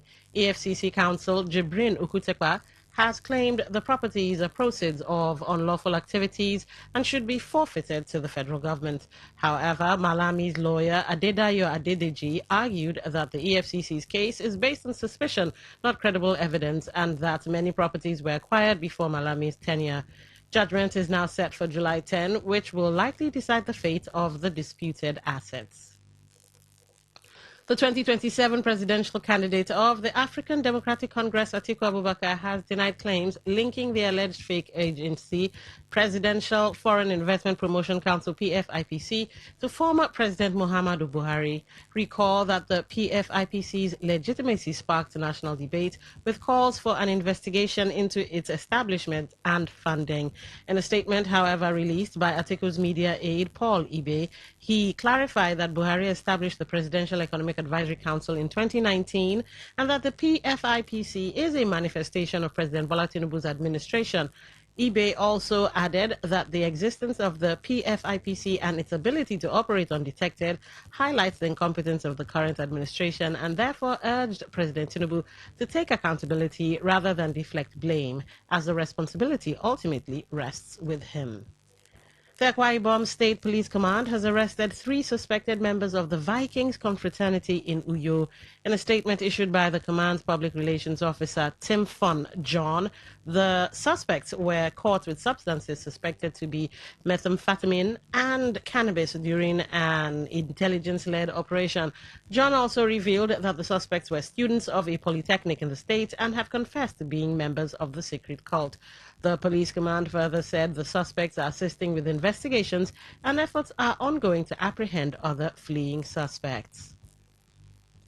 Palestinian Islamist movement Hamas has declared its intention to disband the administrative body that has governed Gaza for nearly 2 decades, allowing a technocratic committee to take over and implement civilian governance. The move signifies a political transition by Hamas, which has been governing Gaza since its fighters took control from rival Palestinian movements Fatah in 2007. The government media office head Ismail al-Thawabta confirmed that the head of the government's emergency committee, Mohammed Al-Farah, has submitted his resignation. Hamas spokesman Hazem Kazem also stated that the group will no longer govern Gaza, allowing the National Committee for the Administration of Gaza to assume responsibilities and ensure its success. And that was the news update on Today 95.1 FM. I'm Dawn Wilson. Thank you for listening. Have a great evening.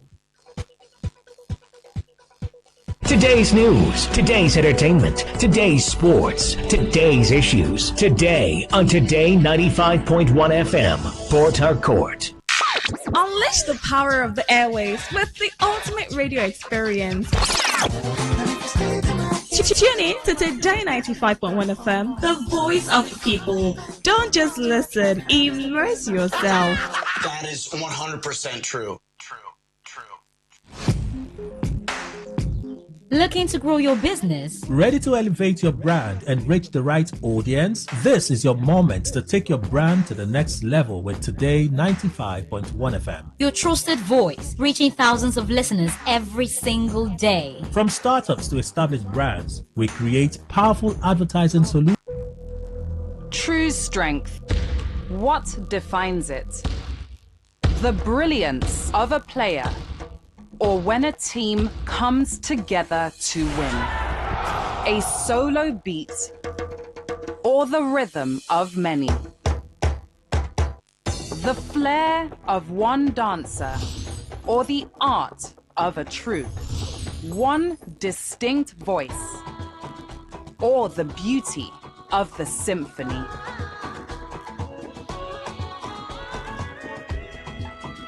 At FCMB Group, We build ecosystems, empower communities, and create the future. Because we believe it's not just one, but the power of the group that delivers the future we all desire. FCMB, the power of the group. Talk radio. I listen to a lot of talk radio. 95.1 FM. Maybe home is somebody's smile when they look at you for the first time. Maybe home is being a home to something you love and adore with all your heart, and that is what life, friendship, and love are all about. Maybe home is listening to all of your favorite shows on Today 95.1 FM. We create memories. We inspire comfort. We are the voice of the people, and we are home away from home.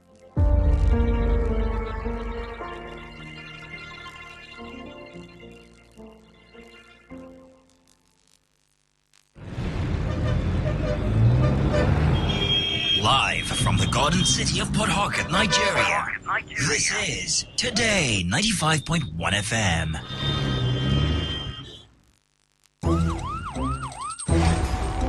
It all begins with breaking news. Now make no mistake, this is a difficult mission, and it will remain difficult for some time. Then it keeps trending. Events, issues, personalities, all struggling to gain attention. But in the race with deadlines, the intrigues, power play, undercurrents are often missed or underreported. Insecurity here is basically a product of poverty. But not anymore. As the platform on radio steps in to fill the missing links on events, issues, and personalities in the news. We are not afraid of anybody. Yeah! The platform on radio serves only the hottest topics and trending issues. Only on Today 95.1 FM. 95.1 FM. Port Harcourt. Weekdays, 4 p.m. Get on the platform on radio and be served.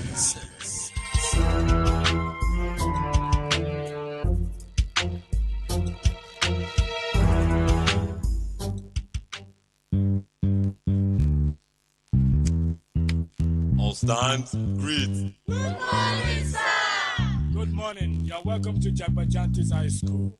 My name is Sam Sultan, your new mathematics teacher. By the way, do you understand Pidgin English? Yes, sir. Okay, now what we go use this for? Okay, carry your paper. Carry your paper. Them for my class. People of this world, them plenty. Sins of this people, many. So many. Many times plenty, multiplier. Many times plenty, multiplier. Multiply the answer you get now waiting they make come and they cry. The answer you get now waiting they make rich man they mess and leaders they lie.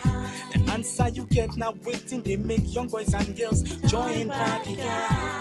Answer you get now waiting they make innocent man rot inside the jail.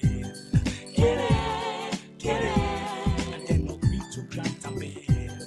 Get it, oh. Everybody, oh yeah, oh, Join Jagbajantis, make we solve mathematics. We need about our continent, so Oyinbo say, about mass, we go use take solve mathematics. So follow Jagbajantis. So ya carry by be for brotherhood. Love your neighbor as yourself, oh, for objectivity. Be objective, genuinely.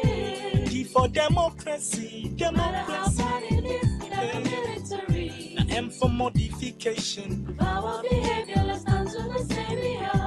A, accountability. If you've been a job money, I beg you take them easy. S for solidarity. Not every time we buy it, oh my show. We enter new millennium. Nigerians like 120 million. One population of 6 billion. 6 billion. Divide that one by one. want 20 million all together. Oh yeah, all together. The answer you get now waiting, they make people they jar. Come on for Niger. Answer you get now waiting, they make people want travel. By hook or by crook. The answer you get now waiting, they make people they sleep for embassy, for visa. Answer you get now waiting, they make people they sell the property for ticket. Get it, get it. Then the travel see, get it, get it. Oh, yeah. Everybody, oh yeah, join Jabba Jantis. All right, time check. It's 11 minutes past 4 o'clock. Welcome to another edition of the platform on radio, on your premium talk station today, 95.1 FM Port Harcourt. I'm Don Wilson, and this evening I shall be giving you insight into some of the news reports making the rounds. Now, don't forget that the platform on radio is a program where we come to dissect trending issues with correspondent reports. Our correspondents are out there sourcing reports from the field, and on this program we take their reports and have them give us more details. Perhaps you get to hear what's not entirely in the news. In the news this evening, 3 stories. Youth President raises alarm over deadly attack on Rumodogo community. Health expert warns against mixing energy drinks with alcohol. And Port Harcourt-based researcher criticizes federal government's performance review. All right. The numbers to be part of the show, you can react to each of the stories. And at the end of the third story, then becomes a free-for-all, what I call open season, where you can then react to whichever you like. Here are the numbers to be part of the show: 0810-9510-951. That's 0810-9510-951. For text messages and voice notes, 0701-9339-962. That's 0701-9339-962. Now you can be part of the show via our social media portals on YouTube, Today951FM. That's for YouTube, Today951FM. You can also listen via the website, www.todayfmlive.com. And of course, Radio Garden and TuneIn. Those are apps. You can find them off of Google and the Apple Store. Look for Today 95.1 FM. That's it. All right, let's get into today's topics. Tension has been reported in Rumodogo community in our local government area of Rivers State following the killing of over 6 persons in the community by suspected assassins from Oboma, a neighboring community in Degema local government area of the state. The youth president of Rumodogo 1 and 2, Progress Ohiege, who confirmed the tragic incident, claimed that over 7 persons sustained bullet wounds while over 18 houses were burnt down by the attackers. The Rumodogo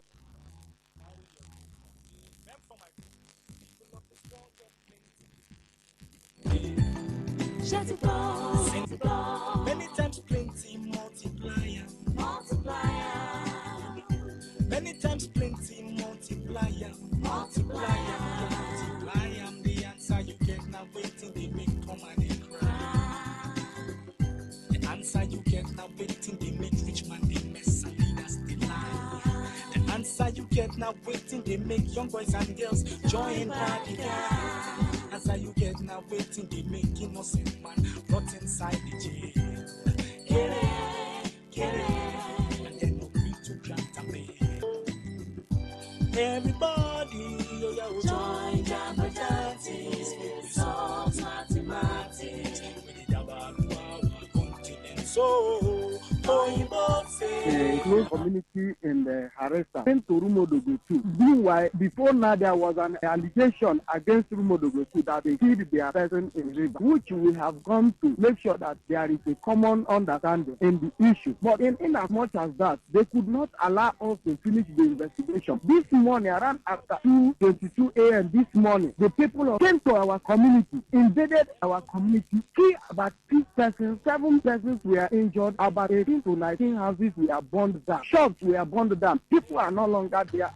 Progress Ohege threatened that as a community, the attackers must come to explain their reasons for carrying out such action against them or risk a reprisal attack, which may be more dangerous. He added that while they are yet to report the incident to the Nigerian police or any other security agencies, the remains of the victims are still lying in the community as residents scampered for safety. And if nothing is done, the people of Rumodogo will revenge, and it will be more hard with them. if they did not come to tell us why they came to destroy the people of Rumodo, the nature of the blood in the community is more than expected. We just came to see the incident.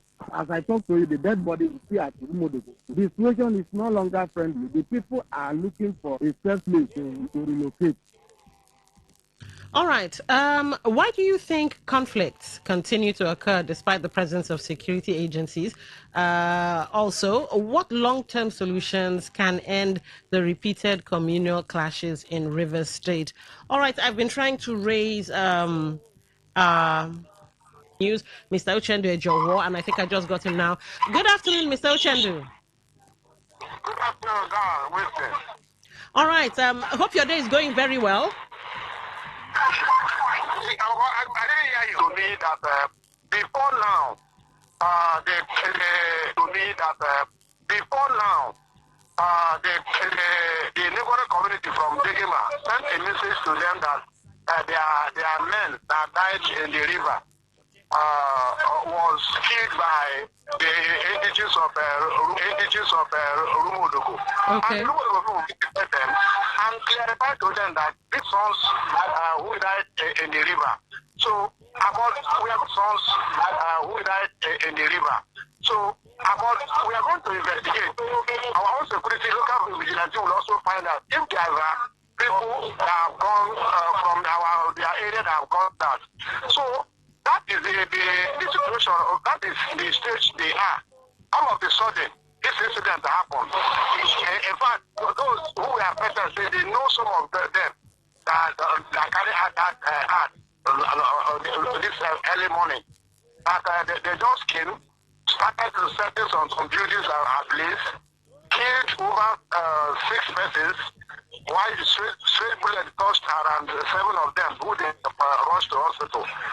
More than 18 buildings were affected with the action of those yet to be identified by the police.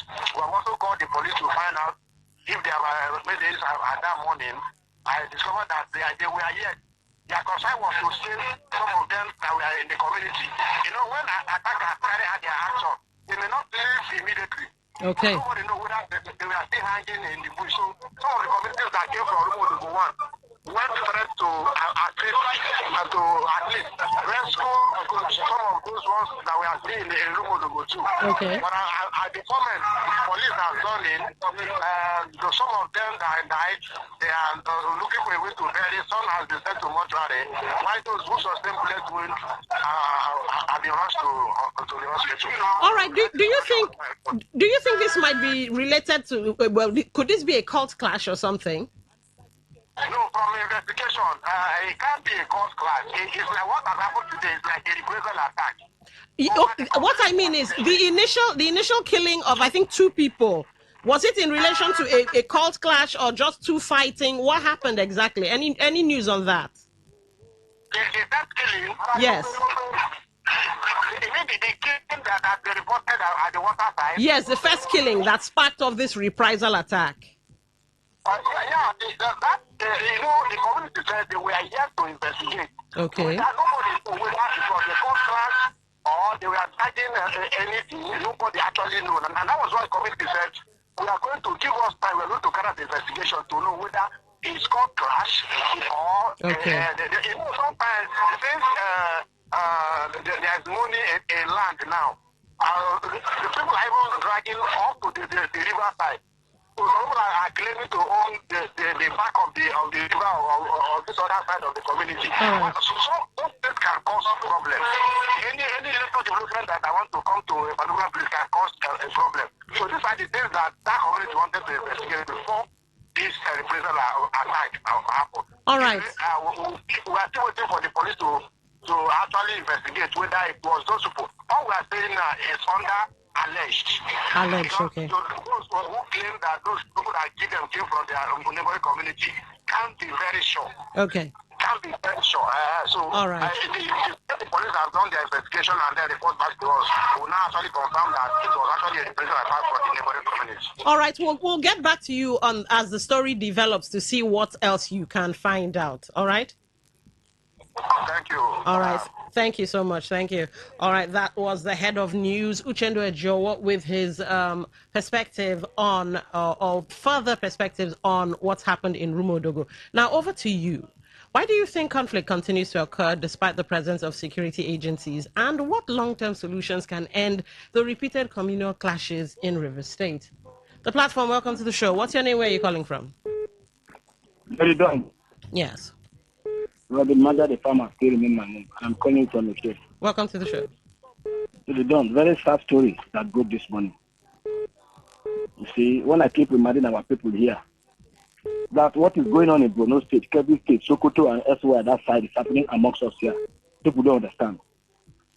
On what intent will people invade the entire community and massacre, burn houses?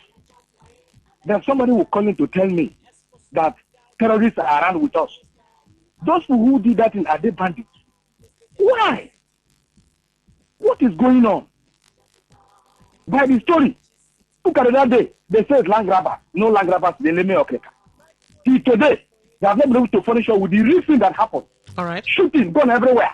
Now it's Rumodogo. People from Bakana alleged. These people are dead, say alleged. And nothing is happening. We should be reasonable now. How many way we there now? Where some people go mad? Okay. Thank you for calling. 95.1, welcome to the show. What's your name? Where are you calling from? Morning, Don. This is Comrade Kabari, right? Comrade Kabari. All right, go ahead. No, you said we're going to chop. And we accepted that we are going to chop. Okay. Morning, Don. Yes. See. Hello? When are you there? Yes, we can hear you. Go ahead. From when the brothers or the persons from Obama died to the moment that this attack occurred, what is the duration? So we now looked at the honest on the part of Rumodogo people when they said they are going to do what?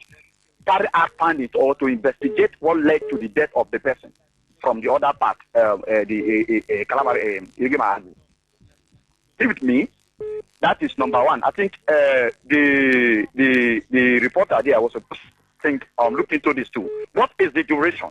Was it reasonable? Beyond that, whether reasonable time or no reasonable time, is it justified for you to come into a more local government and kill? The answer is no.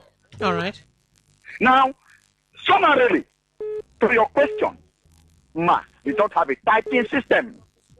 And let me tell you, every groups, every institutions in this River State and Nigeria is premising their intention on the failure of the system. Okay. Look at it. Somebody said that the shooting lasted for about 3 hours. Am I correct? 3 hours. The same people that were killed, were they shot at a goal? All right. What are we talking about here? Where was the siren? All right. How many police stations do we have from local government to acquire here? All right, we what get will you. it took them to get that? 95.1, welcome to the show. What's your name? Where are you calling from? Hello, Don. Yes. Good evening, my sister. Good evening. What's your name? Where are you calling from? My name is Chima Dike, and I'm talking from Okuta. Don, you see how unsafe our state is becoming. River State was once a lovely state, all the past administration. Now it has come to different administration. Where are we going to? Because right now we don't even know where we are. Insecurity, the radio was shooting at LMA and Okreka. Now again, killings now. Now you are asking a question. I want to answer. It is because of the same government. When they heard this week, what do you want the body to do? See, the governor remaining in office, the remaining week, is like ages now to me. Because I know that the governor wants to see almost all of us now dead in this state. That is before he will come and talk. Chima Dike. Sorry, madam. Please. Let me withdraw that statement. Better. All right. I withdraw it. Okay. What I'm saying is that the governor should stand up on occasion, according to one of my sisters. Let him take up his responsibility. We are not like this. We are not killers. We are not shooters. We are not even land grabbers. All these things are creeping into our system because we do not have somebody leading us allegedly. All right. We do not have. Okay. My name is Chimadike Borimokuta. Thank you for calling. 95.1, welcome to the show. What's your name? Where are you calling from? Obina is calling from Port Harcourt right now. All right, go ahead. My sister is unfortunate. This thing always, these people that is doing, let me show, the traditional rulers should be arrested for the two communities, yes. They want to tell me that they don't know about all these things. That is what River State is made of. Attacking fellow community this thing. It's very, very wrong. We should condemn the act. Now, okay, what's the next? Because these other people will go back and attack them too. They continue like that. What are they dragging? And these people are only rich people.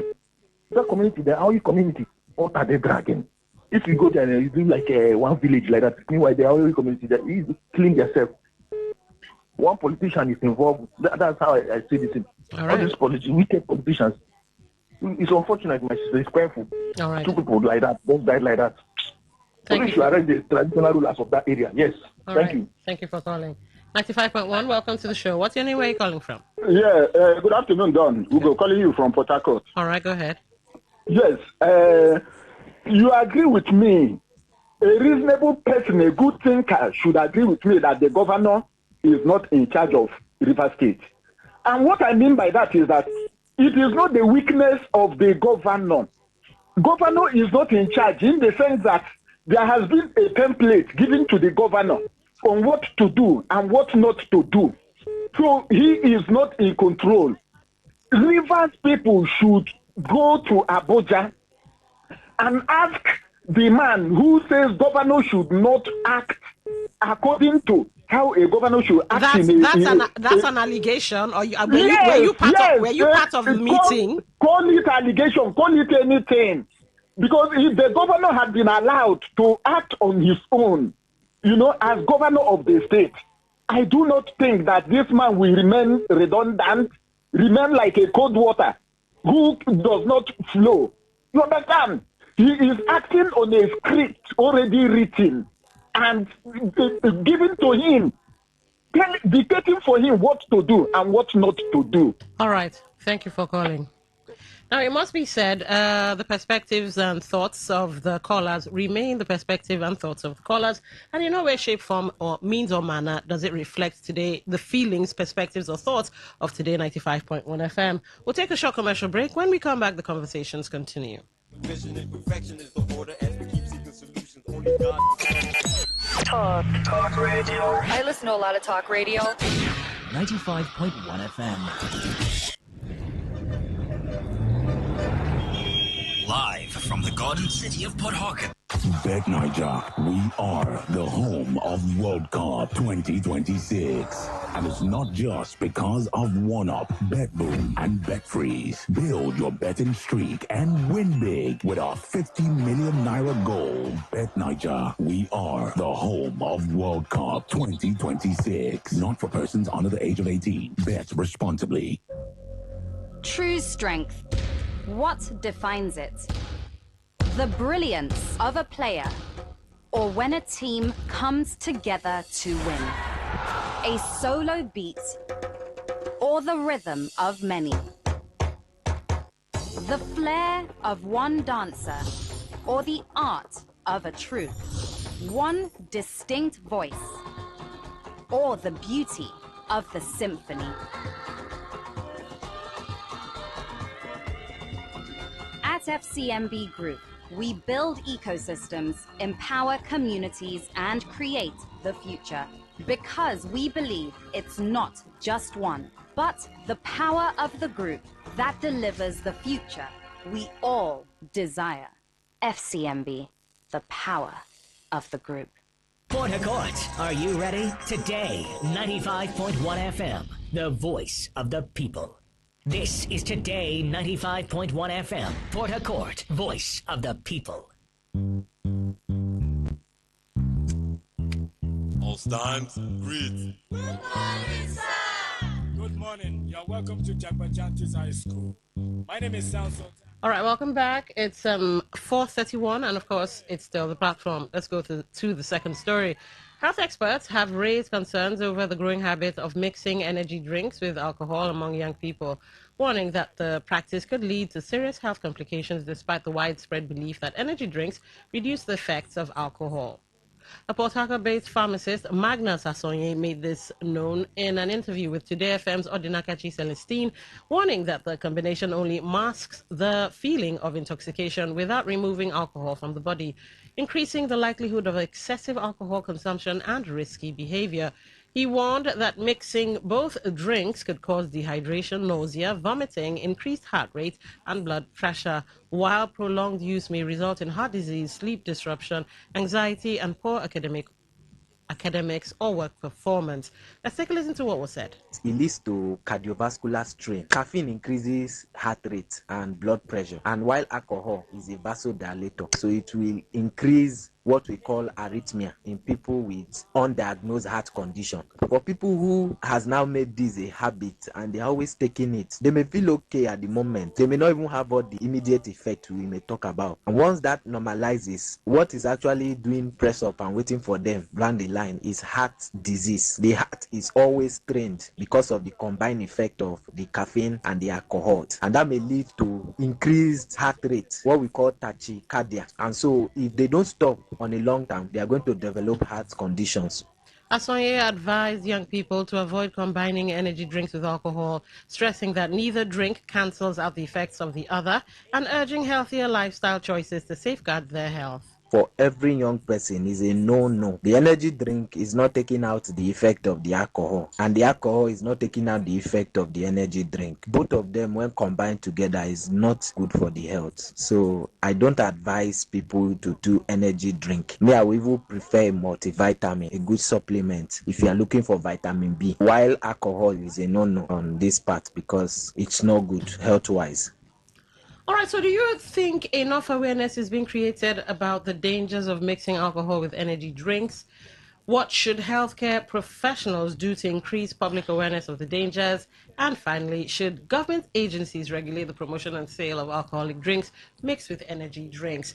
Now, of course, you heard earlier that the story came from our correspondent, Odinakachi Celestine. So here to shed more light is she. Welcome to the program. Thank you very much, Don. Good evening.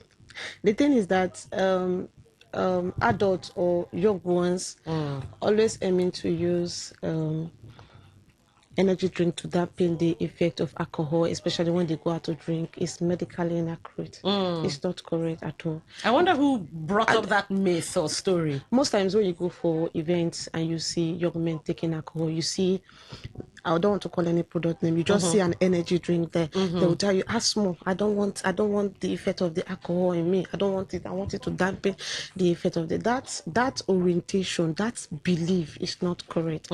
You know, when I had this interview with this pharmacist, he condemned it totally and he said it's not good for the young ones at all. That mentality, you know, me, I used to believe that. I used to think that it is true, but no, the only thing that, according to that pharmacy, the only thing it does is to, at that point in time, is to reduce the level of its effectiveness. You know, if that alcohol is supposed to tostigate you, it will just reduce it. It will aid you to drink more. Okay. To aid you to drink more, which is not even good for your health. Now, mixing the two of them, there are many issues that it can lead to. We have cardiovascular issues where we have the heart, the high blood pressure. And you know that in Nigeria here, people don't even, let's say 40% or 50, let's say 70% of people don't even go to check their BP, their heart. They don't even go to check all this cardiovascular disease that we have. And mixing these two products together can really affect you. You might not feel the impact that time immediately, but give it time. You start feeling the impact. So I don't know where we had this orientation, where we had this mindset that it helps to dampen the effect. No, it does not. Instead, you're destroying yourself. That is what the pharmacist is saying. So an advice to the young ones, please desist from it. Don't do it again for your own self. for your health's sake. Okay. The young ones who have this orientation already, please, it is medically inaccurate at all. All right, People should not follow it. So while the pharmacists focused on young ones, what about older people? It's not just for the young ones, but the older people. So across even, board, just don't try it. It should not. Even for the older people, it's even worse for you. For the older people, for the young ones, you take it. Wait for your time. It will get a time. What is waiting for you, just as he said, what is waiting for you is ahead. So it is not okay whether young, old, female, male. Please stop mixing alcohol with any energy drink. It does not stop the effect of the alcohol in your body. You're only destroying yourself. That is just it. All right. And that's our correspondent there, Celestine, Odinakachi Celestine, with her thoughts on the matter. Now, here's where you come in. Do you think enough awareness is being created about the dangers of mixing alcohol with energy drinks? Well, off the top of my head, I would say no, because if not for what Odinaka just said, I don't drink, but I didn't know that they mix it, and I didn't know that mixing it is quite dangerous. Now, what should healthcare professionals do to increase public awareness of the dangers? Well, it's being done. You're actually hearing of it right now on the platform. Should government agencies regulate the promotion and sale of alcoholic drinks mixed with energy drinks? You know what? Abroad they actually do. In fact, the England, the World Cup that England participated in, I think it was yesterday or so, the pubs usually close somewhere around 10 or thereabout. But Keir Starmer gave a kind of license to pubs to stay open longer than, so people could watch the game. So yes, government should actually regulate alcoholic drinks. Now, regulating the mixing of it, no, it should just be banned. Yeah, I think that's what the government should do. But anyway, what are your thoughts? 95.1, welcome to the show. What's your name? Where are you calling from? Hello, good evening. Good evening. This is Akuku from Okichi. All right. My sister, for what you I explain, a lot of people don't know that such can happen, because most of them who don't listen to radio will not know what is happening. And for the situation of that young man, people will be able to be saying to people, mixing alcohol with this Perus and all this, that is so good. It damages the heart or whatever. But some people will not take the correction. They will say it's lying, the little of this. All these things are not good. I don't take it particularly. If I want to take data, I take it. If I want to take what, I take it. Missing it does not really damage the heart. In times coming, most of them will be seeking heart problem, and they will not even know. But if people continue encourage people making announcement of this, so some people can take correction of it. Let me stop here. Thank you. This is Akuku from Apokuchi. All right. Thank you for calling. All right. The numbers are 0810-9510-951, 0810-9510-951 for text messages, voice notes, WhatsApp messages, 0701-9339-962. The platform, welcome to the show. What's your name? Where are you calling from? Yeah, good evening, Don. Good evening. I'm PM Moscow. Welcome to the show. Yeah, I heard what the health practitioner said. I think the government should take it as a duty to educate the people. Because some of these things, people do these things without knowing the effect of it. A lot of persons do it without knowing the effect of it. So the government should make sure to take it as a duty, because an healthy people makes up a prosperous nation. You understand? Yeah. So the government should educate the people more. All right. Thank you for calling. Yes, the government should. And thank God for medical advocacy. I hear it's part of the responsibility to society. Thank God for medical advocacy. 95.1, welcome to the show. What's your name? Where are you calling from? Hi. Lady B, good afternoon. Welcome, Muriel from Okrika. Yes, thank you. Welcome to the show. Well, enough sensitization by the government about this alcohol, mixing alcohol, this sachet alcohol. If you know what this thing is doing to our teens, people will be scared. I keep saying it. This sachet alcohol is like a snack now. Now, do you know what they do? They will just buy these energy drinks, these ones in rubber plastic bottles. Then they buy this sachet alcohol, different colors. The other one is pink, so pinkish like that, and have a very strong smell. They will mix it and they will just carry it around like mineral and just, oh my God, even secondary schools, teenagers, it is so dangerous. What awareness? What government? Do they have your time?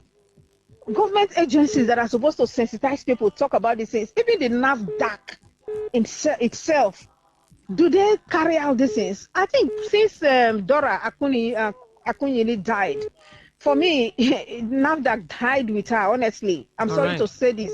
So they don't talk about it. So, sometimes they may come out, there are not times they've come out to say they want to ban sachet drinks, this sachet alcohol. How many times have they said it? So have they banned it? Are you not seeing it on the streets of Port Harcourt and all over Nigeria? It is there. Nothing is happening.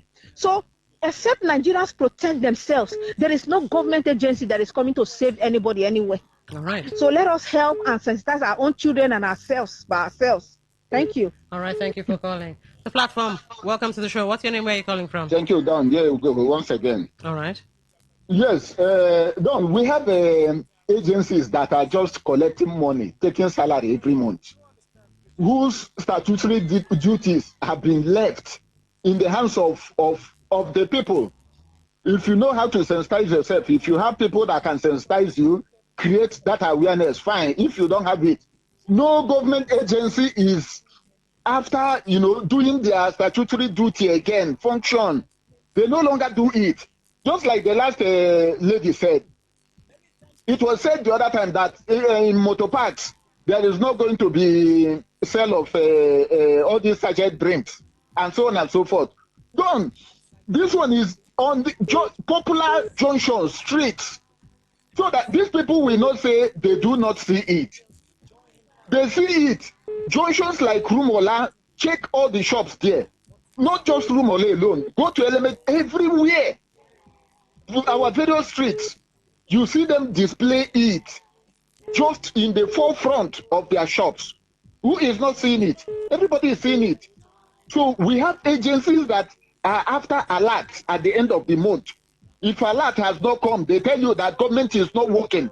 Government is not taking care of their welfare. When they see it, that is the end. So if government should make enforcement penalty, and who is going to enforce this penalty? That is the issue there. All right. Eh? Thank you for calling. All right, let's take I think at least 2 or 3 WhatsApp messages. Then we get into the third story. I believe. Good evening, presenter. I believe journalists are in a better position to recall when the president publicly stated that the FCT minister is the leader of Rivers State. If that is the case, why should the governor be held responsible for every issue? The people of Rivers State should direct questions relating to the political and security issues to the minister and leader of the state. My name is Moses. All right, Moses, thank you for that. I don't know, somebody sent a meter number to us. I don't know if we now work with PHEDC, but okay, thank you for the message. Let's take this voice note.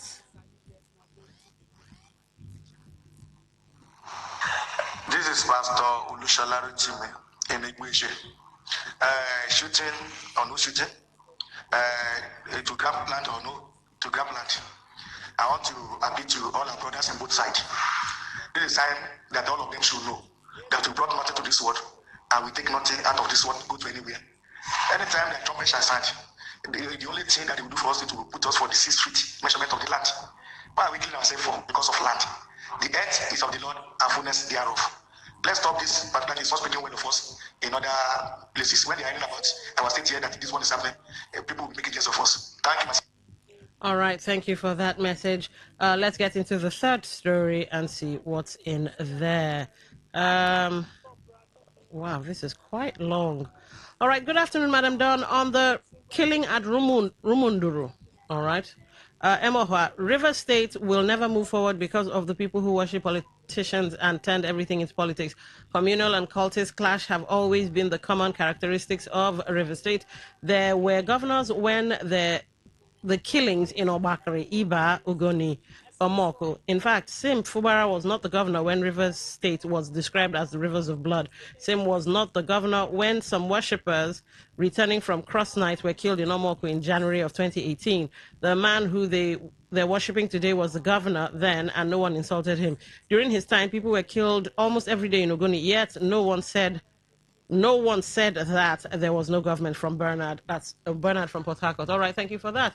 A Port Harcourt-based researcher and leadership expert, Professor George Ahunnaya, has criticized the federal government's assessment of its performance, saying Nigerians should judge the government by the impact of its policies on their daily lives. Professor Ahunnaya, who is also the chief executive director of the Institute for Research, Leadership and Capacity Development, in an interview with Today FM's Olawale Sanusi, described the government's claims of improved performance as self-praise that does not reflect the realities faced by many Nigerians. He argued that reports and statistics from agencies such as the National Bureau of Statistics, the IMF, and the World Bank are not enough to convince citizens that the economy is improving. It is quite unfortunate that the federal government under APC, based on the statistics being read out by a National Bureau of Statistics or IMF or World Bank, that Nigeria should believe, merely based on those figures. In fact, that they are doing well, though. It is an empirical, something that Nigerians have to convince themselves based on the trickle effects of the economic, political power development. Professor Ahunnaya maintained that genuine economic progress should be evident through tangible improvements in the living conditions of Nigerians. According to him, if government policies are effective, there should be a reduction in the cost of premium motor spirits, lower prices of goods and services, and an overall decline in the cost of living. He stressed that Nigerians would naturally acknowledge good governance when they begin to experience its benefits firsthand, rather than being persuaded by official statistics. Actually, the government is doing well. It will translate to reduction of high cost of fuel pump price. Energy or power will be everywhere in the houses of Nigerians. The high cost of living will be reduced, and the housing and accommodation, cost will also be reduced. Commodity price of commodities in the market will come down, and then Nigerians will convince themselves, that the government is doing well. It is not you to start praising yourself or scoring yourself that you are doing well. All right, so should the government assess its own performance, or should citizens be the ultimate judges? And do you think economic reforms introduced by the government are producing the expected results? Now, that's for you guys out there when I open the phone lines. But in here, we have the correspondent on this story. That's Olawale Sanusi. Welcome to the show. Good evening, Dawn. Good evening to our dear listeners. So, Ahunnaya seems he does make a logical argument. That's for me. His argument is logical. Yeah. Should the government be assessing itself and saying we have done great? Okay, I see no reason why President Bola Ahmed Tinubu, the APC supporters, and the pro APC would go on TV, go on radio to start, blowing their trumpet, start assessing themselves. I think they should ordinarily leave that to the citizen to assess them, to judge them. There's a reason why today people can't move on from the Yar'Adua government. Today people still talk about Yar'Adua government that seems to be one of the most perfect administration in Nigeria. Okay. So I feel they should leave that to Nigerians to judge them. And besides all this bringing up stats, trying to defend them won't really work, because average Nigerian man relates with what he sees in the market, what the price of market is saying, not what you are saying that inflation has dropped. You are saying that inflation has dropped, but when we go to the markets, what we are saying in the market is far from the reality. So I think Nigerians should be the one to judge, not APC government trying to assess themselves or judge themselves. All right. So how do you think we should judge? Should we have like polls or something? Because I know sometimes the Americans use midterms and all of that to more or less assess just how popular administrations are. So should we have something like midterm, something that gives the government or administrations feedback that you're doing well or you're not doing well? Okay, I think that will start from, for me, I think that will start from 2027 upward. Okay. Because as it stands now, there is no time for that currently. People are going to judge in the 2027 election polls as for, that's when they're going to judge. Maybe from next year, we'll not start talking about having a polls to judge which each government that comes in. But currently, people are going to judge with the election that is coming up. Okay, okay, interesting. And that's our correspondent Olawale Sanusi giving us his thoughts. Now over to you guys. Should the government assess its own performance or should citizens be the ultimate judges? And do you think economic reforms introduced by the government are producing the expected results? The platform, welcome to the show. What's your name? Where are you calling from? Hello. Good evening. Good evening. This is Akuku from Kitchen. Go ahead. So let me talk about the condition of Nigeria, my sister, you're talking about. You know, these our leaders, they don't need the masses. You know, when sometimes what it touches me because of, I can say, I'm always complaining of that. The people that make Nigeria be in this condition are judiciary. I still make that comment every 400 times. Judiciary are the people who kept Nigeria in this condition. Because, one, them and INEC, if INEC can be a mistake, the judiciary will not do mistake. It's just like a child. We did a mistake. If I have to flog that child with the case so that it will take correction. But today, INEC ring the election. And the judiciary, they are all Nigerians here. None of them is from foreign countries. They will see it. They will be able to allow that to be, and they will be able to decide by because of money. All Why right. we are suffering. Look at fuel. How much are we buying fuel now? I must say, but look at the crude is down. So they're going to bring down a fuel. Before people can take this traveling a day, it's so difficult. What are we talking about? Okay. The thing is very hard for people. Let me stop here. Thank you. This is Akuku from Apocalypse. All right, thank you, Dakuku. We have some text messages and WhatsApp messages. The cigarettes, they asked people to stop smoking. Have they stopped? Many have added the heavier one. For me, I will suggest they saddle the NDLEA commander, Buba Marwa, with anything that has to do with intoxicants. The entire system will be sanitized. The man is working, and that's from Handsome. All right, thank you, Handsome, for that message. Let's look at this voice note, see what's in here. Good evening, Don. I want to comment on the communal clash that took place in River State. Well, it's a pity and quite unfortunate that people can go this length to destroy properties and kill their fellow human beings for a matter they can easily come to understanding and resolve. And it's also a pity that the so-called data boys want to play politics with everything. To them, everything is politics. They are blaming the governor. What are you blaming the governor for? Is it the governor that caused the insecurity or that led to the clash they had? The same governor that they have caged that refused to function. They want to blame him on everything. But they cannot blame the disaster. We have an answer at the federal level, but they are good to blame the government. Frank from Sanford, okay? All right, Frank, thank you for calling. 95.1, welcome to the show. What's your name? Where are you calling from? Hello? All right, looks like that one dropped. 95.1, welcome to the show. What's your name? Where are you calling from? I'm calling from Port Harcourt. All right, go ahead. The only problem we have is this. We don't have people that can tell us the truth about government. You know, like I told you before, I know before, okra, you can buy okra 15 naira. You can use 1,000 naira to cook okra soup. But today, okra is 500. You want fry meat or you want fry fish under APC. Under APC, fish you carry AK-47. Near the price fish, small fish, you hear 3 types. Price 1,000. You hear from the market woman that very day. So the only problem we have, we don't have people that can tell us the truth, like all our uncles. I hate when I see some elderly men or elderly people telling lies on national TV. Which of the area? All right. Is there on fuel? See, people should look for church and find yourself and go and repent to. Okay, thank you for calling. 95.1, welcome to the show. What's your name? Where are you calling from? London. Yes. Comrade Kabari. All right, welcome. London. You're supposed to know that the APC government is whining our nation. But there is God. There is to them, they felt nothing to solve. There is no contender. There are contenders. In absence of Obi, Atiku is a contender, a major one at that.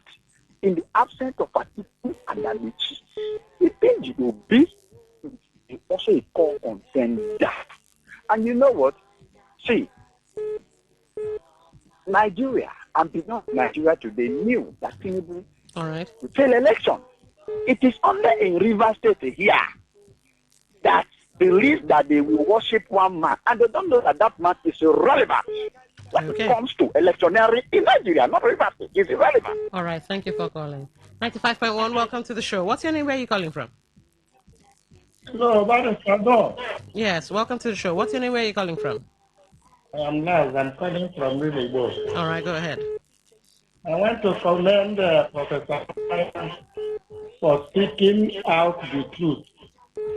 This is the kind of people we want in this country, who can speak and represent the poor masses, that their voices are not heard. The only one we are talking is within the stations of all the radio stations that does not reach to even state assembly, national assembly, up to executive. But if people like this can be coming out and speaking to the national television, where everyone and national newspaper, media, but everyone will hear it, they will not know what the poor masses like me here is suffering. All right. Than for them to score themselves and give themselves AA in the past night. Thank you for this kind of human being. I urge people like him to come out again and be speaking for us. We are dying. All right. Thank you for calling. Let's take this two messages, and then, of course, we'll have to wrap things up. Good evening to you, lady presenter. I am Iberi Up Jesus from Port Harcourt. Let the truth be told, combining alcohol with energy drinks is a free ticket to heart failure. God help us all.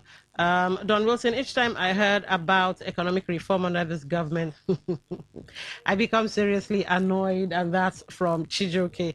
All right, Chijoke, thank you for that. Let me quickly make sure I haven't missed any messages on WhatsApp. All right, I did that justice.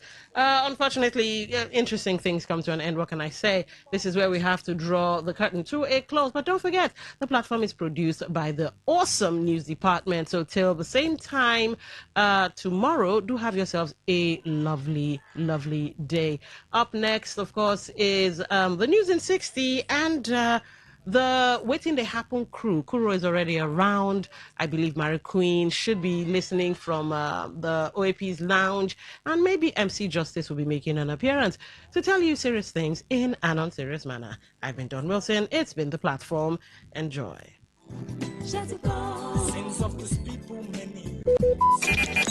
Talk radio. I listen to a lot of talk radio. 95.1 FM.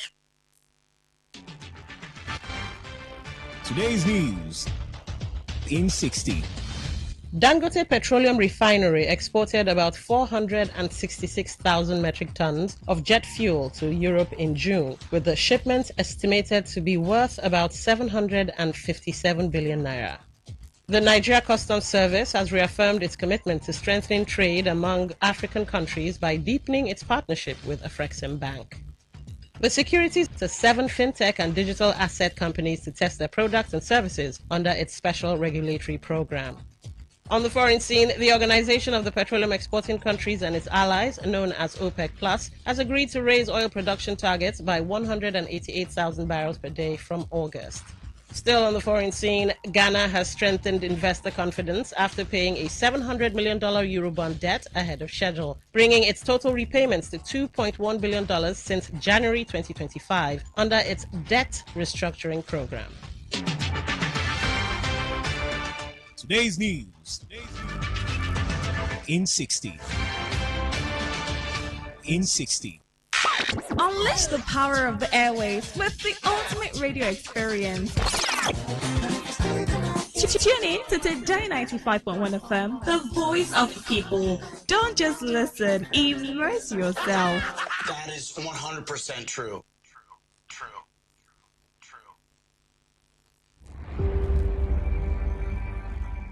Maybe home is somebody's smile when they look at you for the first time. Maybe home is being a home to something you love and adore with all your heart, and that is what life, friendship, and love are all about. Maybe home is listening to all of your favorite shows on Today 95.1 FM. We create memories. We inspire comfort. We are the voice of the people, and we are home away from home.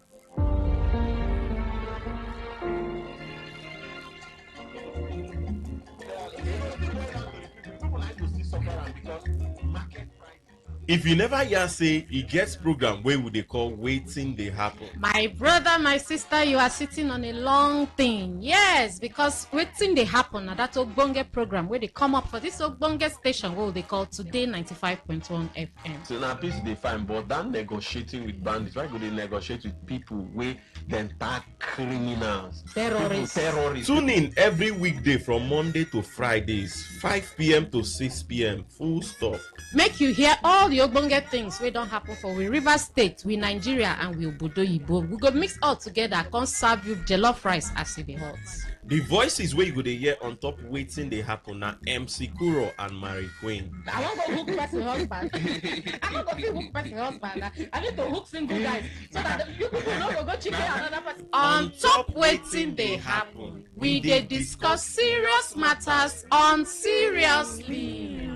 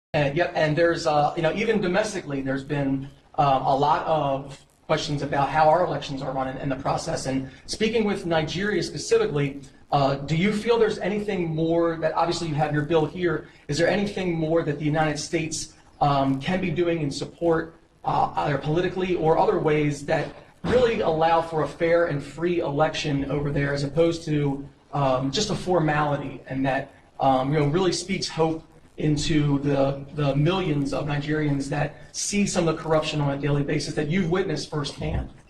Yeah, what I'd say is that we're certainly going to be watching these results and how these elections unfold and how they're executed. And that's something that myself and the administration are going to be paying very close attention to. You are partnering with Congressman Smith on some bills that are being presented on the floor coming up here.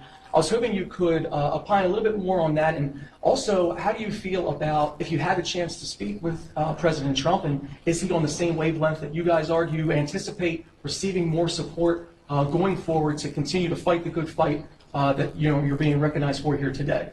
Yeah, look, we're working on Chris's bill, which obviously I'm a co-sponsor of that bill, but I'd say more importantly what people need to pay attention to is the appropriations bill that we're going to have on the floor today, which some call the State Foreign Operations Bill or the National Security State Department related programs bill.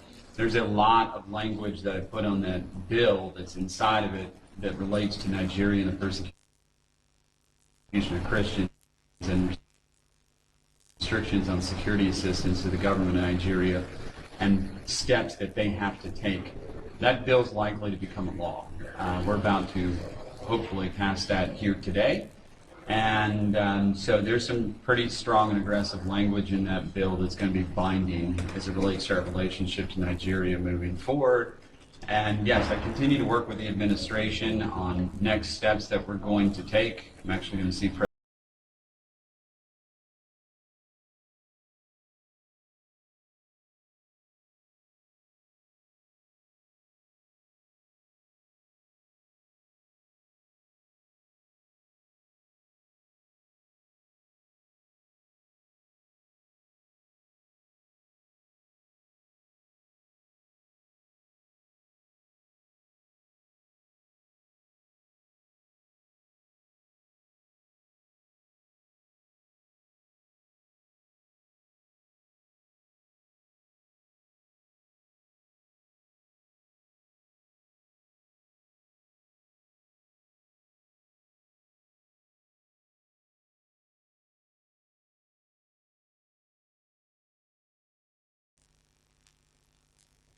Gentlemen of the press, ladies and gentlemen,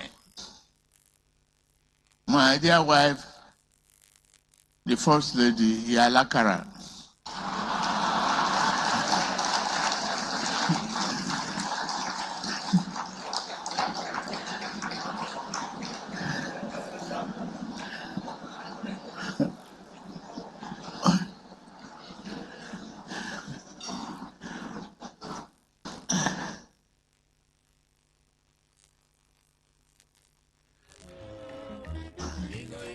I will stand on the existing protocol as already established. It gives me great joy to join you for the maiden State House press call dinner.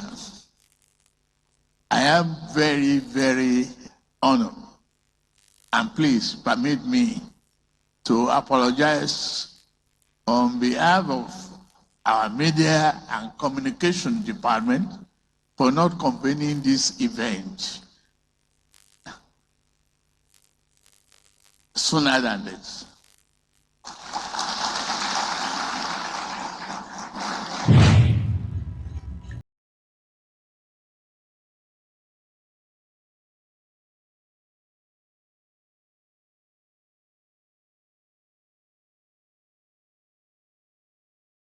Marry the queen. Are you ready to marry the mic? Are you ready to marry the mic? Well at all. So your president had what's it called? Tell me this thing. Media briefing with some media practitioners and all that. I was thinking you were supposed to be there representing today. He's saying apologize to me personally. He was supposed to pre-inform me. Okay, it was more like an emergency. Yes, you understand. But in as much as it was an emergency, I think you would have been there because you understand. Say your face show. But now I don't move like that. You book my flight, pay accommodation, my welfare, everything needs to be taken care of. So you can't go by road. I was there now. You were there? I say what's there to go by road? No, something is there. Boko Haram is on the road. No, the road is very safe now. No, thank you. Even if you have to pay ransom. You try well. Hey, wahala. My papa no get money. I bet Mona leave me first. So anybody who wants me in Abuja, please book a flight. Okay, they should book a flight for you. And say if you book like 2 weeks, 3 weeks, 1 month ahead, they cheaper. So who tell you that? And I mean they tell you before. No, even tonight they happen. You know they happen. No, seriously, You know they marry. it depends the airline where you all airline, use. all airline. I'll put it to you. No, this is the one place you said. All airline, it's expensive. In fact, it's expensive, but if you book ahead, it's cheaper. No, might even shock you. Sometimes me. It's even cheaper. 3 days to when you won't fly. And that what you say don't become emergency now because they no use that ticket. You don't I had 1 month ahead. But you know the coco be say if you take that kind of risk, you know go know the flight where go full. You get some flight where they fully booked. The people they enjoy flights for Nigeria and LNG staffs. And, why? And their family, because them, say LNG they fly from Bonny to Lagos. Direct chopper. Yeah, direct. They fly, they will come fly reach Port Harcourt. From Port Harcourt, they'll carry people with the here. That's their workers and their family. So they get that special privilege. Yeah, their own. So if maybe they work for it or your family member they work there, it's cheaper. Not their flight be the cheapest. Even that's for their boat, yes, not more for secured them. and all Apart from them, generally. Make I call flight people now. To the common man, it's expensive, whether 2 months or 1 month ahead. My twin, it's expensive. It's expensive. How can you be paying flight that is more than the minimum wage? And that one day. So how civil servants want? You get some people if you know flight, then die. It's possible. Nobody say it's possible. Some people don't already die, which is possible. No way. Speaking of traveling for road, you hear this accident where they say the truck driver sleep. So as in sleeping, can go enter. See, I have 15 dead. 17 injured. Where that one they happen? For Kwara State. And they say some people still there under the... Like sleep, catch and small. So you just doze off. And so you go buy people. Look. I beg, if you listen to us and you be driver, try the rest. Imagine the number, the waste, the people where, and they say na this truck, these our brothers from the north now where they like hang on top of it. They say na so them they there plenty. So as it is, some so all of them the one where die, the one where wound, the one say some break hand, break leg, so many information so they get. And if you be driver, try the rest immediately. Sleep don't come. Oga, park your car. I remember that was 2 years ago. Park your car for where now? Park your car. Some life no be more important than for you. For that time of the night. No. Gonna night journey no. You know where you park robber come meet you there. Or bandits come meet you there. So now to kill other people. Maybe no saying go sleep off. The life not just balance. That is just it. Okay, ma say something. I remember like 2 years ago where I be they stay before. One man where be say sleep just enter in high small. Now so use a run enter one shop for there. And thank God say the person wake, and this happened 31st night too. The person they don't plan how to shout the apprentice where they there. The boy just say make him just come up from that side. He say no, it's just tell him just come up, go another side, go sleep. He just change in position for the sleep. In less than 10 minutes, I see him wake up in here louse and now that same spot. When been there. The guy come to say a small sleep we enter. There's nothing like small sleep. See, at least I don't hear small way road safety they talk. If sleep catch you, branch filling station. Find that one corner of the filling station, park your car, sleep inside your car. Except say you dey highway. If you dey highway, just no. If you dey highway, no place for you to park. As you drive, just a shout. Nigeria will be good. Nigeria will be good. If you dey shout, Nigeria will be good till when you reach. No, I dey tell you pattern where they work for me. Because I remember. Say they work for you, no me say they work for everybody. No, it go work for everybody. Wait, you know what? Man, I dey come and give you this tip what they do now. I dey tell you reality thing. If sleep don't they enter my eye, maybe I dey try drive. I remember one time. And you dey alone. Yeah, I dey alone. And maybe I know you play me. I try drive. I go just dey talk to myself say, all my problems will be gone. Nigeria will be good. Nigeria will be good. If I shout Nigeria will be good for the next 30 minutes, if sleep no come up my eye, man, no think that's hungry no they catch you. Hungry they catch you. The sleep no go come out. So branch filling station, park your car and sleep. Okay. If filling station they too far, branch police station. These are the government approved places where you feel sleep. You know, police station. And no enter cell, just no go for prison. just go one corner of the police station just for security reasons. Sleep inside your motor. That's if the police people are good people. What if they oga sleep? They catch me. I want sleep. The only thing be say you go Roger. The thing will sound strange to them first. Because they are local people. Maybe those because I don't even know if I want to. They are local people because how you go tell me say sleep go sound local? Say sleep they go tell you say oga why you no be pack your car for? As long as we find if not be say Nigeria don't spoil maybe say they come they see you as Nigeria suspect. Never really spoil. No, they will come they see you as suspect. Say maybe you carry bomb or you carry one thing. Imagine say you go Kala police station go see as the driver say I want pack. I want sleep the catch. Policeman go ask you that you are hotel for your now be the thing now just that things don't go bad well if not if sleep catch you branch all this place fast food you understand all these public places because they say if you sleep even at 10 minutes you sleep you'll be better, you can't day better. Then when you wake up carry water wash your face pour for your head and all that and then if they travel long distance no they travel alone get person who na go dey gist the person go dey distract you. And they talk about a family problem. If they see all these public vehicles, they like me women mostly. They there for front. But now women we sabi gist pass now. But they quick dose of pastor. Look at this. I did sleep. And when women don't tire, nothing you fit talk. But men some no be all women. You get some women fit talk from starting to the end of the journey, even if not 7 that hours one did journey. too, but just for safety reasons, because you know get in the middle of the journey now you can't tell us say madam go back make oga come front you go there somehow. So for that one like they try to say okay make man dey front so that at least and it go even help if the man wey dey front get plenty family problem because when I go just be discussing family problem. No, I don't enter that kind of car. From the starting of the journey to the end, the driver just dey tell me family problem. If you not get anything to gist, wanna carry Soludo son. Wanna fit gist Soludo pikin till una reach where una dey go.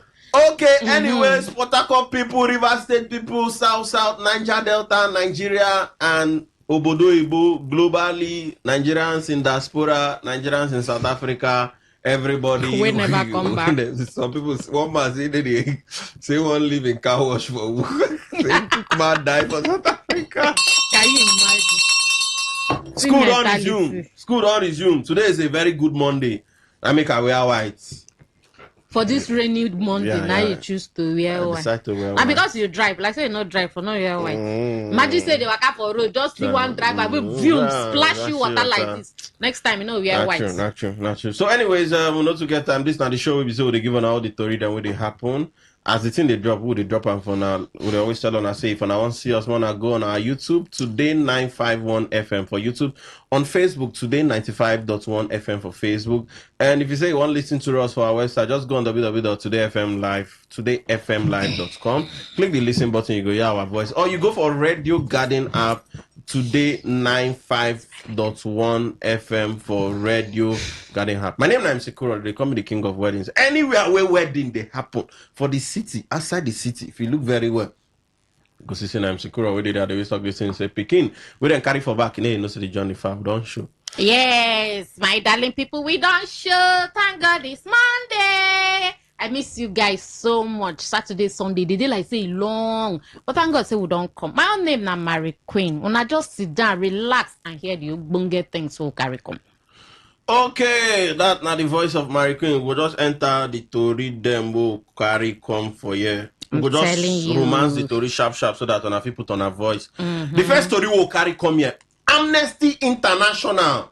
This now people will be say their voice they loud anytime they talk everywhere they shake then get voice. Then they like the Today FM we get voice, the voice of the people. If we call Amnesty International, if they like Today FM because their voice too they loud. They don't come out and say the killing of 9 farmers for Kaduna shows say the peace deal with terrorists they work. Mary Queen. After the peace deal, we don't they see killings of 9 farmers for Kaduna. You just say peace really day. Or the peace. The peace is peacing. The peace is pieces already. Mary Queen. The peace is peacing. Okay, so what can you say about this peace? when 9 farmers don't go die. And these are the people they give us food, though. Sometimes when food they high, more than know the vessel. So yes, Amnesty International come and talk their own. So I say make I even do small research. So I can discover say as of even early this year, the governor said they insist, say the peace deal they work for them, and then say things are going well. But this particular one now, where they kill these 9 farmers, they say how you go call it reprisal, that's counter, that's you get one particular word where I know some country people go under revenge. Okay. Say bandits, say one of their person come to thief. Say no come to attack. So I think come thief now the villagers come, catch them, come beat them till link by. So now that revenge where they come now, we make them come kill these 9 farmers. We just did their own for farm, the farm. You understand? So if the governor still they insist, because me I always hear all over the world they say we don't negotiate with bandits, we don't negotiate with terrorists. I don't know why our own they different. You still say this approach is not working. Just like Amnesty International they talk. If people know they face the consequences of their actions, it they be like say all is well. All is not well, and it go they motivate other people to want go join because they will feel say pata we go repent. If they catch us, we repent because now most of the things where they happen there, they catch you, you repent, they put you back for society. They catch you, repent, they put you back for society. So why new ones not go demotivated to come carry out the attack? So for now, they see peace. The peace is not piecing anything. It's not working. It's not. They should change approach. That one is not working. You know why? Because they don't get different groups. So maybe group A, B, C don't do peace with governor. They don't stay silent. Group D, E, F, he raise head. Okay, because those ones never meet with governor. You understand? So the groups don't too much. So we don't know whether na the group we don't meet with governor now still they stubborn they do, or na the group we never meet with governor now they do. So at this point, make them change approach. That peace something is not working. So now when they listen to us, I open the phone line and I go tell us how I see that particular matter. The second story will carry come here. We'll not get time like I talk. We'll just drop and so down and put on a voice for all the story then we'll get. The second story, US don't come out. One congressman we name now Riley Moore. Abi, I get the pronunciation. Riley Moore. Okay, Riley Moore. What does it mean? It means my name is English. Riley Moore, like now English word in the so Riley and more. Okay, Riley Moore. And like, own more can't get too old. Like he need more women.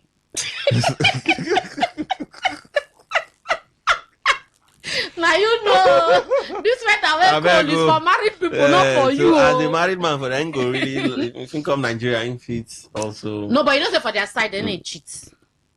I think if he try him, his wife don't carry and go court. Half of his property don't go. Don't be Nigeria something. But Nigeria today they really cheat now. Is it that they do? They cohabit? No, they need to cheat. They collaborate. Okay, they collaborate. Before they cheat, they collaborate. Okay. So now something like, are you interested? Am I interested? The wife for us, they follow for the collaboration. Sometimes. Okay. They'll come ask the wife, say, can I cheat? Say, she can say, why not? She can say, why not? You know, an African man.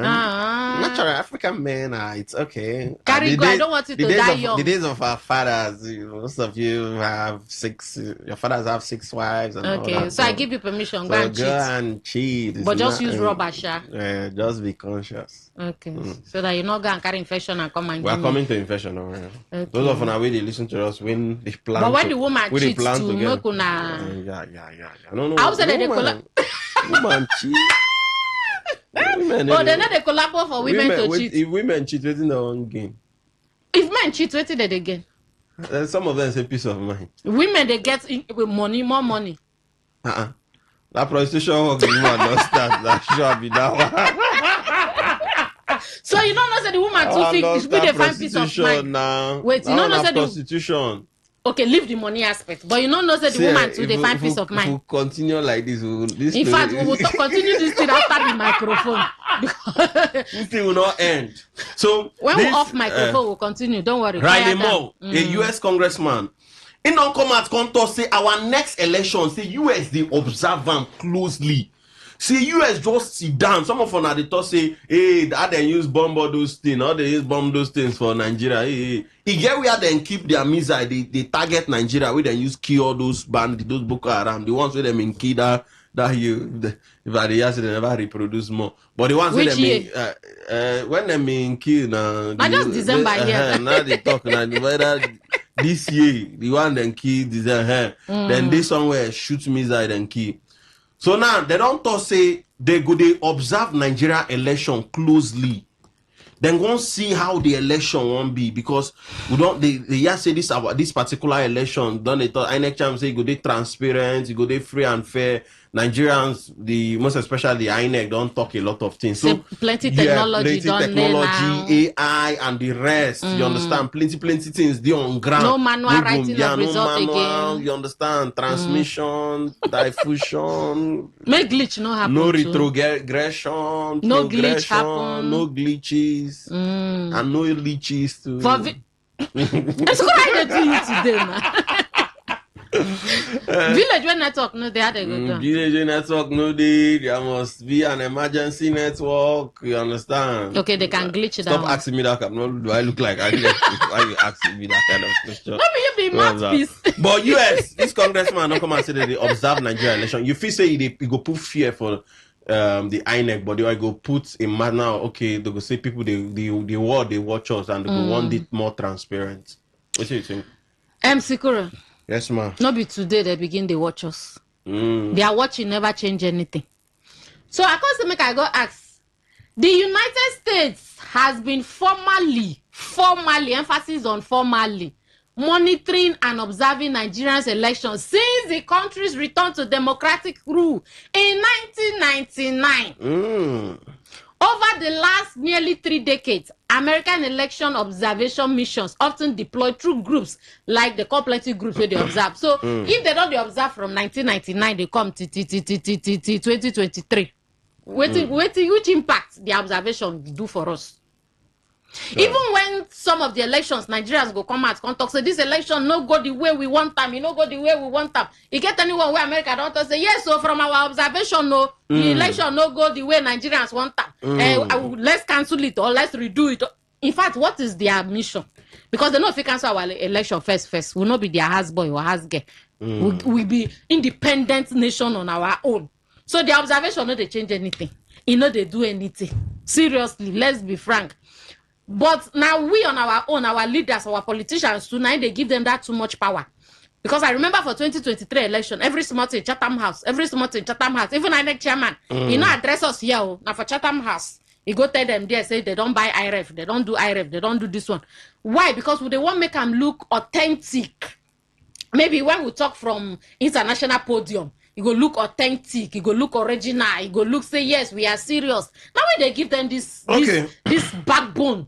Okay. So they come out, they threaten us. Okay. The observation, if like say from that 1999 they come, the observation at one point, maybe after 4 years or 8 years or any of the election, don't do, America don't come out, don't stamp their feet, say yes, this is our observation for this election, this particular one, it no go well, it has to be cancelled, or it has to be this, or it has to be that. So you just listen, I just talk. Initial gra, nothing come out. Nothing come out. Because anything will still happen, go still happen. Nigeria na independent nation. Pack by they go say they don't borrow us money. Now that one who they say empty come they make noise. The loudest noise. Better one Nothing will come out of them, seriously. Okay. So if we open the phone line on, I go tell us how on see that matter. No, enter the final story. This final story no too sweet like that.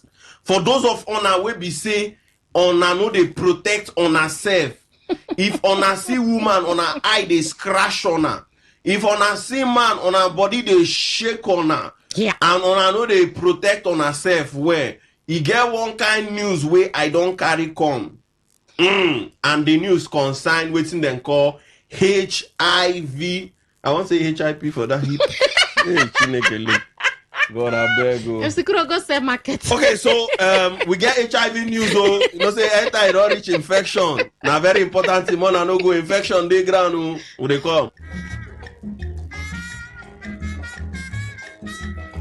Bet Niger, we are the home of World Cup 2026. And it's not just because of One-Up, Bet Boom, and Bet Freeze. Build your betting streak and win big with our 50 million naira goal. Bet Niger, we are the home of World Cup 2026. Not for persons under the age of 18. Bet responsibly. True strength. What defines it? The brilliance of a player, or when a team comes together to win. A solo beat, or the rhythm of many. The flair of one dancer, or the art of a troupe. One distinct voice, or the beauty of the symphony. At FCMB Group, we build ecosystems, empower communities, and create the future. Because we believe it's not just one, but the power of the group that delivers the future we all desire. FCMB, the power of the group. Port Harcourt, are you ready? Today, 95.1 FM, the voice of the people. Radio has never been this good. Today, 95.1 FM, Port Harcourt. Okay, we don't show again. 95.1 Today FM, the show now waiting they happen. My name is Sikura, I still there with. And my own name is Mary Queen. Okay, Mary Queen, we could enter the final story. Very important. So now as I talk, men will be say pium pium pium on another sit down one place. Women will be say cho cho cho on another sit down one place every day na GRA. You get news where I carry come on. HIV is real. Oh. So now doctors don't come at counter say wetin make HIV now for Nigeria now they increase. It's in they grow. It's just they grow the way poverty they grow. Now so they grow for Nigeria. Like Gary where they soak for water. Like Gary where they soak for water. And I say like Ijebu Gary and this thing Abu Agari where they soak for water. The way they expand, they rise. The thing they rise. They say HIV just they rise like this. No be small. They say the thing they rise because of say poverty they Nigeria well. Chai. Then said before the way that they use they fund HIV like drugs and how to control them and they're going to do sensitization. Say campaign. All those money now no they really come. They don't cut them. So because of that, before I go see say, hey, they go counter say, hey, take this, but what do they call that thing? Rubber. Okay. They say take this. You go see even for universities because they know say for universities that time when I do uniport and so we go to work out. They say take this rubber. Some of us go put them inside bag. Because we know say for emergency use. We know say we get friends where they like. Which of you get friends? Later we can't carry that rubber. Because some of us we like us to be fertile virgins. We don't want to spoil ourselves. We'll carry that rubber now go give people another people will like and well. Even some girls too then get the rubber inside their house. If you look inside their purse where the rubber they women own it too now. Yeah, women own it, but women now the men only they like get. So that in case the guy say, let's do quickie and all the rest, you understand? So that the feet, you understand. So then to say HIV now, the thing they rise because of poverty level for Nigeria. Now make the thing they rise. And now they come, you get with small research and say, they say River State, they among top 4 states we get HIV patients more. Okay, they even they among whether they be second, Lagos first. Okay, Lagos first. Second. They say River State gets the second highest people. We get HIV. So if you don't know the person where they look for inside the bus now where you pay. And now what party they show for? They show they look fresh. If you just see these guys say, oh boy, see that girl, boy, I know, you understand. So Mary Queen, what are your advice? What do you want advice? Because I guess some people, they cannot do without women. You get some men, if they don't sleep with women every day, no way. They will be incapacitated. Hi, Oyibo. That's some men, they don't like, not be their wife. If incapacitated men, they'll just know that they'll be incapacitated. What do you mean for people? They cannot function. They will not be mentally okay. That they will not be mentally upright. Because you know poor. Yes, you get some men they like that. From any day Monday, you know poor, some men before even then, yes, you get some men then they like that. So what advice? So you don't become food. Yes, some men are food now. But it's not be food be that. It's just like when I hear some people say any day one no chop ilole or swallow anything swallow. I need to get myself. So I saw the thing before now. Yes, it gets some men, not be me. Don't look at me like that, Marika. I don't like the way you're looking at me. It's unfair. It's unfair. Why are you looking at me like that? After yes, finish. There are some I they talk for some men. I've done a research, and some men, if they know, advise them they to know. stop. No, I won't make you advise them. So they go live long. Yeah. So wait till you think, because this they say Rivers State. I know why Rivers State can't reach second. Something for even if now we did 30th for the list. Out of 36 states, we can't the second for, and we know now we be the second for IGR. Internally generated revenue. Now we be second too. After Lagos now Rivers State. So because of saying we be second. You know, any state where too much money day, too much enjoyment they. Because guy man no go home money for pocket, he no go enjoy himself. You want kill him? That one no. Guy man, so far as the money day, the pepper red. Yeah, that shut down. So they will say if you're coming, come with your friends. So waiting be your advice. Okay, so this thing not be plain matter. Not be plain matter. So from the news, where doctors don't come out. First and foremost, I agree with the doctors. Say poverty. Truly, in our poverty, they make them the rise. Because if make I use woman, my gender now, for example, if I get my pepper, I get my bread. Money. And then it's way hungry me, I feel afford that. I don't need to sleep with you to get money. So and some people need to use rubbers to sleep. So most of the hookup now out of say I get problem what I want solve. Not be say I dey enjoy. Not be say you like them. Not be say I dey enjoy them. Not be say now waiting on. Okay, now the men they enjoy them. She Mary Queen, may God forgive you. No, na men now. Not be say on women need to enjoy them. Continue.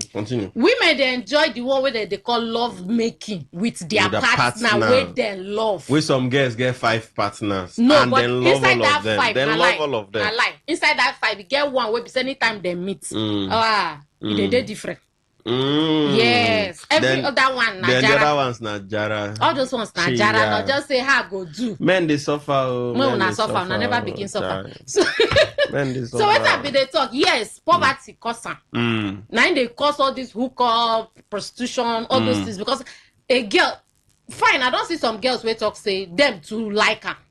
Even with their money, in fact, then they pay the boys to come service them. Yes. Okay, some women they pay. Yes. Are you serious? Yes. For Port Harcourt, yes. You define the connect. You define the connect. Might give you. No, like I get shocked. Might give you the connect. No, I'm not talking about me. I have people. I beg, I don't get people. Before after that, somebody will send me message. That thing when Mary Queen talk on air. No, if you give me the person number, I no get if you define, ask Mary Queen, no meet me. Oh, hey, I beg. So yes. Poverty and then poor healthcare. You know, if you go our healthcare, our hospitals, they need to sterilize some things. Unsterilized sharp objects. So many things. And then our saloon, both male and female. Both male and female. You know, we get how many people buy clipper now with this poverty? Say, I get this one on my own clipper. If I go salon, they use them. How many? How many if you get? And then you know, so before when they get what they call US aid. I mean, it be like US don't stop that one. So that one now, it can't be like say it don't reduce to a large extent. So many factors. So if they listen to us, I beg. They say abstinence is the prevention best. Is better than cure. If you know feel whole body, please. We know they advertise any particular rubber, but just use rubber. If you feel double them. No go use waterproof.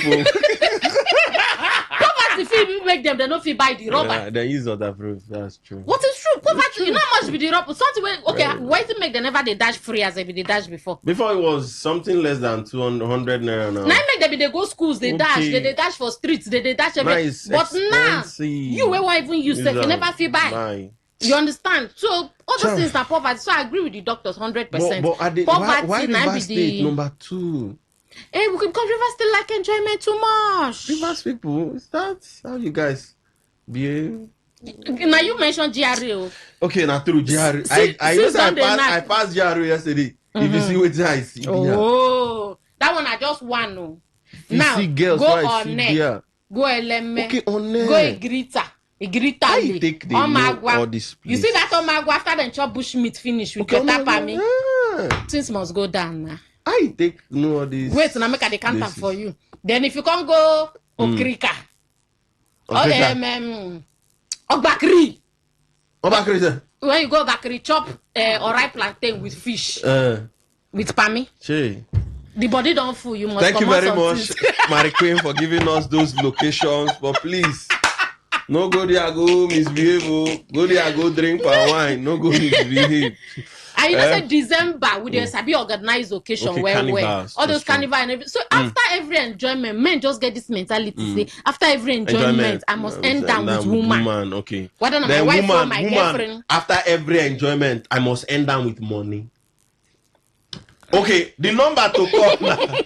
The number to call now 0810 9510 951. May I take come back again? 0810 9510 951. Then for those of you who want to reach us for SMS and WhatsApp now, 0701 9339 962. The last woman we go call, we get card for you. Hello, good evening. Yeah, hello, good evening. Good evening, Ajibola from Woji. Put your voice, Ajibola. Please, MC Cole, please. I mean, I need to know that person saying the payment. Okay, you define woman. I need one. I'll give my number. Which type of woman will you define? No, we will pay. No, we will pay. How old are you? How old? What's your age? I did under 40. For 40 years, now they find woman. My friend go and look for a job. Who is this man? At the age of 40. Who is this man? Inside the age of 14, they find woman. Enjoyment no get age. We go pay him. People do, as they get sugar mommy, no be sugar mommy. You see what you don't cost. I better not be me get the number. Oh. If I get that kind of number, I don't go there radio today oh, for Monday morning. Hello. Hello, good evening. Hello, good evening today. Yeah, we can hear you. Good evening. Dakuku. Yes, this is Dakuku from Okiti. We know. Continue. And I don't top my money for car. The research what I promised me since I mean, will never give me. So let me continue. Continue. Yes. So let me tell about Yakra, which the federal. No. That one don't follow for our story. We just play them. We just play them. No, they our story. Okay. Your friend, that's my sister. I say, get away out with the payment to service up. Make you take the number of those guests on the street. You won't leave your wife? That could never marry. I never marry. You can't get married, man, voice. Maxwell know me.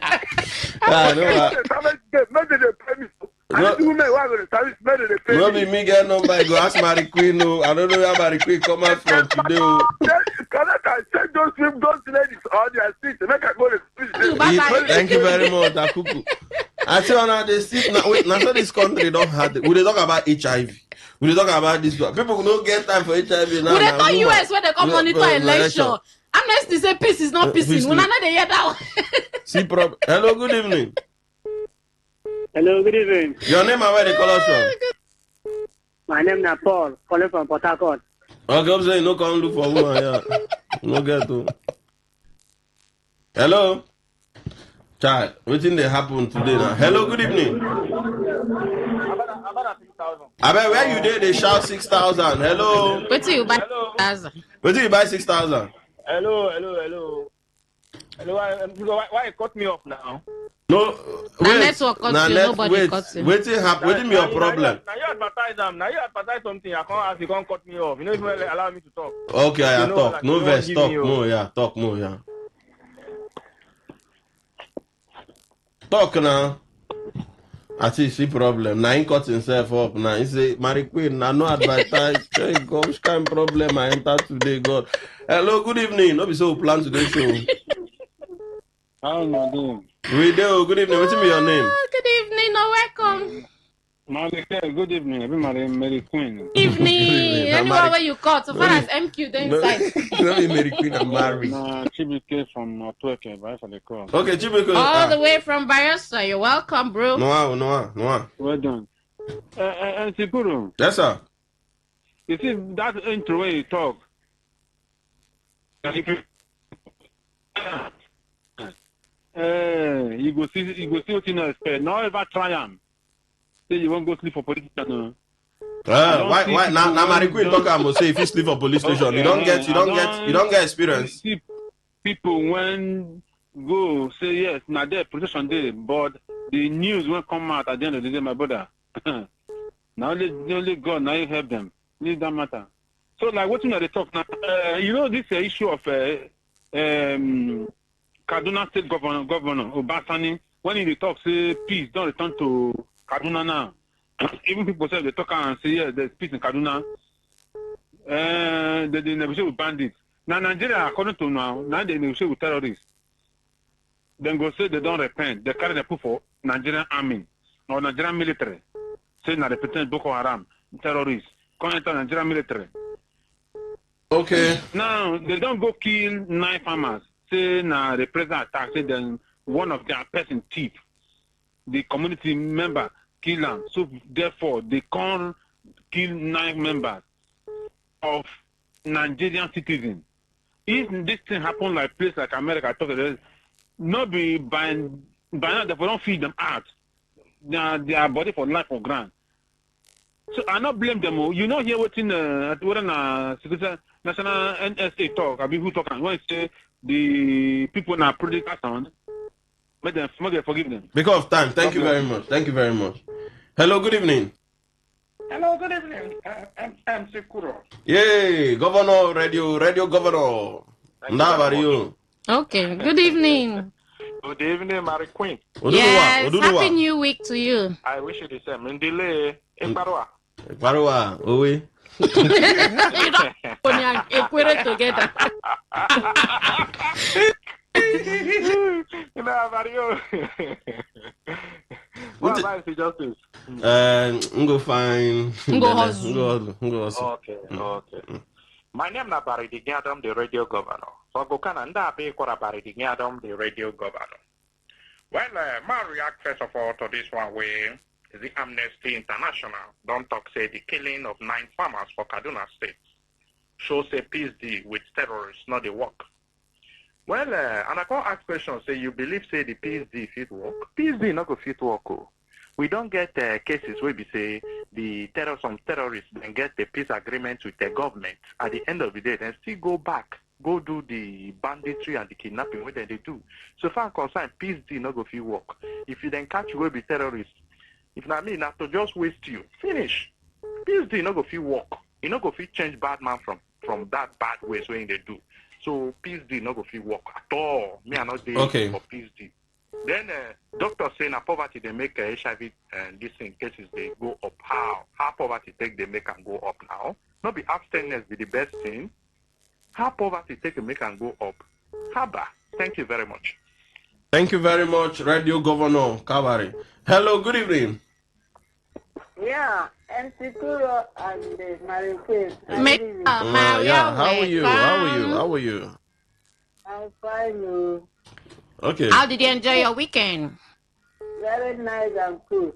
See, now they tell me now they send my number every Friday. What are they send now? I know they give me the card. What I know they tell me. How you win on Friday now? First lady, I be able to. Not be you win now. You don't start to this woman.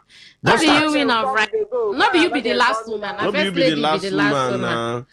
Put your voice. You get 30 seconds. I think don't give the card. You get 30 seconds. You got 25 seconds. Put your voice.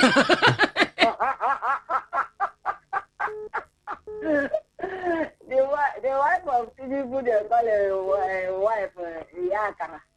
Iyakara, they talk the same as No, that one we just play me. That one no follow fast. This one where you say military now, they kill people for bandits, the people where they do for where they kill 9 farmers. I don't want to be the bandits where they do. Yeah, not you understand this. No be military kill na bandit too. Okay, bandits, they kill, and Tinubu no they talk anything. And the one where they don't kidnap people, you never call the governor of that place after what happened there. Everything they do, they get there, they find. Okay, thank you, Madam Mesoma. We not to get time. I might just take one or two. before we enter SMS. Hello, good evening. Yeah, good evening. This is Goro. COC, put your voice. 1 minute. My friend, I greet everybody. Esther, I say COC, welcome, Jare. Good evening. I beg you, let us share my experience when I come to talk up to you. I think they say police na your friend. Now, policeman beg me to now carry and drop am from front of their station. I carry him. I say make him drop, he send the arrest me. So, person where I help you, but let's say you say that you go sleep for police station. Which of the station first will you sleep? Me, when I go here and say, no, this today, I don't run them. I begin to shout, thief. Now me arrest myself, I hold them for wait. Other people come carry touch to come point and say, well, they say, where the thief? I say, see him. They say, you know, say this man a policeman. Say, which police? Not thief. I don't catch him, I arrest him. Now, so I take to go. So if they are, I sleep, they for chop me. So not before here, nobody should say one way sleep. Instead of the sleep of police station, don't sleep for Beria Grande. Hey. Mo take this last call, enter SMS. Hello, good evening. Evening, MC Kuro. Hey, Morga, good evening. Evening, no. How now they? We do. Fine, good evening. You see as the country they talk of HIV. People they request for number, make them go carry them more. You see as this country they ask you can imagine when you tell somebody say this, they come, they say one. Now 40 years old man. Can you imagine? So to tell you say, make gonna help us say this government say the country is hard. And when they say now poverty, they push people there, and people they argue. Because this is surprised me. Upon all waiting they discuss on radio, nothing they talk about America they come, nobody complain farmers die, nobody talk about it not to request for number, make them go die. May God have mercy. Everybody with their own priority. Now, wow. Okay, thank you very much. Well done, thank you. Thank you. Okay, more enter SMS. Mary Queen. All right. I'm going to start with voice notes so that it go day sharp. Osikura and Mary Queen, good evening. Please, they maintain orderliness by using 1 minute. I could not put Boris for my mouth. Some people, they call for line, use 3 minutes. Like First Lady, you will comment on all headline. Use more than 3 minutes. But I will use only 1 minute and I will still put Boris. I don't like that. HIV Day in joke. It's an awareness that people should guide themselves. Who died today? Don't buy. Honestly. U.S. Congress, every time then they put like say they have interest in us, good interest. They don't get any good interest in us. If not, since Trump they lament saying they say for Christian, you're supposed to they bomb everywhere. May they calm down, may they not they do like say they want put eye for election. Like say we'll get hope for them. Nothing come out back. They should realize. My name na Ma. Thank you. Thank you, Ma. Thank you for that one. Okay, we'll see another voice note. Good evening, MC Kuro. I'm Mary Queen. I want to talk concerning the one way USA say they will come monitor Nigeria election. If they go fit keep to their word, a very good one. May they come monitor the election, I beg. We go think about for 2023. Don't repeat itself again. See the suffering and the hardship just too much. The hunger, the insecurity for this country just too much. And people see they stand on the mandate. Even the best way get the mandate say no, they stand. Unite, where they suffer, they stand on the mandate. No be juju be that. I beg, may they come monitor this election. Make our vote count. We no come vote, another person will come turn the vote upside down. Just like waiting they do for River State here. We know who win the election. We know who they can and go give. Another part of Nigeria. I beg, may they come. Sam from Safi Brooklyn. All right, Sam. Thank you so much. Okay, so make I.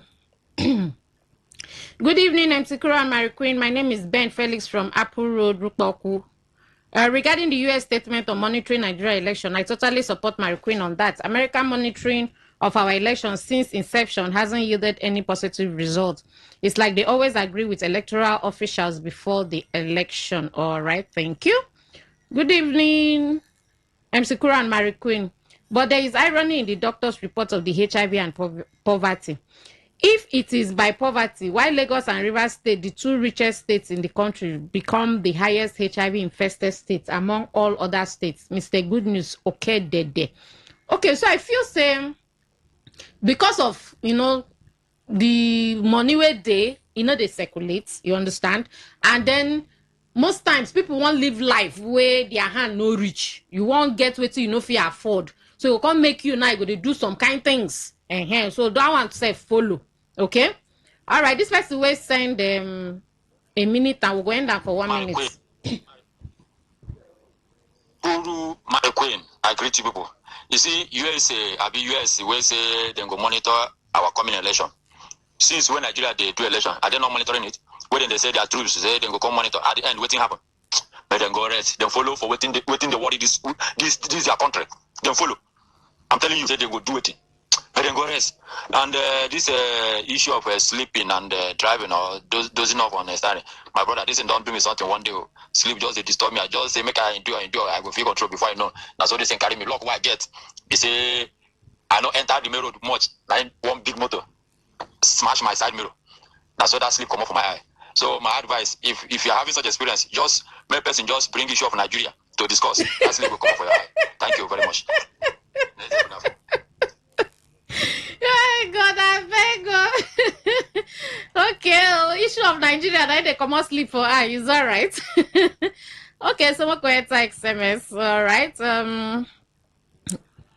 Good evening, MC Kuro, Mary Queen, expert from Eberry, Omuma. Mary Queen, tell Mr. President to leave us alone and those people clapping hand for president. US has been monitoring our elections from time Imo River and nothing has changed up to date. So they should pack one corner. All right, thank you. Queen, my sister, well done. Please, I'm interested. Pass one for me. I can go up to 5 times before they break. Please, I want to change my car tire. Hunger is in the town now, Mr. Newton. Sikuro go send you the number. You don't tell where I am, Mr. Newton talk. You don't reach this matter now, Mr. Newton. We have been discussing Nigerian issues for the past 3 years. You've not talked. Don't reach woman matter now. I bet everybody get away. See, people they come up BP, leave them. Depression too much. Sorry. I strongly believe that government of USA under Donald Trump is Mr. No-nonsense man. This time around, they will monitor the election of Nigeria with their satellite and other advanced technology. Will do the needful. We should support USA so as to sensitize our nation. Chijoke, thank you so much. Mesoma don't send her number. Good evening to you all. I am a berry of Jesus from Port Harcourt. Let the truth be told. It is better you sleep for filling station than you sleep for police station because you end up inside police cell for sure. God help us all. All right, thank you. We enter Facebook. We'll not even get the time again. See you guys tomorrow. We'll love you. Bye-bye. And I wait on one word for... Please abstain. Okay. Even though body no be firewood, we know, but try your best. Bye. Okay. And I listen, abstain small.